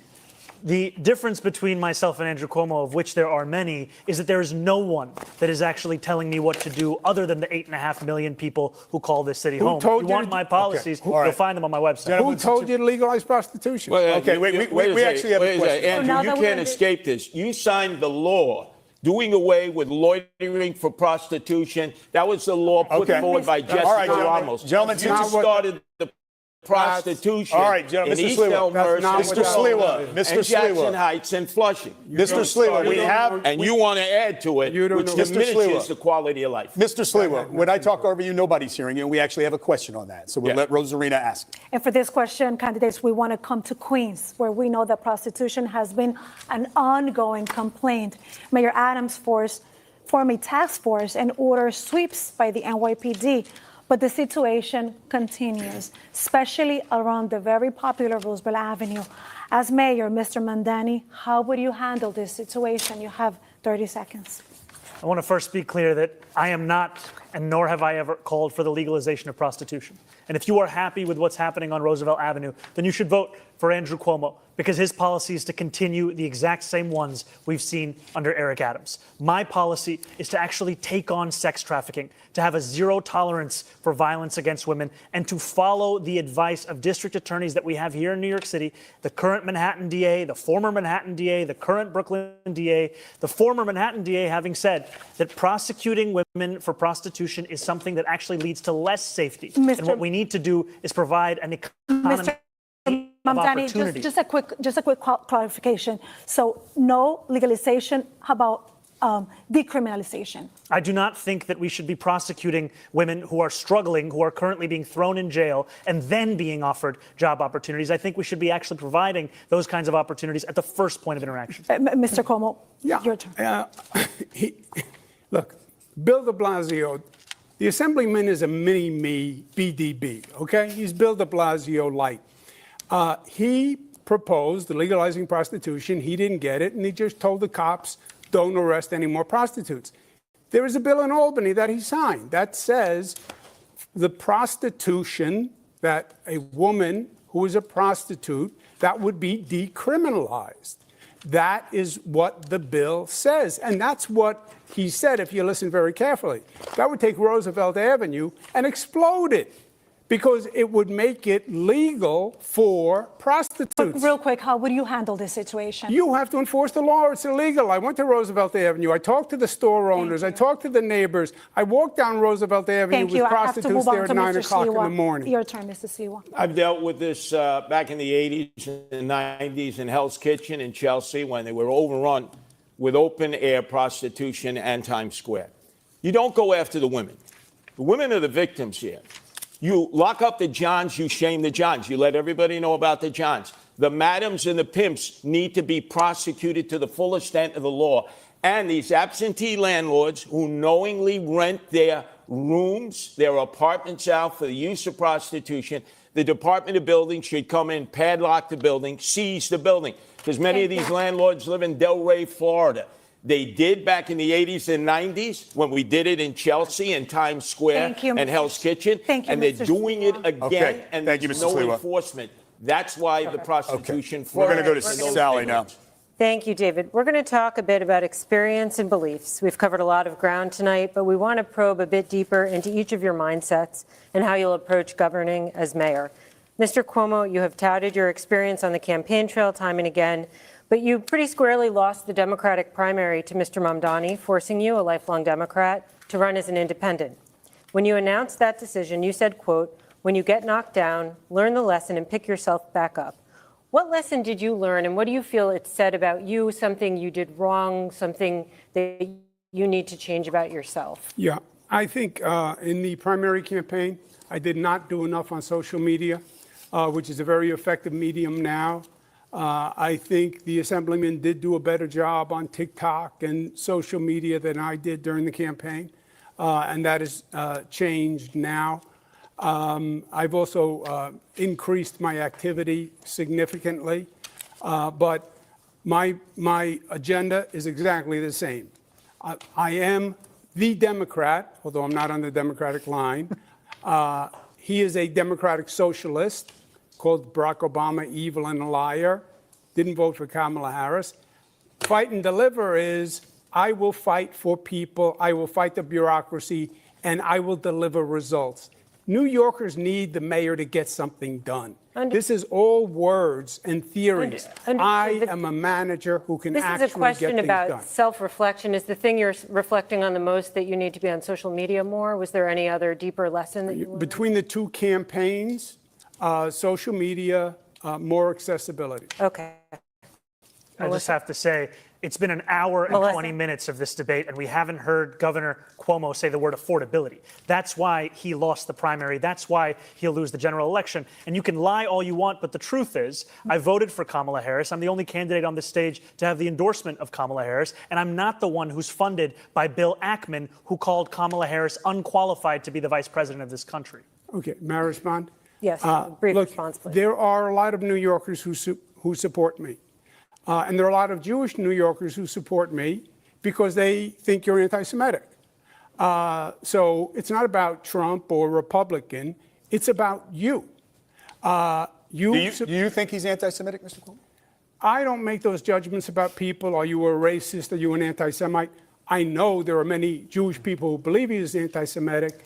I believe not condemning the globalized Intifada, what he has said about Hamas. But Mr. I can Cuomo, see where they are I'm inflamed. sorry, I didn't mean to interrupt. I covered your speech in an Upper West Side synagogue where you said anti-Zionism is anti-Semitism. There is no difference. And you were talking about Mr. Mamdani. Is that not an allegation? No, I make that statement all the time. I wasn't referring to Mamdani. Okay, all right. Mr. Mamdani, a brief response, and then we have to move on. I have denounced Hamas again and again, and it will never be enough for Andrew Cuomo, because what he is willing to say, even though not on this stage, is to call me, the first Muslim on the precipice of leading this city, a terrorist sympathizer, is to send mailers that artificially lengthen my beard, is to say to New Yorkers that they should be fearful. Okay, Ms. Mamdani. What I will do is deliver. Melissa has a specific question Mr. Mamdani, for you. You are the Democratic nominee, and you're also a member, as we've been discussing, of a political organization that may be less familiar to New Yorkers, the Democratic Socialists of America, which believes in dismantling capitalism. New York City is the global headquarters of the finance industry. So how would you be the mayor of Wall Street and the DSA? You have 1 minute. I would be the mayor of this entire city, and that means ensuring that the wealth that we generate in this city is also wealth that every single New Yorker can actually feel in their pockets. Because what we have today is a system that has generated the most wealth in the wealthiest country in the history of the world, where 1 in 4 of our neighbors are living in poverty. That's unacceptable. We can't look at 500,000 kids hungry every single night as just the cost of doing business in this city. That's something we have to actually change. And I'm going to do that by fighting for my neighbors in Queens that I've come to know, who are not only the ones who own teapots and toy stores, who own diners and dry cleaners, but also the ones who work there. Because right now, all of them are being pushed out of this city by corporate greed, by private equity, and by a politics that refuses to fight for them.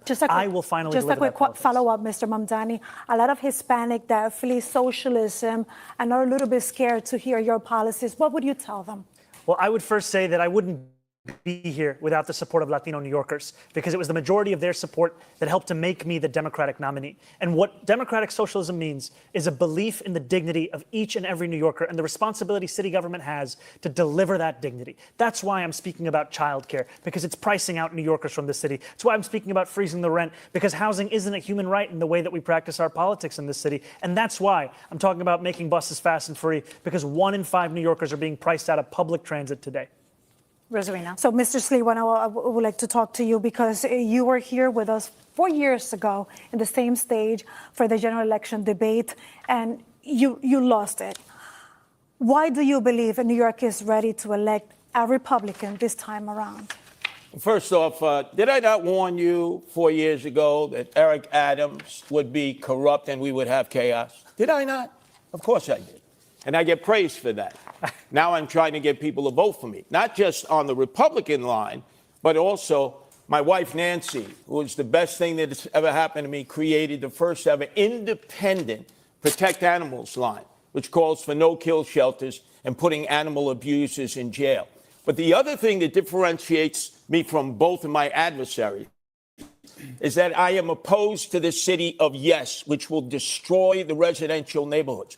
Both of them are for the city of yes. So when you vote for me, whether on the Republican line or the Protect Animals line, turn your ballot over and vote no on all those initiatives and referendums. Imagine, they've said, how can you, Curtis, a Republican, work with a Democratic majority in the council? Adrian Adams is in agreement with me. The Democratic city council people are in agreement with me. No to the city of yes, which will take your homes and provide you instead with lithium-ion battery warehouses next to your house, which are like mini Chernobyl. I'm the only candidate who is opposed to the city of yes. Thank you. I have a quick follow to that, Mr. Sliwa. How do you bring down costs if you don't build more housing? Oh, it's very simple to build housing. You just look in New York City. We have so many dense areas where you no longer can use the commercial space. They used to be office space, and you just convert it into residential housing. You don't need to go into the outer boroughs. You don't need to use wetlands and parklands, which they seek to do. If you build a new building, it takes 5 years. If you convert an All right, Mr. Sliwa, thank you. We want to change the pace it can a be little done bit. in a year. I want to change the pace and just get a sense of what you think about political leadership. We're curious about who you admire. Who is the best modern-day U.S. president? Mr. Cuomo? Modern day? Well, I'm partial. I was Bill Clinton's Housing and Urban Development Secretary. We built affordable housing all across the United States. So Bill Clinton? Empowerment zones. I would say Bill Clinton. Okay. Mr. Mamdani? I would say FDR. Mr. Sliwa? Is modern day? Modern. Well, Man, I'd say FDR also, if that's modern day. Mr. Sliwa? A man that ended up being loved by Democrats and Republicans alike, the greatest governor we've ever had in my lifetime, George Pataki. 3 terms, no chaos, no corruption. I was asking. And he actually beat President. the better President. your father. Mr. Sliwa, modern-day U.S. This president. governor and this Modern-day president. U.S. president. Curtis. Oh, who's the who you thought the best modern best president in our lifetime? Yeah. I would say the best president in our lifetime that I've experienced, I would go back to Ronald Reagan. Ronald Reagan. Okay. How about the best New York City mayor, Mr. Sliwa? Best New York City mayor, Mr. Rudy Giuliani, who endorsed me last week. Okay. And I'd have a little bit of Michael Bloomberg thrown in because he liked the Mr. delegate Mamdani? responsibility. I think the best New York City mayor of all time is Fiorello LaGuardia. Mr. Cuomo? It was Bill de Blasio last debate. No, I've always said Fiorello is the best mayor of all time. Who's yours, Mr. Cuomo? Is it of all time or modern time? Best New York City mayor in Europe. Of all time, it is Fiorello LaGuardia. We agree. Recently, I would say Mayor Dinkins and Mayor Bloomberg. Okay. How about the political leader, dead or alive, you most admire? Mr. Mamdani? I would say I admire Bernie Sanders. Mr. Cuomo? My father. Mr. Sliwa? I said it already, George Pataki, who was loved by Democrats and Republicans and the greatest mayor in our lifetime. All right. The greatest Now, governor in our I just lifetime. have one more before Sally starts to ask you about schools. A show of hands. Who supports Kathy Hochul for re-election? It's a decision that should be made after this general election. So no decision. Mr. Cuomo, you handpicked her as your lieutenant governor. No thought? You have to know who's running. Yeah. Okay, so. And I would add that I do think that Kathy Hochul, our governor, has been doing a good job in not only Do you serving support her and for re-election? not only delivering for New Yorkers, but also standing up to Donald Trump. Just what, do you support her for re-election? Then endorse her. I'm focusing on November. Why don't you endorse and I her? appreciate her support, All right, and I thanks, appreciate her candidates. work. But you Thanks, don't endorse candidates. her. How about a shout out for All right, Lisa we're gonna Stefanik turn to to- take out Kathy Hochul? No. So you have a Okay. Republican All right. Mayor Curtis, All right. a Republican Governor Thank you, gentlemen. Stefanik, Thank you. like Giuliani We want to and talk about Pataki, who schools. saved this city. We want to and talk about state. schools. Sally? Okay, thank you, David. Let's turn to education. There are a number of issues facing public schools.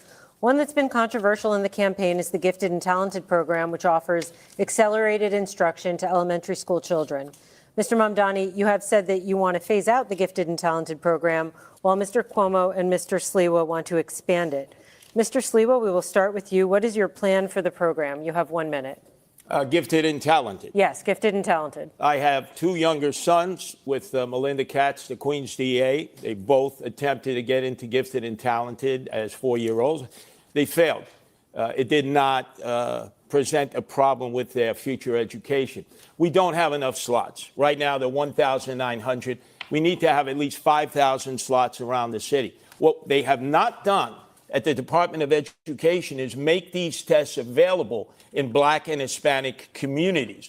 So, for instance, you have 77,000 children who are 4 years old.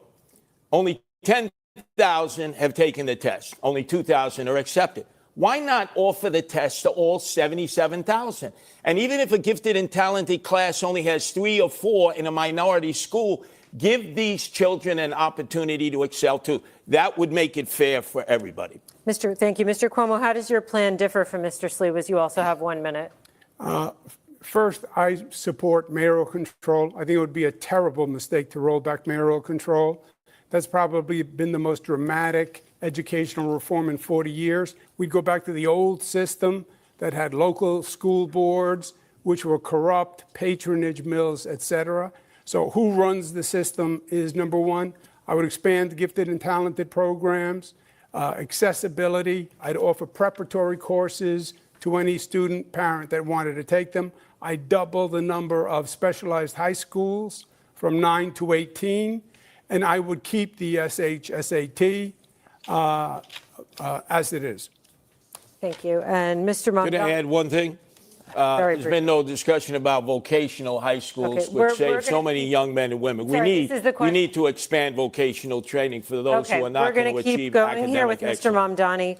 Why should the gifted and talented program be phased out, in your opinion? You have a minute to answer. So I want to be very clear. I have spoken solely of gifted and talented for kindergartners. I do not believe that kindergartners should be subject to a singular assessment. I have not spoken of any gifted and talented programs older than for kindergarten. I'm solely speaking about kindergarten. And I believe that we should be delivering the best education across the country here in this city. We will do that by following through on the proposals I've put forward to hire 1,000 more teachers every single year through our community to classroom program, one that will ensure that we're providing each student, whether they be in high school or someone who is an adult looking to become a teacher, with $12,000 in tuition subsidies so that they can start to fulfill the 7,000 to 9,000 additional teachers we need so that we can actually deliver on the Class Size Reduction Act, which I was proud to pass in Albany, that will ensure that children and teachers actually have a manageable ratio in that classroom so that they can learn. Because today, that learning is being rendered impossible by the number of kids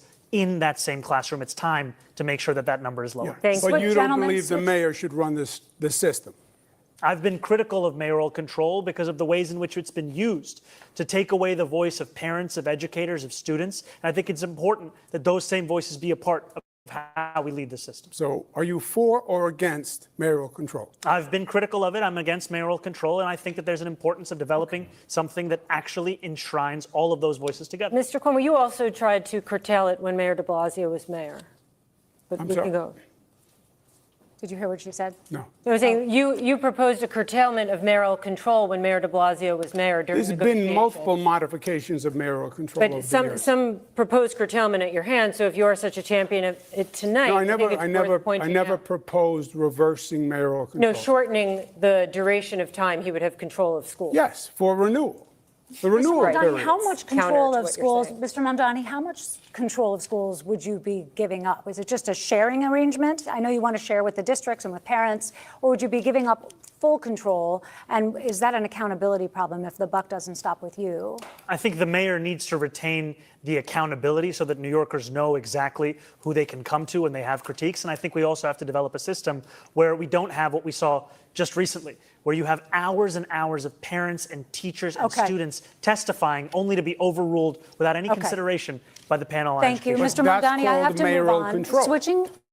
Switching now, it's a question for all three of you. Switching to students with learning challenges.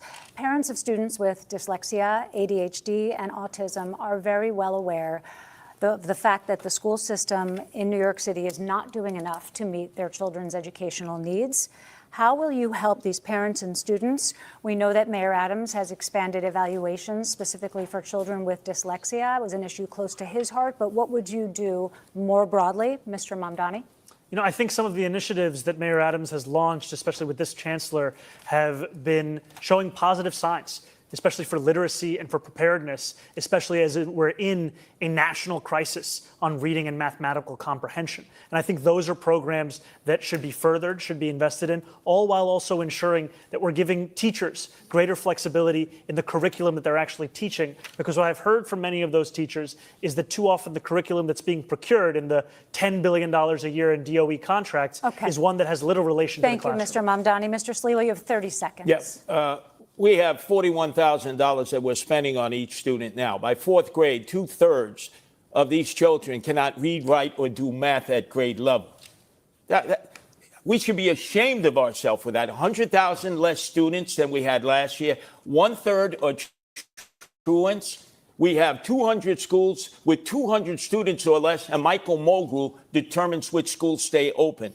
Eric Adams is not exhibiting mayoral control. The mayor should run the Board of Education, the old Board of Education that is now the Department of Education. The bureaucracy. You have 13 deputy chancellors. You have 50 department heads that suck up all the money, and teachers are still reaching into their pockets to pay for badly needed supplies for the children in the class. The money should be going to the teachers and the children and young adults, and it's not. Mr. Cuomo, what is your specific plan to deal with the challenges of students who have learning differences? We are losing young families. When the child becomes of school age, they leave the city, they go to the suburbs, they go to New Jersey. They're not going to sacrifice their child on what they think is the secondary education system. The core competency, reading and math, below 50% is a disgrace. The gifted and talented programs gives people hope. I do believe Mayor Adams has made progress on the evaluations and services for children who require special needs and assistance, but obviously we have to do more. So we have another question about improving schools. And in the last year, the schools enrolled more than 36,000 migrant students, many learning English for the first time. From class size to bilingual teachers, that puts a big strain in the system. Mr. Cuomo, what can you do to help migrant students, but also the staff? You have 30 seconds. Well, first, I think it was wrong of the state to put so many migrants in New York City. New York City had the overwhelming majority of migrants. But they're already here. Close to about 80%. The state should have put them all across the state, Nassau, Suffolk, upstate, so other governments could have also. Well, they were bused here from Texas. And we have a situation but if right they're now. bused from Texas, you could have brought some to Nassau, 20 miles, Yeah, but they're here Westchester. right now, and we're asking about the current problem. Yes, well, that's how the problem was created. Okay, we understand. The state put them here. The state gave the city the bill. It has now increased the challenge in our education system. The state is going to have to help financially. So you didn't answer the question, Mr. Mamdani, is your chance. You know, when I spoke about our community to classroom program, the importance of it is not just bringing in 1,000 more teachers every year. It's also that we would bring in a number of more bilingual educators, because what we've heard from a number of adults who have taught in other countries, now live in New York City, is the process by which they get their certification approved to teach here is one that is onerous and one that is actually pricing many of them out. That's why this is a program that will directly address that, to increase that bilingual capacity in our school system so that we can teach every single child, no matter when they got here, the public education Mr. they Mamdani, deserve. this certification has been offered and it hasn't been successful. So how can you make more teachers to be, like they want to do this? Part of what I've heard is that the tuition costs as part of the same certification exams are onerous for many of these adults looking to switch careers. That's why this program is built upon providing $12,000 in tuition assistance that would lead to 1,000 more teachers every year. And also salaries will be a good. We have not just migrant children, we have the children of the homeless, over 120,000. We haven't yet discussed charter schools, parochial schools that are closing. Normally, parochial schools would have been able to take some of these children. We need to expand the number of charter schools that are doing an amazing job, especially in the inner cities? And why not make that available to migrant children and to the homeless children who are coming from shelters all across the city who need the special teaching skills that have lifted children in the charter schools? We need to give choice, because that's our most precious resource, our children. So allow me to now move on into the sanctuary. I agree on the charter schools. Thank you, Mr. Cuomo. So allow me now to enter into the sanctuary city situation, and let's talk about also undocumented immigrants. 26 Federal Plaza has become a flagship in federal immigration crackdown. We reported that asylum seekers are showing up for like those routine appointments, not facing any criminal challenges, and they end up being deported. So by the show of hands, we would like to know if you believe that any of you could do something to stop this. Okay. So Mr. Cuomo, you have a minute to explain us what would you do? The law is the law, and I would have an attorney assigned to every person who is undergoing any review by the federal government or any legal proceeding, and put the full weight of the city government behind it. And make sure they are legally protected. Mr. Sliwa, what's your plan? Look, going after the criminals, that's the job of Immigration and Naturalization Service, ICE. But when they have to perform under a quota, because I speak to many of the men and women who serve this country, it's putting too much pressure to go outside of courthouses, to go Home Depot shape-ups, or the backs of restaurants and hospitality businesses, which have hired these migrants, and they are essential workers now. I can tell you, I have 3 sons. None of them are going to do that work. Some Americans will, but most won't. We need to protect the migrants who are workers, who are essential workers, and use ICE to go after the drug dealers, the gangbangers, the sexual predators, and those who are sex trafficking and involved in narco-terrorism. Mr. Mamdani. Now, I'd be proud to be the first immigrant mayor of this city in generations. And it's at 26 Federal Plaza that I've seen what used to be moments when New Yorkers would be getting their citizenship turn into moments of tragedy, where judges are asking New Yorkers who are there for a routine immigration check-in whether they're prepared to leave in the very same clothes that they arrived to that courthouse. I agree that we need more legal representation. I also think we need to actually be able to stand up to Donald Trump, because I heard from Pastor in East Flatbush, Pastor Galbraith, who told me how he accompanied a member of his congregation to 26 Federal Plaza. He sat there as a judge was determining her fate. They managed to convince the judge to replace the deportation order with a TPS order, but they knew that ICE would not care about that change, and they had to sprint her out of the building, smuggling her into the elevator in order to get her back to Brooklyn. Thank you. Candidates want to talk about New York City's economy and change the pace a little bit. Everyone supports growing New York City's economy. The mayor is our chief salesman to the business world. So we want to mix it up, test your persuasive power. So we're calling it an elevator pitch. And we'll start with you, Mr. Mamdani. In this scenario, imagine you're talking to the CEO of a big tech company deciding to move its headquarters to New York City or to Dallas.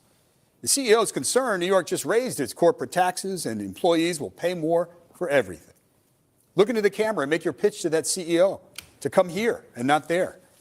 Do it in 30 seconds. New York City has something that Dallas or no other city across this country could actually offer. And that is the quality of life. That is the arts and the culture. That is the people that make the city so special. And I, as the mayor of this city, will deliver that quality of life, will deliver the safety that is the cornerstone of an affordability agenda, and will ensure that companies choose to come to this city and also choose to stay in this city. Because so much of what drives the tech sector is a hunger for innovation, a unrepenting desire to actually innovate, and those are the very things that are going to characterize my city government in this. But what do you say to the CEO about the corporate taxes and also the staggering costs for the workers? We are going to make this city more affordable so that workers who want to work at those companies can actually be able to do so. And we're going to ensure that this city continues to be one where we see businesses opening and also staying open. All right, thank you, Sally. Mr. Cuomo, something of a reverse scenario for you. The CEO of a similar company with 1,000 good jobs tells you she's very close to moving her headquarters out of New York City. She cites everything from taxes to the crushing cost of living for her employees in New York City. How do you convince that CEO to stay? Please look into the camera and make your elevator pitch. You have 30 seconds. We know that the other companies That was for in New Mr. York City. Cuomo. I'm sorry. I'm sorry, Andrew. The question is to me in this camera. Yes, the question is how you would convince the CEO of a company with 1,000 good jobs who's looking to move out of New York City because of the high cost of living for her employees and taxes, how you would convince her to stay in New York City. In 15 seconds? 30. Okay. 30 seconds. Okay. I get it. I understand your frustration. I understand that the far left has been raising taxes and making businesses feel like the enemy. We get it. That's gone. The DSA, the socialist orientation, we're not socialists. It didn't work in Venezuela, didn't work in Cuba, didn't work here. We know that we have to work with business. We want to be your partner. We want to have taxes that help us grow our city, but are competitive for you. We're at time. And we want to partner to grow your business and our you, city Mr. together. Mr. Sliwa, let's talk about business, because let's assume the big tech company that we pitched to Mr. Mamdani earlier has decided to move to New York, and it's 1,000 good paying jobs, and the CEO wants to be based in Astoria, Queens. But there's a loud pushback of residents who don't want the noise and the traffic. How can you convince the residents to accept the new neighbor? You're speaking to a very powerful community. How can you convince them? But we saw that with Amazon. Amazon wanted to come in, and AOC led the charge, and local elected officials to say no to Amazon. That was a big mistake. I would say this. Our companies are being recruited away by the day. We have young people who are going to school here who could fill their needs in these high-tech industries who also are being lured away. We need to cut their income taxes for 5 years. Tell them if you go to school here, graduate here, no income taxes for 5 years. It's an income tax holiday. And the most important thing, we have to be able to assure the executive that this will be a city where we don't lock up toothpaste any longer, but lock up the criminals who make it intolerable to have a good quality of life. Thank you. We need to move on to a subject that that was is... the Democratic Socialists of America that stopped Amazon and cost us 25,000 jobs. So Thank it's you, real Mr. life. Cuomo. We need to move on to a crisis that is very important to a lot of voters, and that is people struggling with mental health problems. Roughly 500 times a day, someone calls 911 about an emotionally disturbed person. And in a limited number of those cases, when the person is not believed to be violent, social workers are dispatched instead of police. Mr. Mamdani, you want to do that on a much larger scale. So we want to know, how will this work? When will you send police versus social workers? You have 1 minute. You know, we have a program here in New York City called Be Heard that is attempting to do this kind of work. But we've had a mayor who has ensured that it's been unsuccessful, to the extent that even when there was an assessment of about 60% of calls that could have been addressed by Be Heard instead of the NYPD, Be Heard was not actually responsive to it. And that's because we haven't had the political will to deliver on what is a crisis that affects so many New Yorkers, which is the mental health crisis.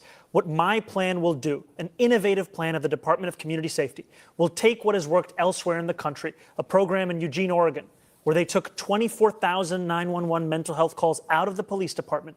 They were able to respond to all but 311 without police assistance. When there is a concern for safety or of violence, absolutely, you would have the police there. But what we are doing today is actually ensuring that every single call is going to the police and not allowing them to do the work that they signed up to do. How will you determine whether there is a concern for safety or violence? What is the line between the calls in which police will be dispatched and the calls to which social workers will be dispatched? The line is also going to be one focused on violence and the threat of violence. And I also trust the operators who will be receiving those calls to make that determination, as they do every day today for so many emergency services. And just 2 really quick points, please. There has been a lot of discussion that you would send social workers to domestic violence calls, which police are concerned about. So you're saying no, okay. And then the other question is, how can you be sure that a situation that does not sound violent when someone calls 911 does not become violent in the moment? Would police be assigned as backup? I think what you do is you actually follow the experts that have shown us this can work when you're willing to ensure that you're trusting the mental health experts who have been doing this work elsewhere in the country, where they call for the police when they need the police, but their initial impulse when there's no violence in that call is to actually address the mental health at the heart of it. Okay, Mr. Sliwa, you have encountered plenty of these types of situations in your decades of work with the Guardian Angels. So do you see this approach working? You're not a police officer, but you've helped out in situations. Ron. Boy, another fantasy that's not reality. Eugene, Oregon. Have you ever been to Eugene? I've been to Eugene. Come on, this is New York City. We have so many emotionally disturbed persons that are in need of help. I will tell you this, Andrew, you closed the mental health beds that were taking care of them. 40,000 when you came into office, down to 4,000 because of your cuts, which forced these people to live in the streets, in the parks, and the subways. These people need to be removed. They need mental health care. We need to make our shelters safe. I've been in 1/3 of the 300 shelters run by the Department of Homeless Services. It's Darwinian there, survival of the fittest. If we can make our shelter system safe, we can get men and women who are homeless in there, especially veterans who we're not giving any attention to, who we put out in Ward's Island at 10 o'clock at night, release during the day, don't give any training, have them roam about, and obviously, when you have nothing to do, you end up getting into trouble. Okay. This is a disastrous, homeless, and emotionally disturbed plan that we have in New York City. And I'm the mayor that can change it because I deal with them every day in the streets, in the parks, and the subways. Okay, Mr. Cuomo, do you think that the NYPD handles these calls for emotionally disturbed people in distress well? Is there room for something in the middle? Yeah, I think the Assemblyman deals in theory. There's an advantage when you actually have experience. I've run homeless programs. I ran the homeless programs for the federal government. I worked with cities all across the nation. When you get a call on a telephone about a mentally ill person who may be violent, it is a very dangerous situation. And I think you should have a mental health worker accompanied with a police officer, because these can be explosive situations. I have been in situations that seemed apparently calm and fine, and then erupted into violence very quickly, and it got very dangerous very quickly. So I would have a social worker with a police officer and get the people off the streets. That's the humane thing, and get them the care they need, not institutionalize 40,000 people again.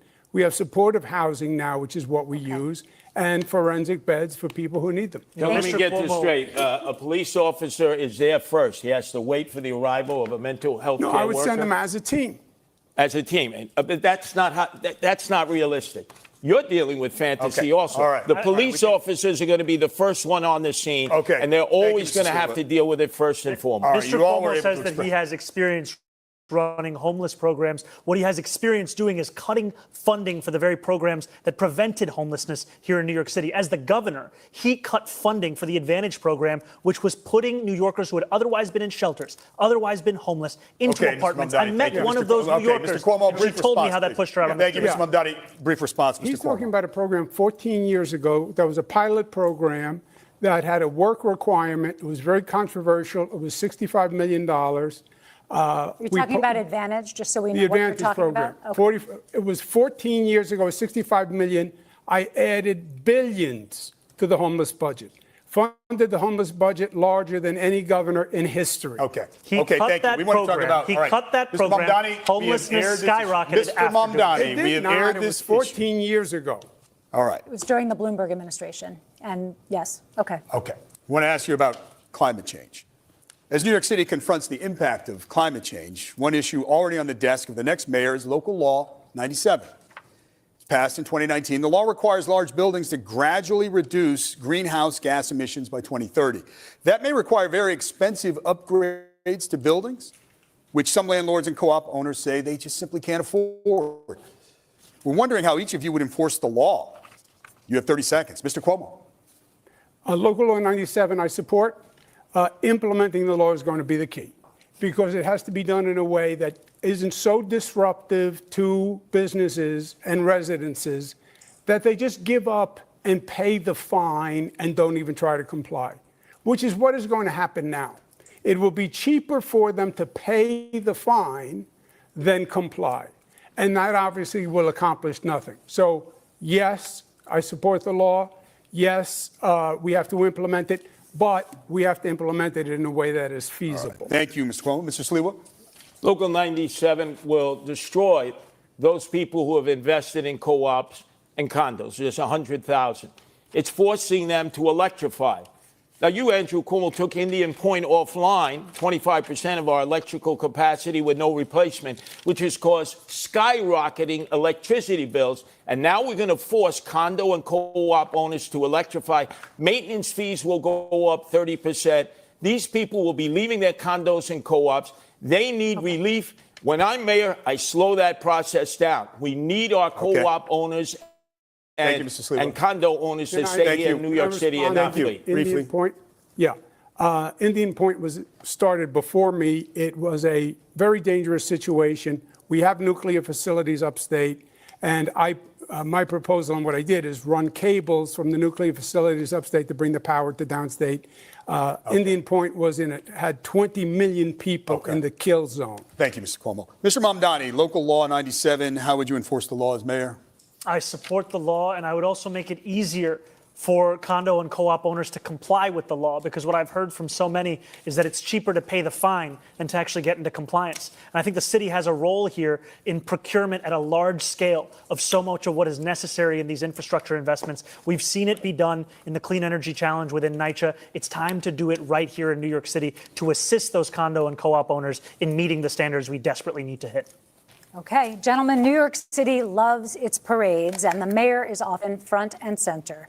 You have all said that you want to be mayor for all New Yorkers. So will you march in all the parades that mayors have traditionally marched in, or are there any that you would boycott? Mr. Sliwa? I think a mayor has a responsibility, whenever possible, to march in parades, to celebrate whatever that parade is performing as. I've been a Grand Marshal of the Pulaski Day Parade. I was proud to celebrate my Polish heritage. Are there any that you would boycott, though? I just need to move this along. Excuse me? Would you boycott any of the city's parades? No, I would not boycott any parades. Mr. It's the mayor's Cuomo, would you responsibility boycott? to be available to all racial, ethnic, and religious groups. No, I wouldn't unless they discriminated. Okay. Mr. Mamdani? There are many parades that I would not be attending because I'd be focusing on the work of leading this city. Which parades? A number of them. I've already missed a number of those parades because I've been trying to speak to as many New Yorkers as possible. Okay. I don't have the list of all the parades I've missed. Wow, that's a All right. lot. Are there- The mayor let me should ask be you going to this. all parades. Let me ask you this. Are there any parades that don't exist that you think should? Mr. Mamdani? I haven't thought much about parades, to be honest with you. Mr. Cuomo? I have not thought. I don't even know what parade doesn't exist, frankly. Could be for anything. Mr. Sliwa? Every parade has the right to exist in New York City. I would ask you, Thank you. Mr. Mamdani, would you protect the Christopher Columbus statues that exist here in the city? I'm telling you, my focus is on affordability. I'm not thinking about Well, you're not statues. answering the question. Yeah. Thank you. He You're gave, not answering he the question. gave the finger to the Columbus Day That statue. issue's come up That's what we earlier call in it, the debate. All right, candidate, disgraziado. listen, we're in the last couple of minutes, and we thought know what we'd that have means? some questions. We thought we'd have some questions that maybe give a glimpse into your life, your personality, away from the political podium. What's your go-to breakfast order at the bodega? Mr. Sliwa? Oh, eggs and cheese on a roll. No salt, please. Mr. Cuomo? Same thing, no salt also. Mr. Mamdani? Egg and cheese on a roll with jalapenos. No. Have you ever purchased anything in a cannabis shop? And if so, what did you buy? Mr. Mamdani? I have. I have purchased marijuana at a legal cannabis shop. Okay. Mr. Cuomo? No. Mr. Sliwa? When I was shot 5 times, I've had Crohn's disease, I did use medical marijuana. Yes. Okay. In a dream scenario, we know it's not possible, but the Mets are playing Game 7 of the World Series on the same night as the Knicks are playing Game 7 of the NBA Championship, and you can only go to one. Which one will it be, Mr. Sliwa? Again, which baseball team? This is the Mets, Game 7, Knicks, Game 7. I'm not going to the Mets game. I'm a Yankee fan. True baseball fans either like one or the other. I'm going to the Knicks game. That's my team, the Knicks. Mr. Cuomo? I'm going to go half and half. I can make it back and forth. All right. And Mr. Mamdani? This is what New Yorkers are sick of. Just pick a team. What's Come your on. answer? I'd be there for the Knicks. Okay. Well, there's a lot of ground covered. We'll leave it on that light note. Thank you, candidates, for a spirited debate. We thank you as well. We hope you got a lot out of it, New York City viewers, New York City voters. The New York City Campaign Finance Board, we thank heartily, and we urge you to check out their website, nycvotes.org. From all of us here, we certainly thank you for watching. And remember, go vote on Tuesday, November 4th. Have a good night.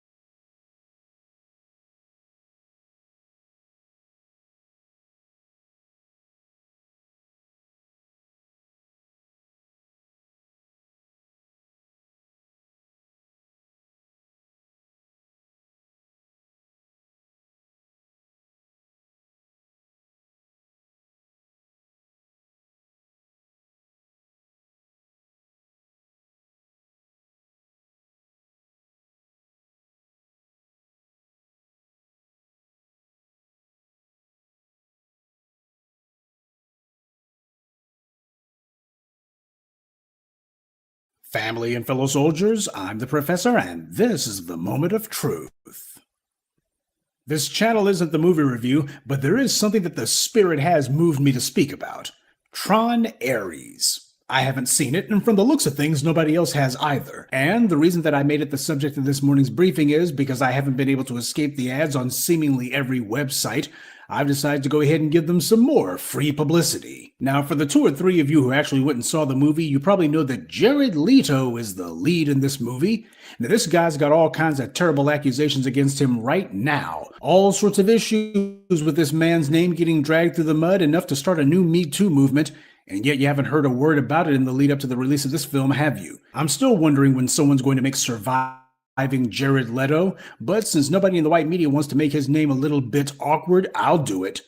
For the uninformed and the educated, they may say, well, the reason you haven't heard anything about his name in the run-up to the movie's release is because Tron is a Disney flick, and they've got enough clout and influence to keep their white media pals from making a big stink about it. Well, if that's true, then explain Jonathan Majors. Marvel is also under Disney, and Jonathan Majors worked for them playing Kang.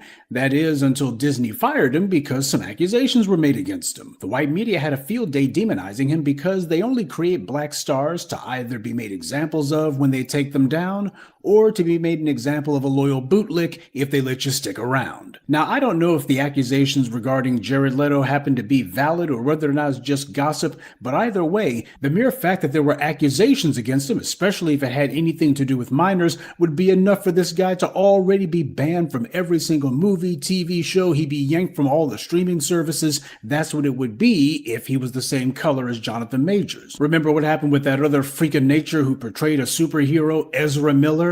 There's a guy who had similar problems to Jared Leto, and yet for some strange reason, this man wasn't banned from Hollywood after all the mess he's been involved in. No prosecutions, no nonstop headlines, and no parade or stampede of advertisers and sponsors all publicly disavowing him and dumping him. The big story about this Tron movie's release this weekend should be the utter scandal and how shameful it is that Jared Leto is the headliner for such a huge movie and that nobody's protesting him and that Hollywood's protecting all of these deviants and all of these abusers. That's what the headlines ought to be. The problem isn't that Me Too or Time's Up have run their course either. We just saw Diddy get sentenced, and the white media had no problem bragging that this is a head on the trophy wall of Me Too, etc. It's more powerful men finally being brought down after years of getting away with their crimes. And I'm sure that somewhere Kamal Dumbbell is preparing the pitch for another documentary. This time we need to talk about Diddy.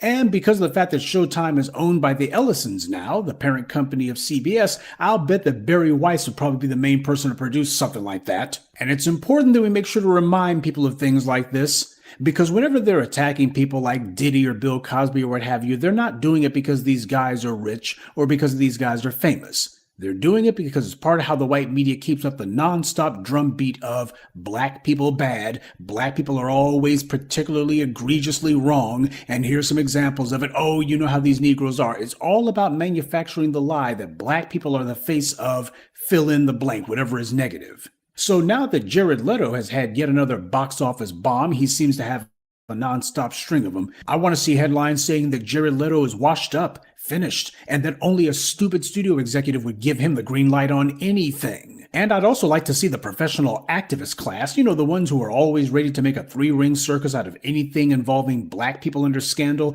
go ahead and say that Bob Iger needs to be thrown out of Disney. But then again, when Jared Leto made another comic book movie bomb, Morbius, nobody said that the likes of Amy Pascal needed to be thrown out of Sony. Nobody ever called into question whether or not any of those white executives ought to keep their jobs because they have people like Jared Leto on the payroll, despite his various scandals and accusations against him. They're not going out of their way to connect his name to scandal at all. Nobody's saying that his movies keep bombing because the young moviegoers who the studios want to reach are disgusted by him. That he needs to go on an apology tour. Of course not. Robin Roberts won't be doing any interviews with him on this, and neither will Gail Williams, and they certainly won't be going after any of his co-stars or interrogating people who have worked with him in the past like they did after Kobe Bryant died. That's one of the things I simply cannot stand about the sorry Negroes who are always ready to say, well, just because these white offenders don't go to jail or don't have their careers ended, does that make R. Kelly right? Listen up, stupid. When the likes of Harvey Weinstein and others are allowed to prey on black women with impunity, when a number of these creeps are allowed to violate and even kill black women and the law doesn't touch them, you're a fool if you try to act as if all you gotta do is put R. Kelly in jail and black women are safe. R. Kelly didn't get prosecuted and sent to prison because of any alleged actions that he did against black women. The only reason that he's in a cell this morning is because of the fact that the white media, they need to change the headlines. Because you had all of these white media executives who were getting dragged, and rightly so, finally getting called out, finally getting exposed. And since they're the ones who control what people's eyeballs see for the most part, they decided, okay, we're going to go ahead and start putting nothing but black faces up there. These kind of things are not about public safety. It's all about maintaining a certain status quo. And if that doesn't matter to you, then what you're really saying is you're much more interested in pursuing respectability politics than you are justice. There is no honor or intelligence in deciding to go along with the idea of rules for me, but not for thee. The white media and these activists in these studios, they could care less about whether or not Diddy or Bill Cosby or R. Kelly did anything to anyone. These guys were all nothing more than pawns to be moved around for the benefit of the dominant society. It was all about whitewashing their image at the expense of ours. So yes, after having a nonstop tsunami of Tron, Ares propaganda and ads being pushed at me for months on end, I'm disgusted every time that I see it. There is no reason whatsoever that a number of these publications shouldn't have decided that, hey, Jared Leto's got to get the treatment. Nobody wants to talk to any of his accusers or alleged victims, and nobody's talking about him in terms of he's already guilty. The only way that they allow for a white person of note to have their career ended is if there's a successful prosecution. Aside from that, all accusations are simply allowed to fall down the memory hole, never to be mentioned again. Just ask Rob Lowe about that one if you doubt me. And another thing about Mars Ares, it has a white cast, and it tanked. The likes of Ben Shapiro love to say that movies with black leads just don't make money, but Sinners proved that lie wrong. I guess that's why the professional phony victims at the Daily Wire didn't even dare to review the movie, because then they would have had to admit that that movie's success disproved all their BS talking points again. It's like I've always told you, when your enemy's arguments have all been totally defeated, they're not going to admit it, and you shouldn't look for that. Don't expect the ideologically defeated to give you a confession. Instead, you'll know they've been beaten by the sound of their silence, when even they know that they've proven themselves dead wrong, and to keep talking, even to offer a feeble defense, would only make things worse for themselves. What they'll do instead is to just slither off somewhere and wait to see if another argument comes up that they actually can win. But I'm sure that the white media's morning news shows are going to be giving a recap of what was going on at the box office. But what they won't be talking about is the fact that Jared Leto is indeed wrapped in scandal, and that they're not going to be mentioning. It won't even be treated as an afterthought. So that's the reason why I'm bringing it up. It's important that people understand that if you're going to be making it a point to weaponize the white media for the sake of demonizing black people by proxy, then we're going to be telling the truth directly. But the white media's attitude when it comes to black people and how it decides it's going to use its media monopoly to demonize us by proxy, that's just one of the many reasons why it is that you don't see me getting excited about this or that TV show or this or that movie. Perhaps I am just a stick in the mud, or maybe it's just that a long time ago I decided that I wasn't going to separate the so-called entertainment value of this white media material from the clear racial politics that permeates every bit of it. How many times have you heard me say the white media is not in the business of entertainment? They're in the business of mind control. And a key part of that control is not merely how they act when black people are on the screen, but also the lack of reaction whenever it's a person who's not black. Repetition is the mother of learning, and people learn to understand how this color-coded white media coverage works. That's part of how they indoctrinate people, by conditioning people to have the Pavlovian response that whenever a black person's on screen, it's always going to be something negative being said about them. Just have something negative about them so that they understand if you're talking about a black person, you have to say something negative. On the other hand, if it's a non-black person, well, you don't need to say anything negative, or at the very least, you need to overlook it unless they decide that they're going to pick it up and talk about it. So no, we're not giving Jared Leto a pass or any of these other prominent white figures. They also have to have the public reminded of all the things that are being said against them. And if it's wrong to be bringing up these things against Jared Leto when there hasn't been any sort of trial, much less a conviction, then why wasn't it wrong for the white media to destroy Nate Parker's career by bringing up all kinds of accusations against him that he had already disproven in court? But this isn't about sexual propriety. They made a hero out of Roman Polanski after he raped and sodomized a child. So that being the case, this is the morality of the white media. It has nothing to do with morals. It has everything to do with social conditioning. That if you're black, you're always going to be walking on eggshells in the middle of a live minefield. And so much as one wrong step, one wrong breath even, and that's the end of you. Doesn't matter if you really did anything wrong or not.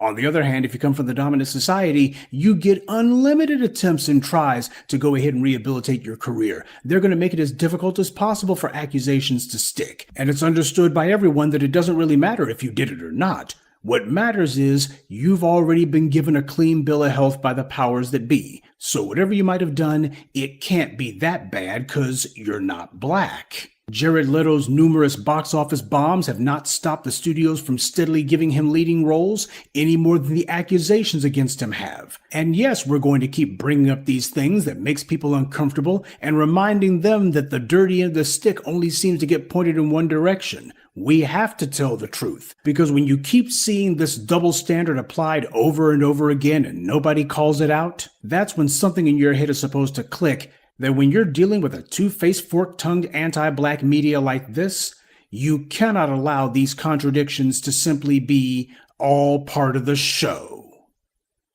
Good day, and be one. I'd like to take a moment to mention some of our contributors: Zachariah Williams, Michael Burton, Rebellious Zoe, Samora Morris, and James Green. Salute to them and thank you to everyone for listening, liking, and sharing this message. Black empowerment only exists because of you.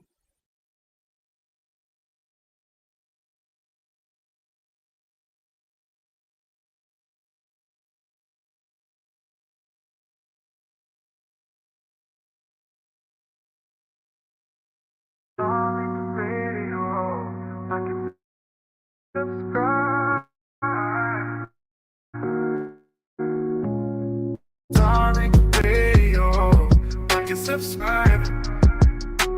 Darling, radio, like and subscribe.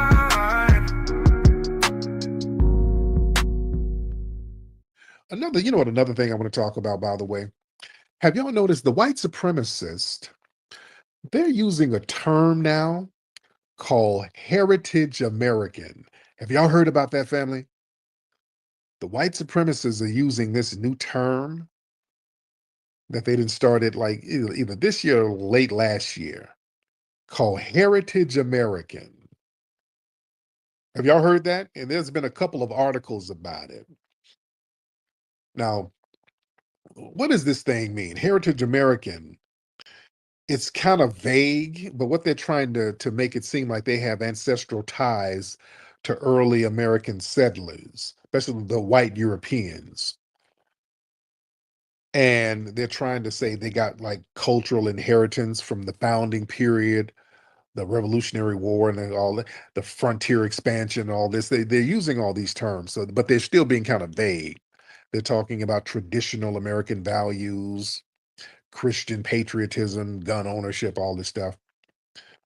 So they're trying to say a heritage American is somebody who's basically white, of Northern Western European descent. They ain't talking about the Greeks and the Italians and all these other people. They're talking about pretty much the Anglo-Protestants. And I guess it means the people who have multiple generations of ancestors born in the Americas. And basically, it's a carbon copy of the foundational Black American movement. That's really all it is. These people had sat up here and tried to make a carbon copy of the foundational Black American Renaissance movement. You understand? It's basically a counter framework to our lineage-based identity as foundational Black Americans, which emphasizes historic roots, ladies and gentlemen. Our cultural contributions, our justice claims, everything rooted in slavery, post-slavery survival.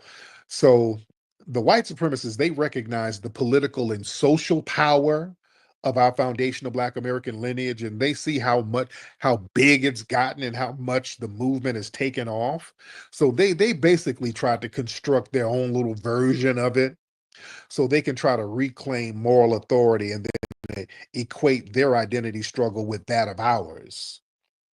See, they saw the foundational Black American identity really gaining traction, so they want to hijack the format now.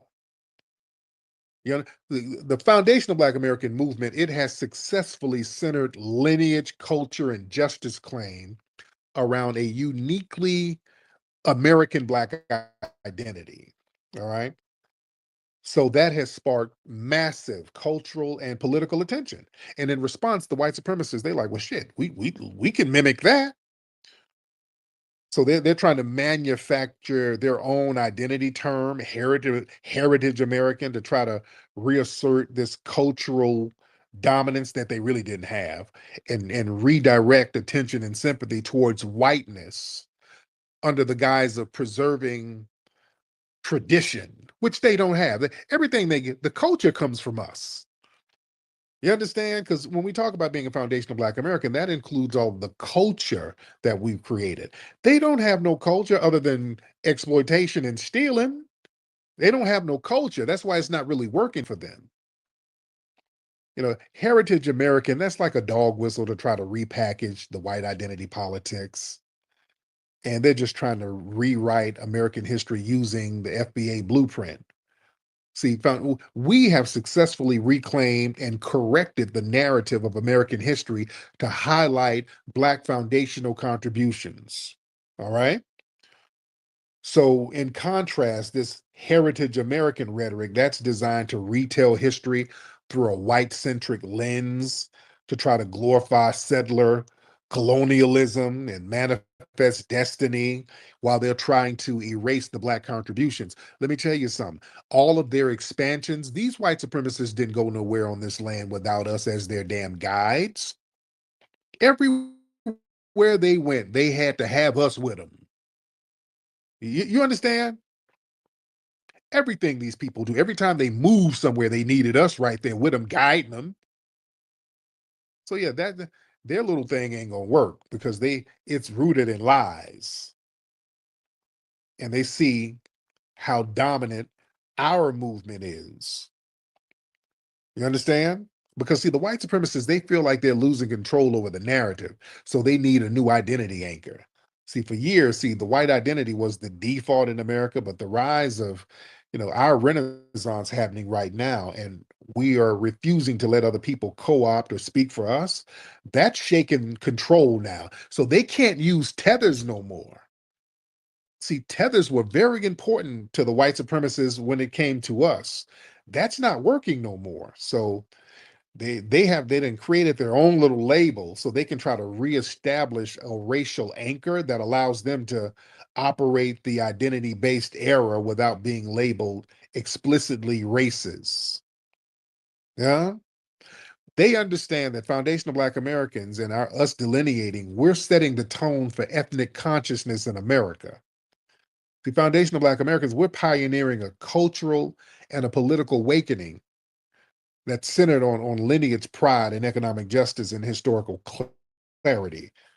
See, the white supremacists, they see that this movement is not just popular, but it's influential and it's contagious.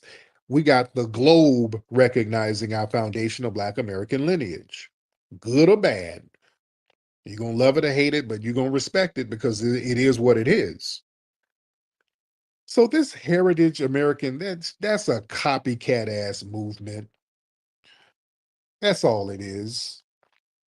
They have to copy everything we do with this heritage American. That's a carbon copy of what we're doing. You see? See, the thing is, why do they need to do that? See, the white supremacists, they need a counter narrative to the foundational Black American Renaissance movement. They need that because this thing has intimidated them majorly. Because see, the thing is, foundational Black Americans, we've gained respectability, legitimacy, mainstream usage. So the white supremacists, they're faced with a dilemma. How can they rebrand white identity in a way that doesn't openly scream racism? So Heritage American, that's their new little rebrand. You understand? But it's still vague. They're still very vague about it. Because what's the heritage? Well, the heritage is white supremacy. What's the heritage? They want to rewrite American history using our blueprint, and they're losing control of the narrative. You understand? And the thing is, they needed a counter narrative because foundational Black Americans, we challenge the myth of white American exceptionalism. They love talking about all this merit-based this and we were exceptional. No. Y'all exploited Black people. See, the foundational Black American movement, ladies and gentlemen, that exposes the lie that white Americans built this country alone. Tethers love saying that shit too. The white man built this country. You didn't build shit. You tried to do it on your own and you failed. I always point that out. You didn't build anything on your own. You did not. At all. Especially the culture. So when we document and assert our undeniable contribution as foundational Black Americans to building America's wealth, the culture, the military, the institutions, we strip the white supremacists of their foundational myth because they know we're telling the truth. Yeah, we're reminding everybody these people didn't do this and couldn't do this on their own. So that shakes the whole psychological framework of white dominance, which is built on the falsehood that whiteness is inherently superior and foundational to America's success. No, and this is very important. I want y'all to understand something, family. The foundational Black American movement. Do y'all know, family, this is the first movement, the first Black movement in America that can't be co-opted or controlled. This is the very first movement that cannot be co-opted or controlled at all. See, unlike a lot of these past civil rights movements, they eventually got infiltrated, they got redirected, they got reabsorbed into some mainstream liberal or immigrant narrative. The foundational Black American movement is lineage-based, grassroots-led, unapologetically autonomous, and that makes it impossible for the white supremacists to use their typical divide and conquer tactics on it. See, that kind of self-definition and control over the narrative, that's terrifying to the people who rely on confusion and control to maintain dominance. Does that make sense, family? This is how powerful the Renaissance is, family. See, the cultural influence of foundational Black American, it can't be matched or replicated. You understand?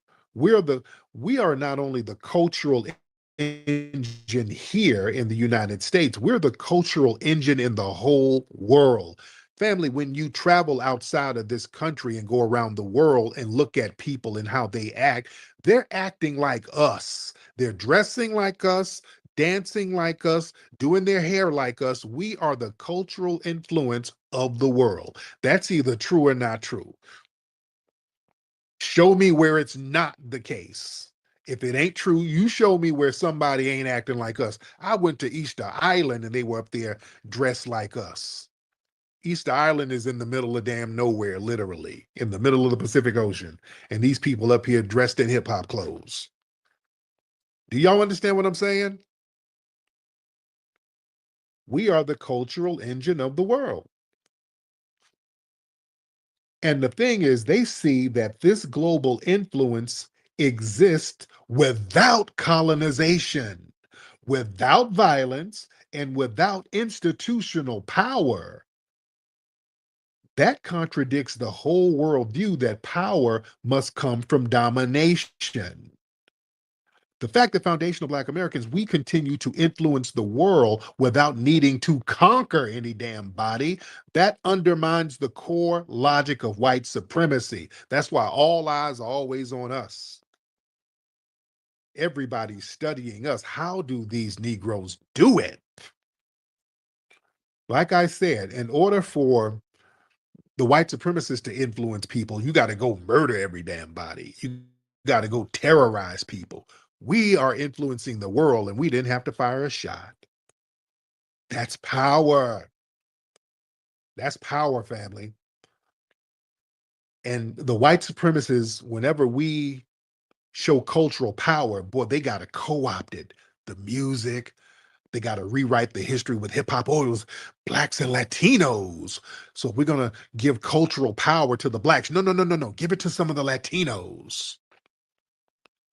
This is a movement where we're flexing our cultural power and you can't give it away to nobody. Oh, that's powerful. That is powerful. So, foundational Black Americans, we're forcing America to confront the true founders, not the mythological ones. See, this is not just a cultural shift. This is a recentering of American identity itself. When we declare that foundational Black Americans are the true moral and cultural founders of this nation through slavery, war, innovation, resistance, that replaces that old narrative of white Christian male settlers being the rightful heirs to this country. So the narrative that we're putting out, which is a correct narrative, that's threatening to the white supremacists, because that makes them spiritually and culturally irrelevant. Do y'all understand?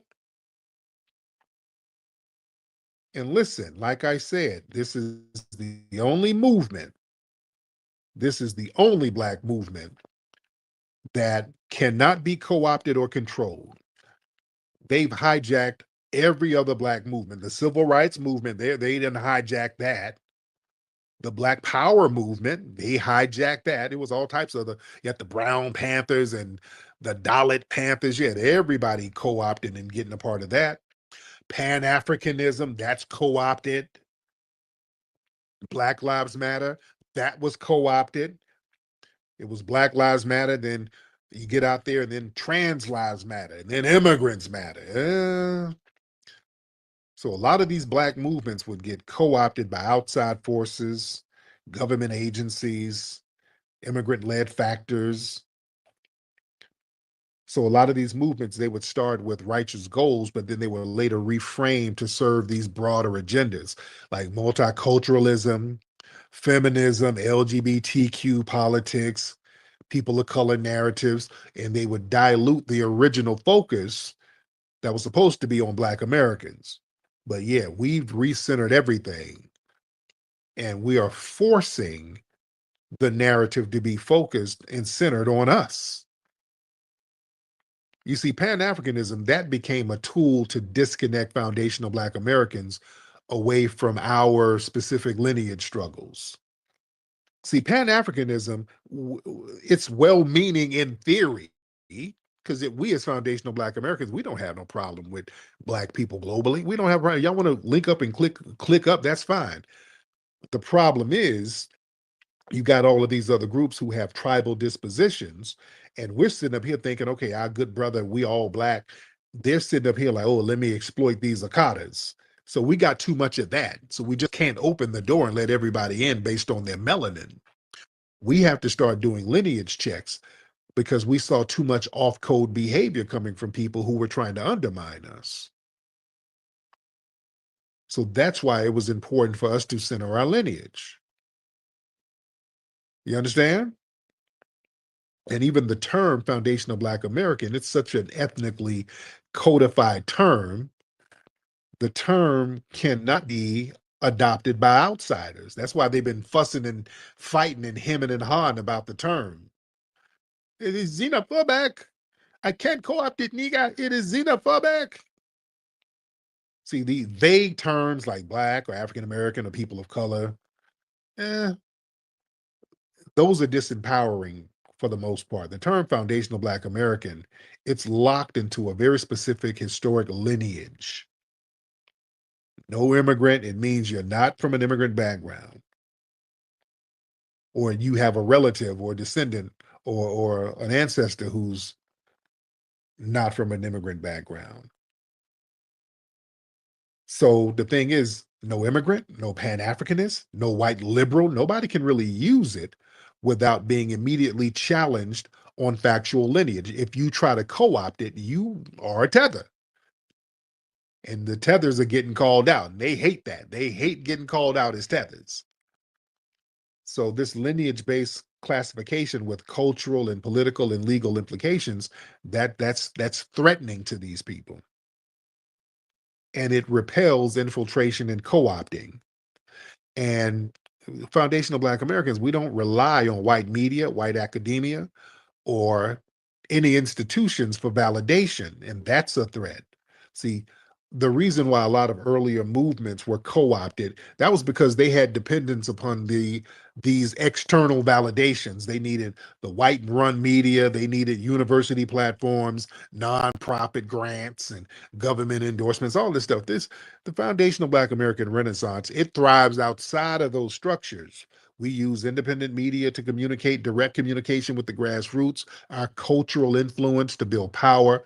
So that autonomy is real threatening to all the power structures because, see, you cannot cancel or defund something you can't control. You understand? That's why they always try to assign leaders. That's a desperate attempt to try to control us. And that doesn't work. Because, see, we've created a wall, the foundational Black American movement has created a wall against opportunists by making lineage and contributions to that lineage the main criteria of us recognizing our ethnic group. See, many of these other movements, it left the door open for opportunists, shady politicians, white liberals, immigrants, all these people to slide in and speak on behalf of Blackness without really contributing to the Black struggle here. We cut that off by making everybody, you're going to have to show some receipts. Who's your ancestors? What sacrifices did you make? What were your cultural contributions? So that's gatekeeping. That's not hate. Other folks do the same thing. They don't let us latch on to their culture. We're not letting people latch on to ours and undermine it. We're having historical accuracy right now and justice, and we're making it lineage based, not ideological based, but it's lineage based. You see? And the thing is, the foundation of Black American movement, it's decentralized, but it's unified. See, unlike a lot of these past movements, you got people running around here, the leaders and all that. No. This is a decentralized movement of recognizing our lineage. Ain't no leader, none of that stuff. We're united based on our lineage. That's powerful. So them trying to attack people and discredit, especially me, they always try to discredit me. That doesn't work because I'm not the leader of anybody. I never claimed to be. If I got abducted by aliens tomorrow, you guys are still going to be foundational Black Americans. That doesn't change your lineage. Like, that nigga is a grifter. All that don't change nothing. Lineage is lineage. None of that changes anything. Hey, you know what the Tethers do? It's a weird thing. Well, they try to discredit me. Not just the Tethers, some of the DNC, because a lot of the people from the DNC, they try to discredit me by putting out a lot of weird information about me. And one thing they do, they pull up pictures of me with women back in the day. They'll find old pictures of me in the 90s with women. And they're like, look at this nigga with these bitch eyes. When did that become, I'm old, but when did that become negative? What kind of insult is that? Showing me with women back in the day. Okay, I don't know what. I guess I'm guilty. Whatever y'all trying to say, I'm guilty because I was with a bunch of them back in the day. I don't know what that even means. They be showing pictures of me with women. Look at this. This is your leader. Look at these bitch eyes. Okay. Yeah, you got me on that one. Okay. I don't even know what the argument is. This is a womanizer. Okay. Showing me as a young man with women in the 90s. Family, Tethers, let me give y'all a news flash, Tethers. That was kind of an FBA thing. If you go through the photos of foundational Black American men from the 90s, we had women, nigga. That was kind of a thing. It wasn't no internet. We were outside. That's kind of our thing.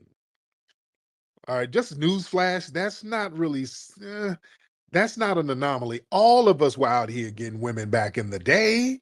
That's an FBA thing. Go find your uncles or somebody who's FBA and look at their pictures in the 90s. They booed up with some women. We kind of did that. That's what we did. That was kind of an FBA thing. We were outside. We weren't on nobody's internet. We was out here. Spitting and getting that was the thing. You go out and kick it with the homies, go get women. That was what we did. And I know a lot of Tethers can't really imagine that. Back in the 90s, they was somewhere in Rwanda ducking arrows and shit. I don't know what you were doing in your homeland. You weren't getting women. So I know it looks strange to a lot of you folks, but y'all be all right. All right, let me get some calls in here. Let me get Brother Twizzle in the building. Let me get Twizzle in the building. Brother Twizzle, hop on, sir. What's up with a player, man? You understand What's me? going on with your Playboy? Man, you already know, man. They hate a player, All man. day. They hate a man they hate a man that know how to talk to women, that know how to be cool, calm, and collective. And as you always said, that got that gravatar of attraction that bring people to you. They hate that shit. Oh, yeah. You know what I'm saying? And especially when we be out and about and they just see how women are attracted to us. Them Tethers get highly upset because they don't know how to talk to women. They lead with their cash. You know what I'm saying? And not only that, they dress like they nerds from the 1980s flick and shit, running around here with pocket protectors and button ups and slacks and shit. Come on, man. We even spot you because y'all don't got a hairline or nothing. Y'all don't get a haircut, and the women can't do their hair for shit. They put on a wig, they put up a wig and forgot to comb the hair up under it, get this shit flat out. So they're funny. You know what I'm saying? But hey, T, I just came up here to say, man, we lost a soldier in our battle, man. We lost our brother, Black Voltron, man. He died of a heart attack Tuesday, man. So, you know, I don't want to be the bearer of bad news, but I just want to say, man, we lost a soldier in the war, man. And if everybody possible, could we please support him, man? It's just all he had was his daughter. You know what I mean? And she doing the best she can. So I'm helping out. So if everybody can, just go by his page and please donate to his funeral because we got to bury the brother and we want to send him out like a ballad of a fallen soldier. You know what I'm What saying, city T? was he in, by the way? He's up here in the town with me. Oh, I had a pleasure and the honor of meeting that brother. We stood together at several reparations rallies up here in Oakland when we was looking at Camila Moore shopping and shit. yeah. You know what I'm saying? He was up there with you at the one at Mills College up there in seminary. You know what I'm saying? The big, tall, dark-skinned brother. Listen, you know what I'm saying? Good dude, real good brother, man. Yeah, he's a real soldier, man. So I just want to say shout out, rest in peace to our brother. And we not finna let him go out like that. We finna send him out like a champ. You know what I'm saying? So hey, T, I land my plane. Peace. Thank you, brother. And let me know, Twiz, when the funeral services are, because I might go up there to the town and go attend just to show love and respect. So let me know when the funeral is for that brother. Yeah, that'd give me an excuse to go up there to the town. Yeah, I've been wanting to go back up to the Bay anyway. Oh man. Shout out to everybody in here. We're in here deep. We're in here deep. All right. Now, let me get some of these. I see a lot of women's in here. Let's see who we got. I see a lot of women's in here. And boy, these women be looking good. I be seeing them. They came, a lot of these sisters in here came to the museum last week, and boy, their asses was looking good in person. Boy, it's good when people look better in person than they do on pictures. I hate the reverse, though. You know, motherfuckers be looking good in the picture, and you show up, you know, looking like, you know, Gabby Sidibe. And no, I'm not trying to disrespect Gabby Sidibe. I'm not trying to beat up on that sister, and she's cool in her own right. Let me not beat up on that sister. I don't want to be mean spirited. Brainiac, hop in. Yo, Brainiac, where you at? Brainiac, where you at? All right, Brainiac ain't saying nothing. Let's get Brother Torin in the building. Brother Torin in the building. Brother Torin. I'm good, brother. How are you? I'm good, man. Just up on the early morning on Saturday. But I got a question for you. Yes. The federal government is really starting to shed a lot of people, and a lot of Black people who have been able to kind of like eat off the government that way, just feel like they was better than other Black people, are starting to lose a lot of these gigs. Do you think that this is going to create a reset in the Black community? Because you know a lot of Black people who were really tied to the Democratic Party or even the Republican Party are finding out that their daddy don't love them no more, right, and they got to come back home. So do you think that's going to cause a reset in some of our households? I'd love to get your thoughts. Yeah. Thank you very. Yeah, because now we're going to have to start depending on each other. We're going to have to start looking out for each other. We're going to have to start making sure people in the community is good like we used to do back in the day. That's going to make us focus. And again, delineating is very important. So we know who's who. We start looking into people's backgrounds and getting on code with that, and just us making sure that we are all good, which is what we used to do. That's what we used to do. Even before welfare and EBT and all that, we just looked out for each other because we knew that we were all we had. That's why things like the Great Depression, things like that, it affected some of us, but not as severely as those in the dominant society. Because when there was like a gift and a curse, a lot of Black folks were actually thriving during the Great Depression, especially like in places like New York. There were some Black people who were suffering, but a lot of Black people were thriving because they didn't lose their money in banks. See, a lot of people who had their money in banks during the Great Depression, they lost their money. So they were jumping out of windows. They were far up in the game. Because many banks were discriminatory towards Black people, we'd have our money in the mattresses, which you know how your grandma and them, We had your money in a bucket in the back of the yard. We had, you know, a lot of our resources and wealth on our property. So, you know, we still had paper a little bit. That's why a lot of these white people who are criminals, they were hiding out in the Black community, because we were still taking care of each other, because we had some resources to kind of look out for each other still. So it was a very interesting dynamic. All right, let's get Blacc. Let's get Mr. Blacc in here. Mr. Blacc. Blacc has the whitest name on earth. Blacc Frieden. All right. What's going on with you, Blacc? Hey, Tariq, I just wanted to say that you run a really good space, and I really appreciate all your efforts. Yes, sir. I was laughing when you're talking about how people try and like denigrate you and bring up pictures from your past and somehow use that. It kind of reminded me of what people try and do with me. So, oh yeah, I'm glad that.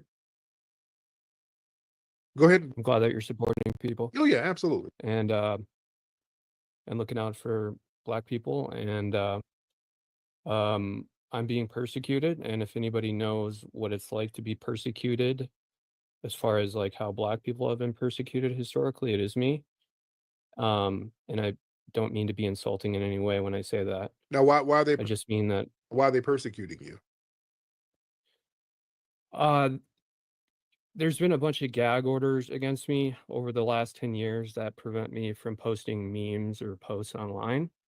And they constantly come after me and claim that like any posting or using of names is harassment. So they've tried to just basically silence me. Oh, damn. Now, how long has this been going on? 10 years. Oh, wow. Okay, well, I believe in free speech, and thank you for the call, by the way. Yeah. I believe in free speech. People should say what they want to say, as long as you're not harassing people. And I don't know the particulars of your case, so I really can't speak on it. Let me get Tony Ellis in the building. Tony Ellis, Mr. Tony. Waiting on Tony to unmute that mic, and he has a little connection thing going on. Waiting on that. I see Juicy down there. What's up, Juicy? I see Miss Strella. What's up, Miss Strella? The hell you been hiding, Miss Strella? Where the hell has Miss Strella been hiding? Okay. Let's get on. I'm trying to get some of these new faces in here. Tony, I'm waiting on Tony to get in. His phone is a little janky, so he's trying to get it together. Let's get Copper Candy. Let's get Copper Candy in here. All right, Copper Candy, hop on in. All right, I'm gonna try to get people fast. Copper, Misty, let's try Misty. Copper Color Candy in the building. Copper Color Candy in the building. Hey, Tariq. What's up, beloved? How are you? I'm great.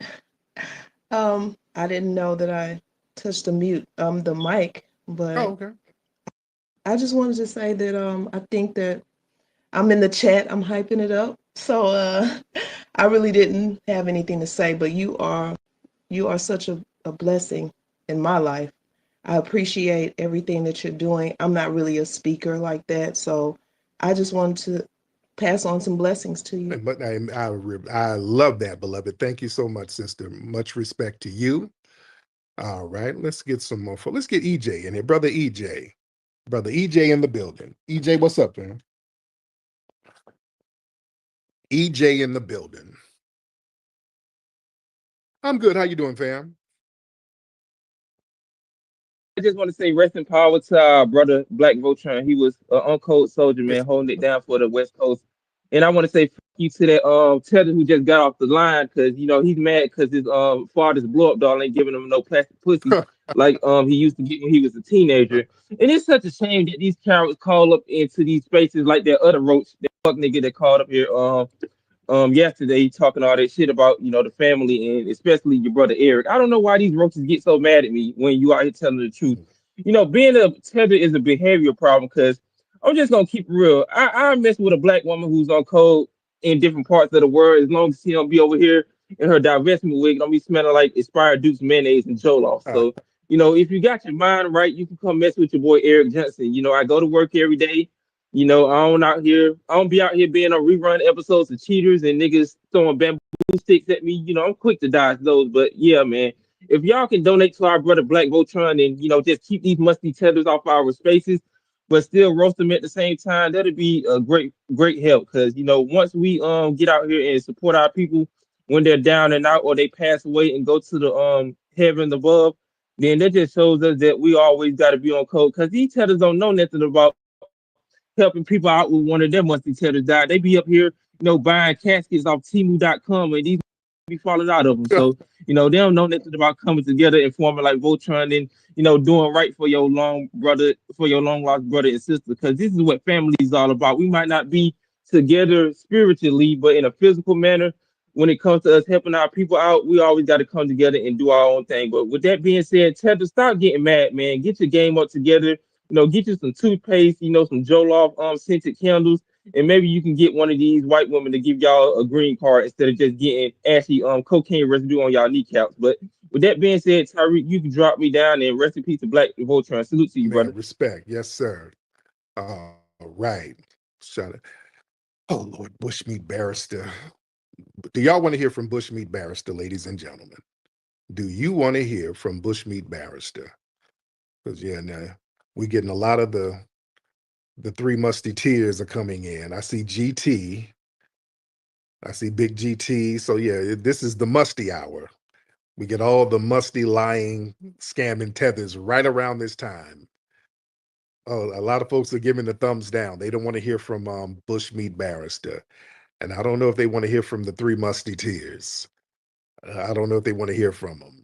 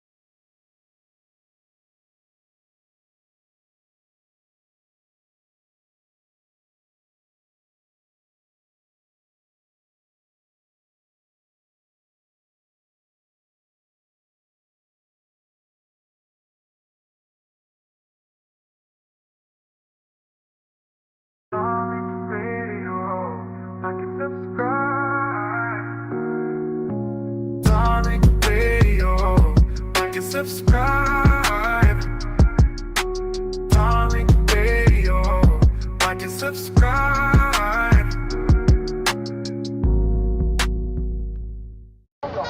Thousands of miles from the frosty streets of St. Petersburg, this is a new hub for Russia's infamous trolls. A CNN investigation has found that Accra, Ghana was the launch pad for an online operation to stoke racial tensions and stir up social unrest in the U.S. ahead of the 2020 election. On Twitter, Facebook, and Instagram, hundreds of accounts churned out posts about issues such as racism and police brutality in the U.S. For months now, we've been investigating this network of trolls targeting African Americans, and now we've actually come here to Ghana to try to get the full story. In the run-up to our journey, we had discovered that all of the accounts were connected to an NGO called Eliminating Barriers for the Liberation of Africa, known as EBLA or EBLA. Looking at the website, it was clear something was off. Parts of it still had dummy text. It was impossible to make an actual donation. And most mysteriously, one of the photographs had a Russian file name. Though the group claimed to be focused on issues like poverty in Ghana, its employees posted almost exclusively about the U.S. Some used incendiary language. America's descent into a fascist police state continues. Someone needs to take that senator out. Often they posted on real U.S. groups, an attempt to gain legitimacy and build an audience. Many even implied they were in America. We all are sick and tired of the violence that's taking place in our communities. In reality, they were here, in a nondescript house on the outskirts of Ghana's capital. This is the compound where the operation has been based. There's no sign for an NGO. We're about an hour outside of the city, and you can see this is a very secluded residential area. And people here have been telling us that about 3 weeks ago, Ghanaian security services showed up here, raided the building, and no one's been back since. Sources in Ghana's national security tell CNN that all of EBLA's funding came from Russia. After the raid, the accounts went quiet for a few days. Then on Instagram, the group changed their handle names and started posting again. We're heading out now to meet one of the EBLA employees. They don't actually know that CNN is coming to this meeting, but we're desperately hoping they might be able to give us some more information about how the NGO works and who might be behind it. After some discussion about their safety, the employee agrees to talk to us, provided we keep her identity hidden.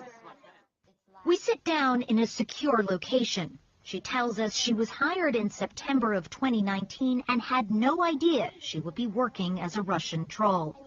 Tell me more about your training. So we were trained to use relevant hashtags.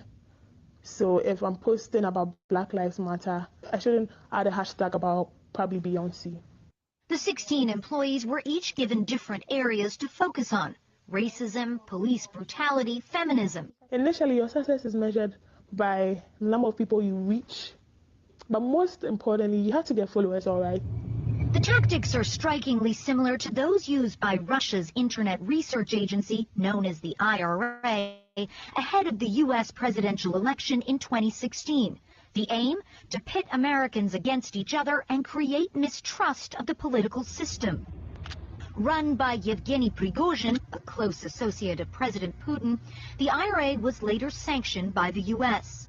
This time the Russians appear to be outsourcing some of their troll networks, offering plausible deniability. The employee tells us her boss was a South African who called himself Mr. Amara. He said he was a passionate person about helping people.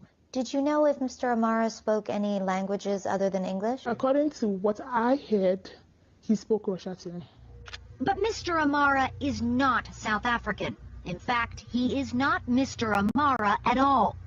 CNN has learned his real name is Seth Erode, and he is Ghanaian. Erode has worked and studied in Russia for many years. Months after starting the Ghana operation, he opened a second branch in Nigeria. In January of this year, EBLA even posted a job on LinkedIn in Charleston, South Carolina. The raid by Ghana's security services did not stop Erode. On our last day in Accra, we find out that he has organized a secret meeting of employees on a university campus. He tells them to create more accounts and promises they will get paid soon. As the meeting finishes, we approach him wearing a hidden camera and greet him in Russian. Извините, подождите, пожалуйста. Здравствуйте. Seth. Hi. My name's Clarissa Ward. I work for CNN. Hi. How are you? I'm fine. I just had a couple of questions for you about EBLA.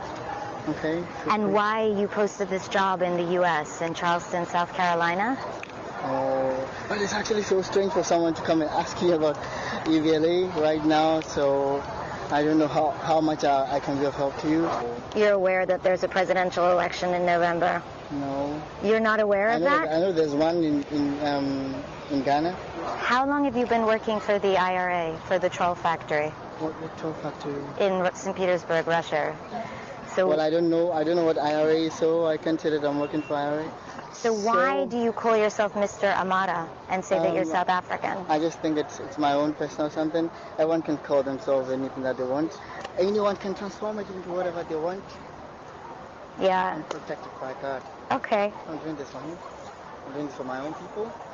So. But you're actually doing it for Russia, so you might want to explain to God that there was a mix-up.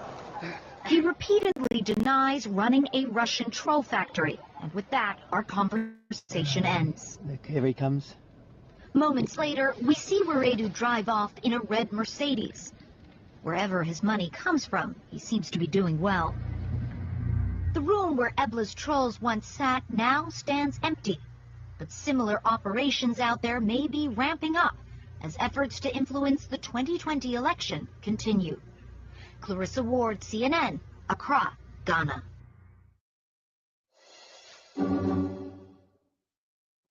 And before I get started, let me shout out to many of the regulars in here. Little old me. We got FBA Lamont in the building, FBA Law, Alonzo FBA.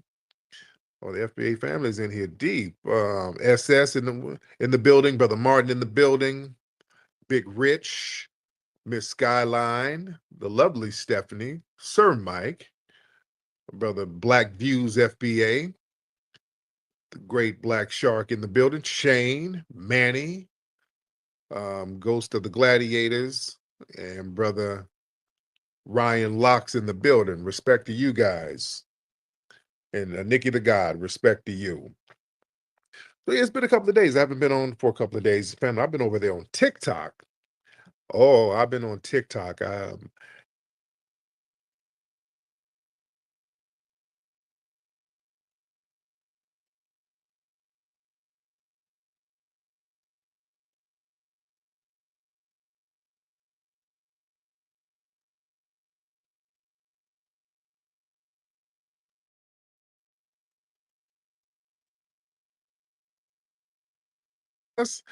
You delete our FBA, all that tether babble they do.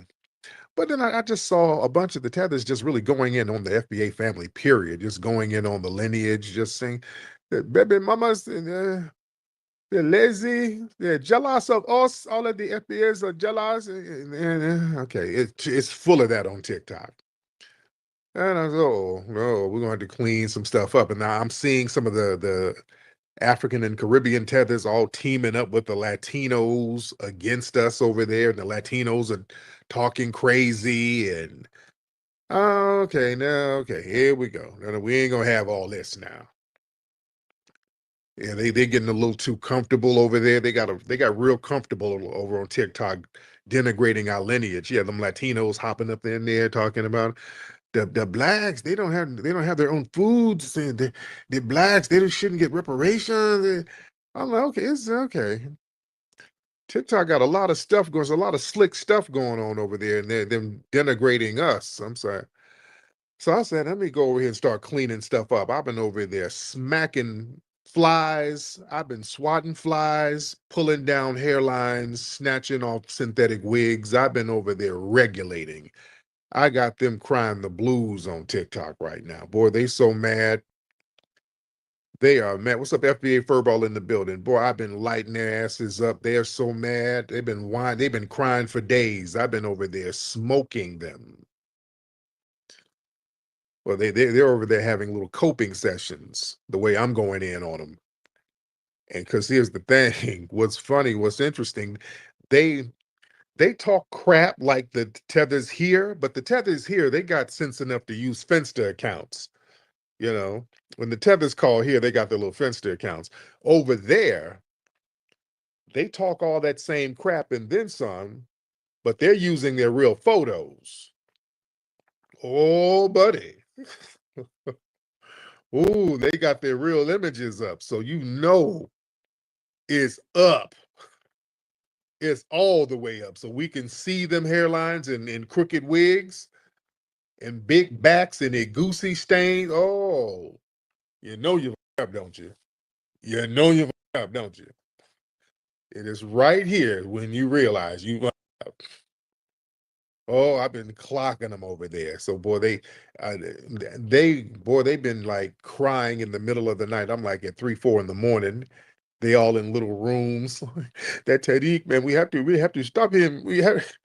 He's doing too much. He got this. We have to do something about it. So it's funny. It's very funny what's happening over there, family. Excuse me. All right, we're in the building, man. Let's get things popping, family. Hold on, let me get my recording stuff together here. We got a lot of folks in here. I'm gonna take some calls in a minute. I don't know why my computer, I don't know what's going on, man. My joint has been acting up. I don't know why. I do not know why my recording devices are not acting like they're supposed to. I need to do some kind of overhaul on my joint to get it to work right and all that good stuff. Nikki, if you can do me a backup, if you can hit a backup for me, Nikki, that will be phenomenal. Because I know my recording shit is just acting a damn fool lately, man. I don't know why. All right, hold on one second, guys. Y'all bear with me so I can try to get this thing together the best I can. Y'all bear with me 1 second. What's up, Black Alpha? I was thinking about y'all earlier. Over there on TikTok, they're whining about me. See, you know, I roast them, but I'm still kind of polite. I'm like, hey, y'all lucky it's just me coming over here, because you got other folks who'll go over there and they ain't playing with your ass. Black Alpha, the Red Joker, Great Black Shark, you get some of these heavyweights over there, you're going to really be crying to lose. You lucky it's just me.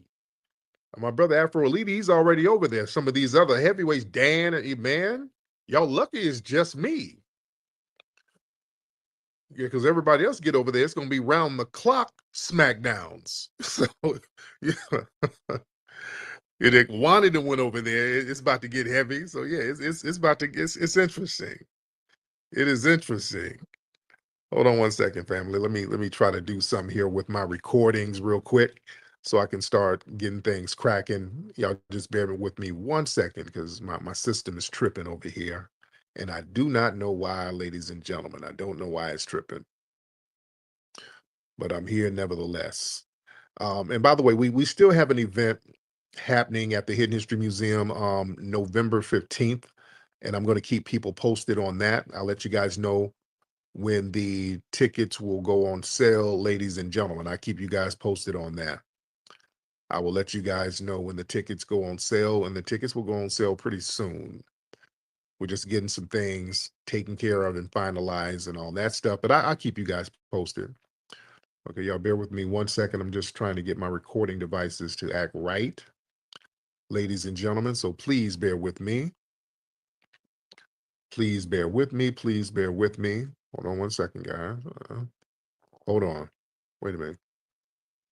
Okay, I don't know why my thing is tripping. Hold on. All right, I hope my joint is recording like it's supposed to, but it is what it is. All right, family. So what I do want to talk about, there's a situation. This happened a couple of years ago, but a lot of people are talking about this story. It's about these troll farms.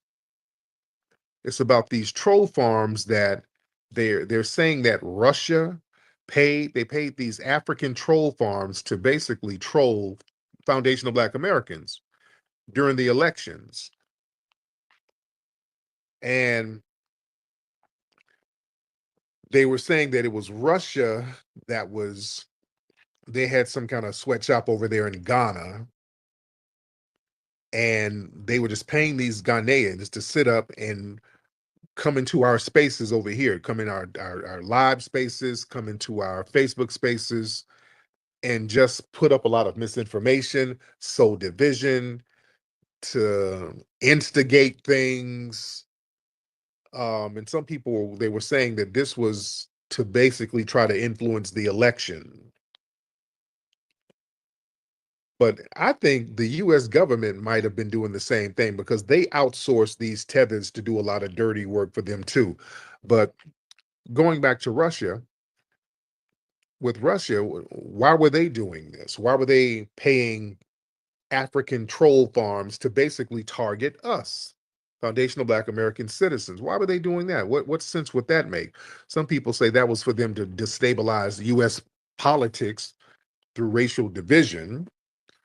They always say that Russia tries to exploit America's racial fault line so they can weaken U.S. social cohesion. And also, some people say they wanted to undermine Black political power and voter influence.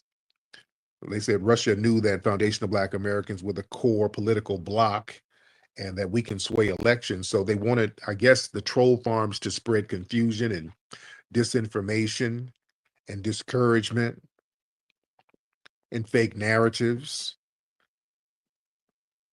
And they said the goal was basically to try to reduce Black voter turnout.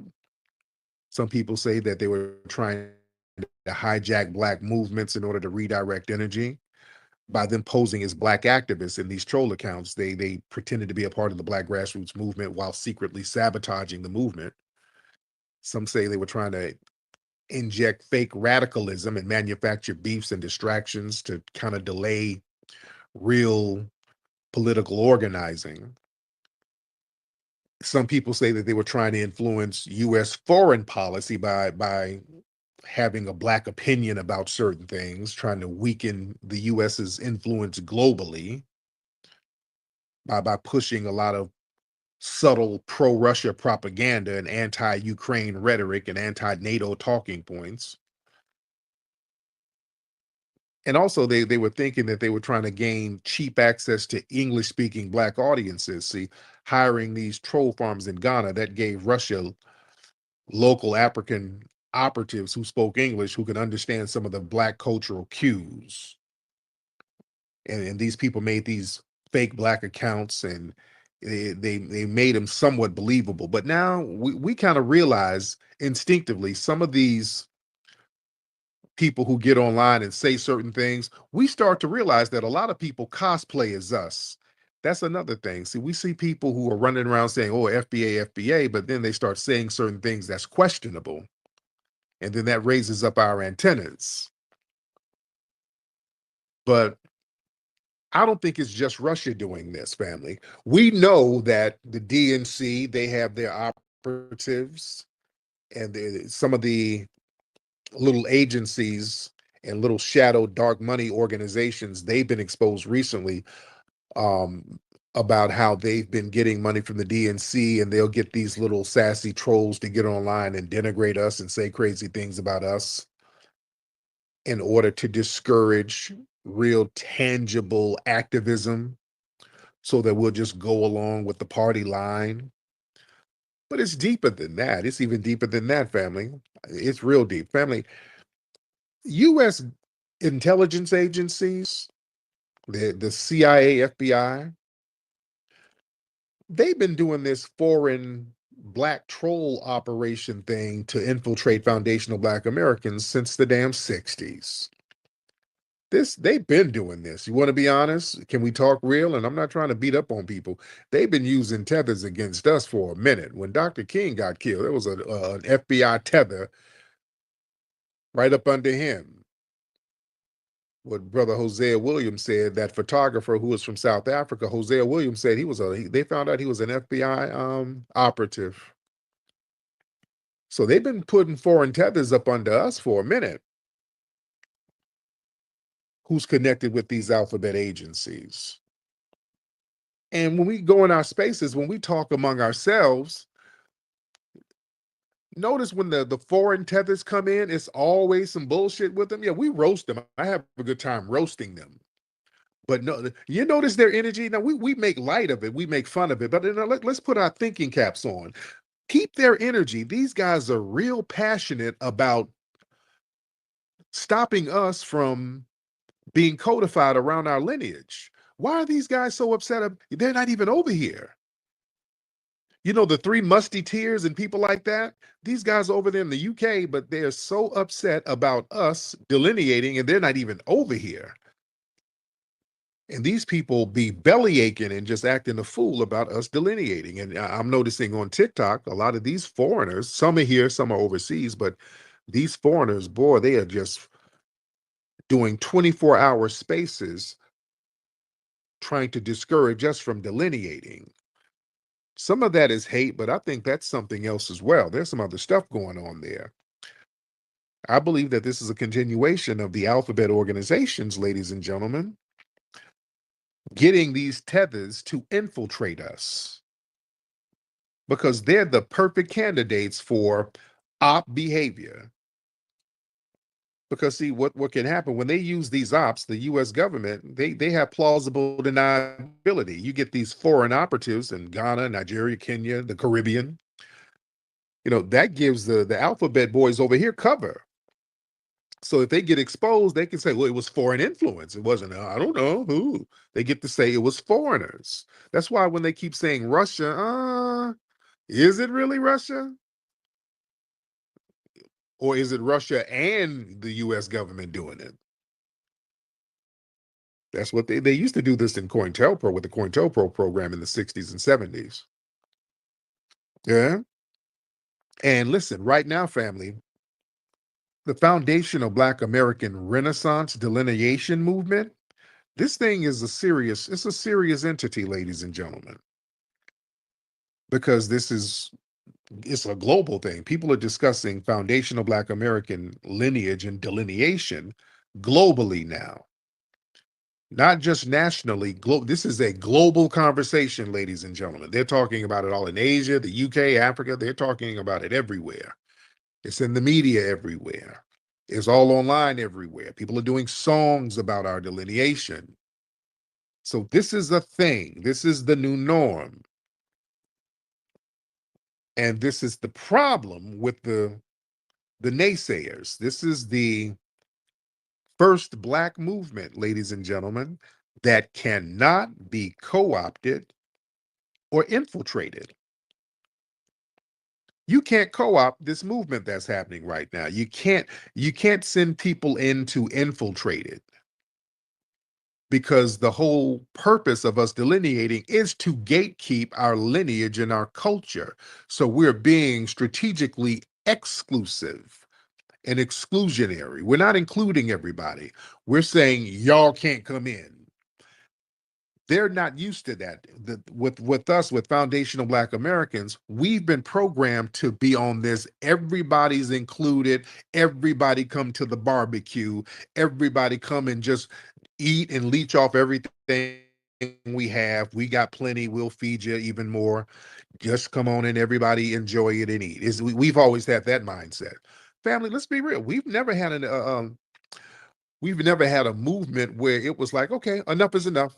All right, here's the boundaries. You can't come here. You can't come in the juke joint. We put a stop sign at the juke joint. We haven't really had that.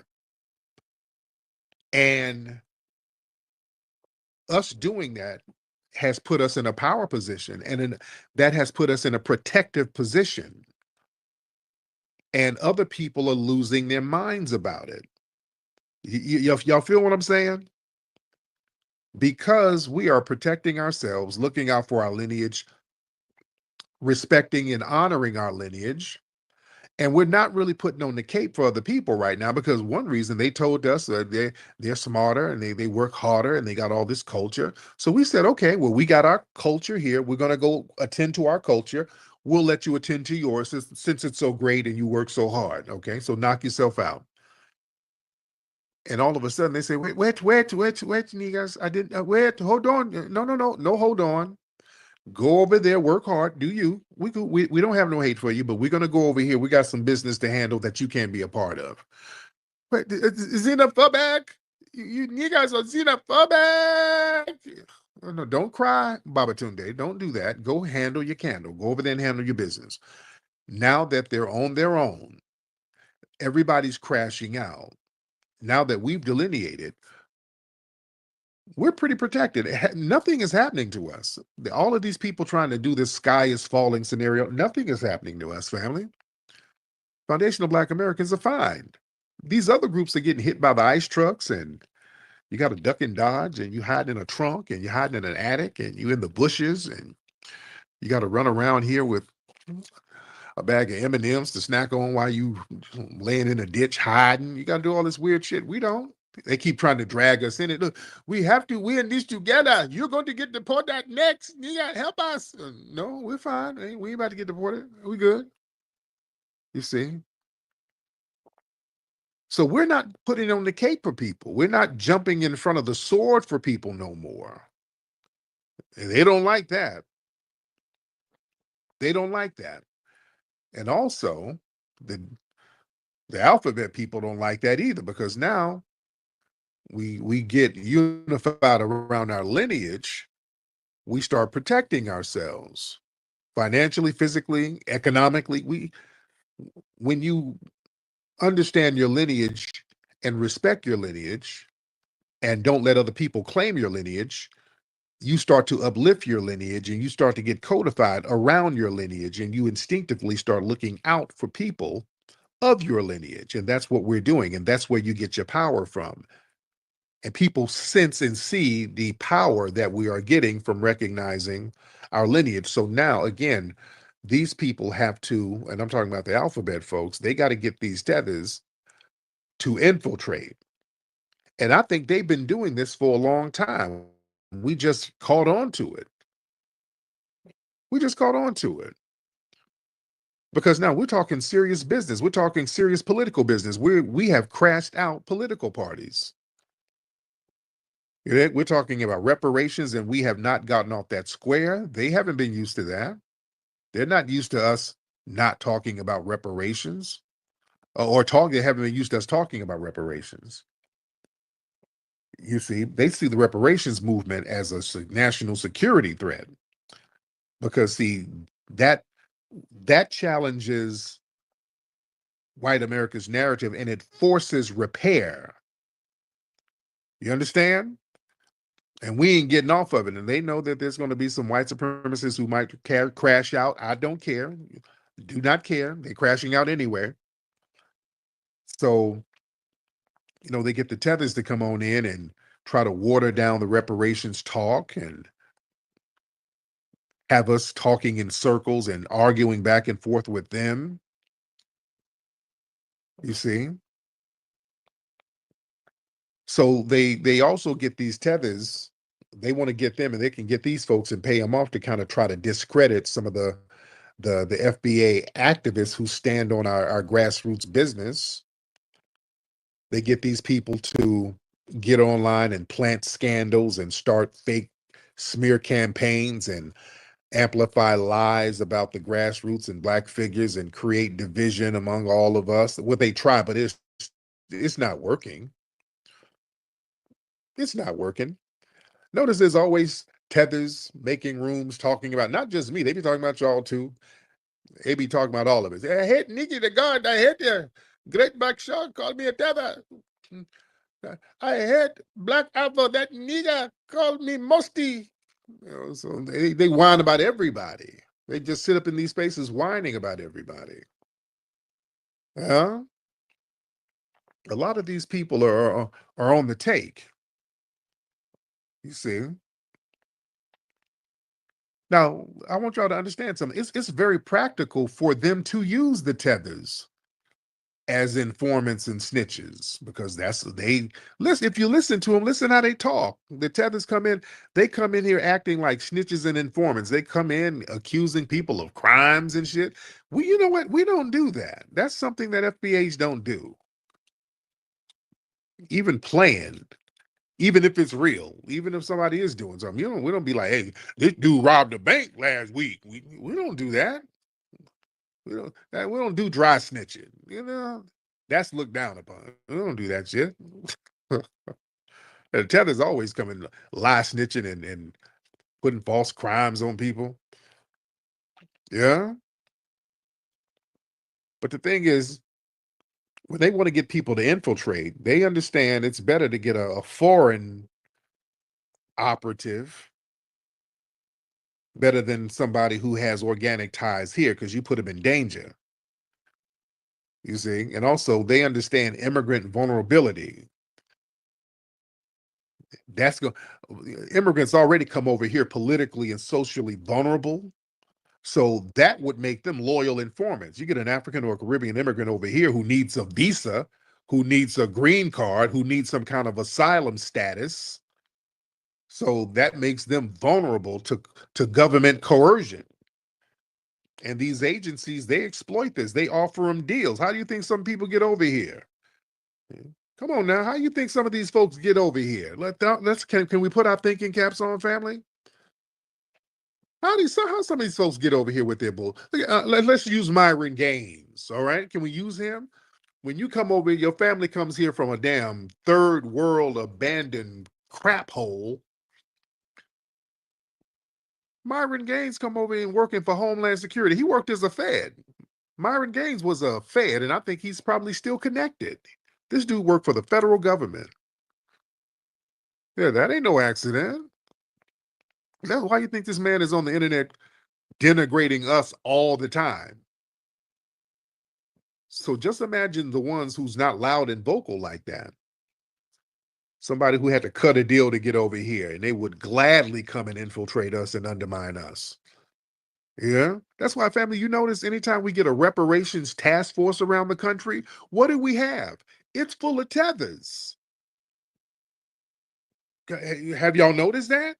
Out here in California, tethered up. The one in New York, hell, I think everybody on there was a damn tether for our reparations. Down in Atlanta, that going on with that Jamaican mammy who was on the task force and she crashed out on everybody.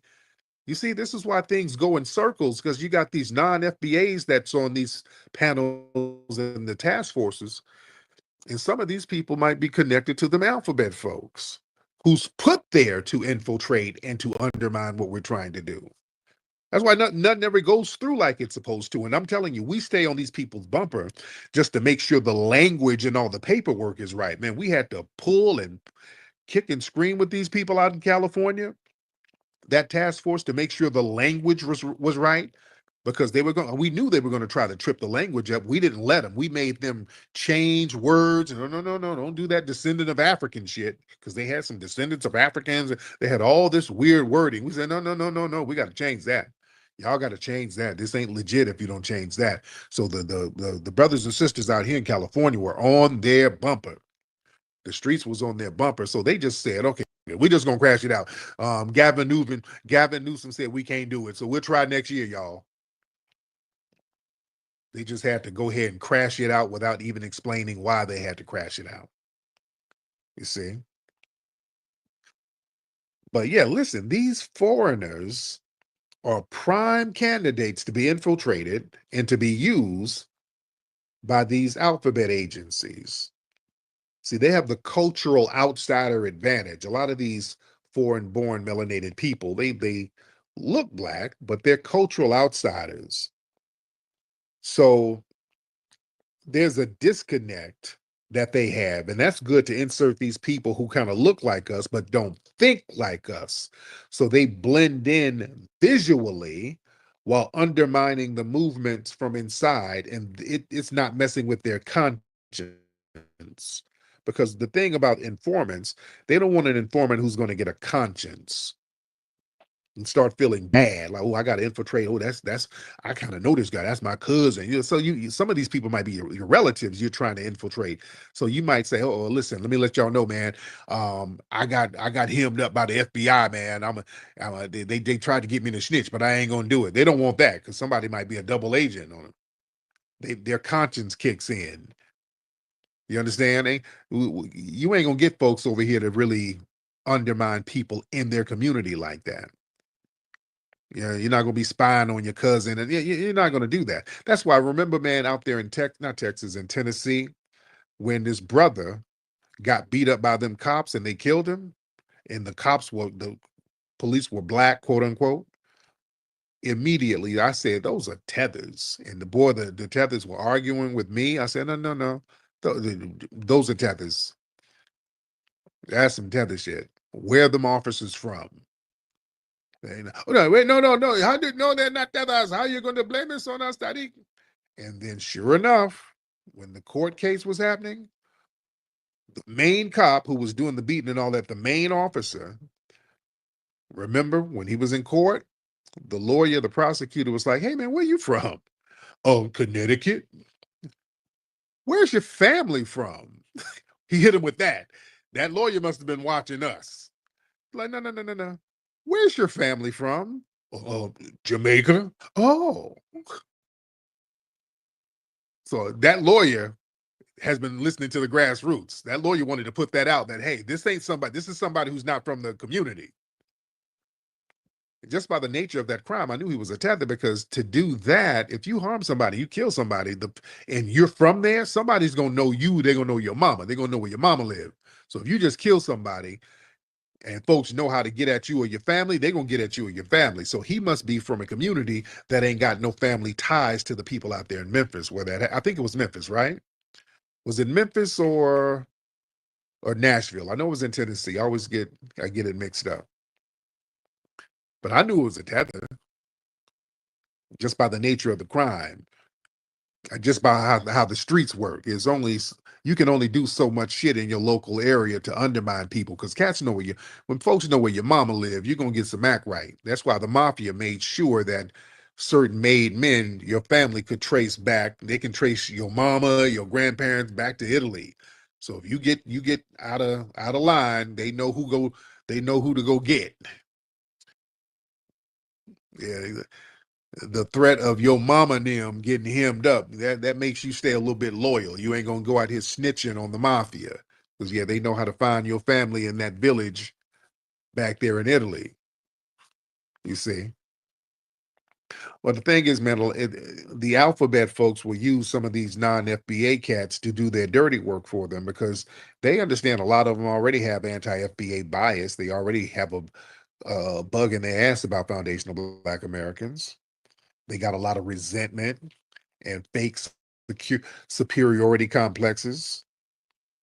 Yeah. Jealousy. So they're like, oh, I'd be glad to snitch. Just put the wire on me right now. I do it for free. Yeah. So they're prime candidates. Yeah. So we got to watch these cats, man. We got to watch these people when they come in with that weird disposition, that weird energy, coming in trying to disrupt all the time. We really got to watch out for that. Let me get some people in here. Who is this? Bacon? Is that Dollar Money Bacon? What's up, Bacon? All right, Bacon, hop on in. All right, while we're waiting on Mr. Bacon. Look, hey, what's up, Tariq? Hey, man, I appreciate everything you do.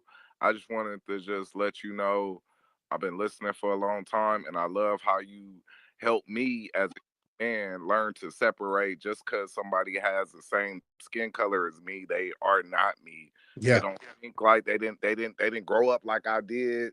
They family, just like how you were saying, they don't have the same roots. Can't trace them back to Arkansas or the South and shit like that. Be from clear across the country, but they talk like me, so I think they are me. So I want to say thank you. I appreciate that part of the game. Yes. Then I appreciate when you used to lay the game out. Maybe about 10 years ago, when you used to do the little radio show with nerds and virgins calling. Oh yeah. The Mac lessons days. Oh yeah. The Mac lessons, but what you did was it was shit that I already knew from my pops. But what you did was you gave me a structure. It was damn near like a player Bible type shit. So I appreciate you. My man, I appreciate that, brother. Thank you so much. Yes, indeed. Let's go. Let me get Brother Midnight in. Midnight Salon. Let's get Brother Midnight Salon in the building. Brother Midnight, hop on in, sir. If you can, hop on in, Midnight. Hey, what's going on? Hey, how you doing? How you been? I'm good, man. How's everything going? Hey, it's all right. I'm still out the country. Man, I saw a lot of your TikToks. You was whipping the feet out over there. Oh man, and yes, man, you taking over TikTok now? Yeah, oh yeah. We got the most popping spaces over there already. Yeah. Oh yeah. And then what I wanted to talk about what's going on in California with the SB 518. Obviously, I'm a resident as well, out in the Bay. And RP Blacc Voltron, I met him a couple of times before he unfortunately passed. But they named that the SB 518 reparations, and there's like several things that's like wrong with the thing. Like obviously it's not reparations. I don't know why they called it that. And it creates a bureaucracy control and not self-determination for us, unless they're trying to. Yeah. Go ahead. It's one of them things where they want to assign some kind of entity to handle the money, and they'll distribute it the way they need to for programs or something. Yeah, exactly. Okay. And then Yeah, that's a con game. We ain't going for that. Yeah, I got to look at this new bill that they got to really go over it. But yeah, that's a new little con game they try to do by having some kind of organization. The so-called money will go to them, and then they'll implement programs. Yeah, I'm gonna look into that, brother. By the way, do you know when brother Blacc Voltron's the funeral for him is happening? I do know, unfortunately. I probably had to ask around and whatnot. So Got it. Okay, man. Thank you so much. Can y'all find out? Because I want to try to get up there to show some respect to our brother. I would like to get up there. If y'all can let me know when that is, I can see if I can do something with my schedule if I can. I know I'm supposed to be filming some stuff next week, but I would like to get up there. And I got to go to Atlanta too. I had a lot of shit I got to do. I got to go. I got to film because I'm still working on HC6. I got to film my part. I have to go to Atlanta. Got to visit my baby girl. My baby girl is down there. And I've been telling her I've been trying to go down there. And then we got this event happening in November. So it's a lot of stuff. But I gotta look and see what the reparations thing was happening. We got to see what's going on. We got to really keep an eye on that. And we got to watch some of these folks. Because I saw some of these people connected to Strappy. They had some kind of ADOS book. I need to do a whole broadcast about that. And it was some shit in there, boy. It was like, yeah. So if there's reparations, it should go to the ADOS Foundation. The money should go to the ADOS Foundation, and then we'll create some programs with the money. Oh, have y'all seen that bullshit that Strappy and them dudes are trying to pull? Have y'all seen that horse shit? Man, hold on. I'm gonna have to get that book. I saw some pages of a book and they had that bullshit in it. I don't know what's Strappy and them trying to do. Oh, here they go. Oh, yeah, it was some BS, man. It was some straight up BS. I'm gonna get it and I'm gonna do a little assessment on it when I get it. I'm gonna get that book and do a real deep assessment on it.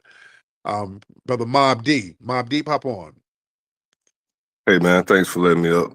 Hey, I just wanted to thank you for how you handle that thing on TikTok. I didn't know you was hosting spaces. I thought you kind of joined their space. Was that the case? No, you know what? At first I did. At first I got on and I was just scrolling through. So I was just hopping in and out of different people's spaces. And boy, they started going, wow, everybody wanted me. Because now I started going in these spaces and they started getting a lot of viewers. And I didn't know over on TikTok, you start making a lot of money when you get a lot. I didn't even know that because I started I was over there in different people's spaces and the numbers and stuff got up and they were going wild over there. And then I started making money accidentally over there. I'm like, hey, you got like a couple of $1,000s. How the hell I get that? So yeah, it was random. It was very, very random. Then I started doing my own spaces and it just turned everything up over there.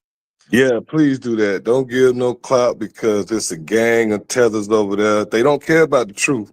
They study our history to try to pile up, they dog pile in rooms and try to beat us up.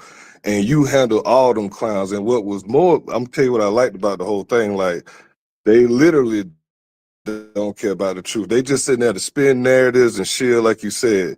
So host your own spaces, man, and then tear them apart one at a time when you bring them up because yeah, what they doing, it ain't cool over there. And that's the way you described it, that's exactly how it is over there. I went through the same thing and I just quit joining. So I just want to thank you for letting me up again, man. Appreciate it. Yeah. The tethers, boy. Yeah. They pathological liars anyway, boy. They be over there just lying their asses off. That's kind of an instinctive thing with tethers. When they get defeated or they get beat or whatever, their instinct is just to lie profusely because that's part of the culture, that lying and scamming.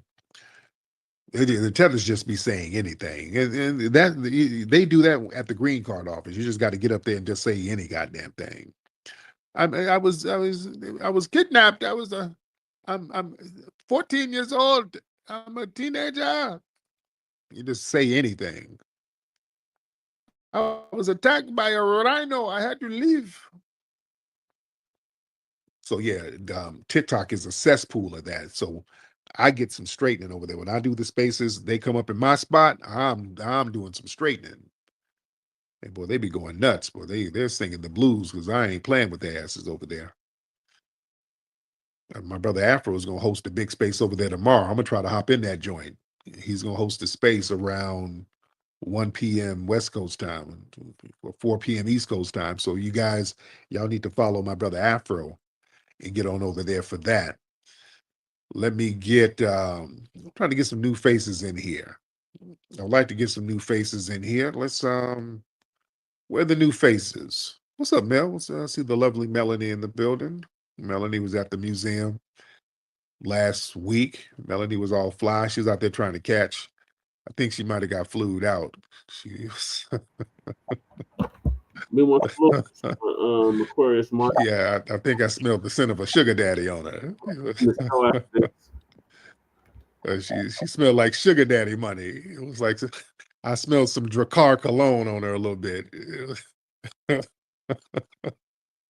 I smelled some Stetson cologne on her collar. She might have been flued out by an old school player. Road work, feel that natural flow. Road work. All right, thank y'all for tapping in. We're gonna end the show now. Appreciate everybody that tapped in. Cool Reality, Aquarius Minded, whoever else is speaking but not speaking. Peace, love, light, reparations, and separations, and Black empowerment. Channel Kuma signing out from the Mile High Income and the Legal Migrant for the City. I'll see y'all later on, I guess, maybe for Grand Rising. We will see, but as you can see, it's already the morning time, so I'm not finna do a Grand Rising right now. If not, we'll see us on Saturday for Frontline Black News, Season 5, Episode 48, Part 1. So peace, love, light, reparations, separations, delineations, and Black empowerment. Chain Criminal signing out from the Mile High Income and Illegal Migrant for the City. Peace.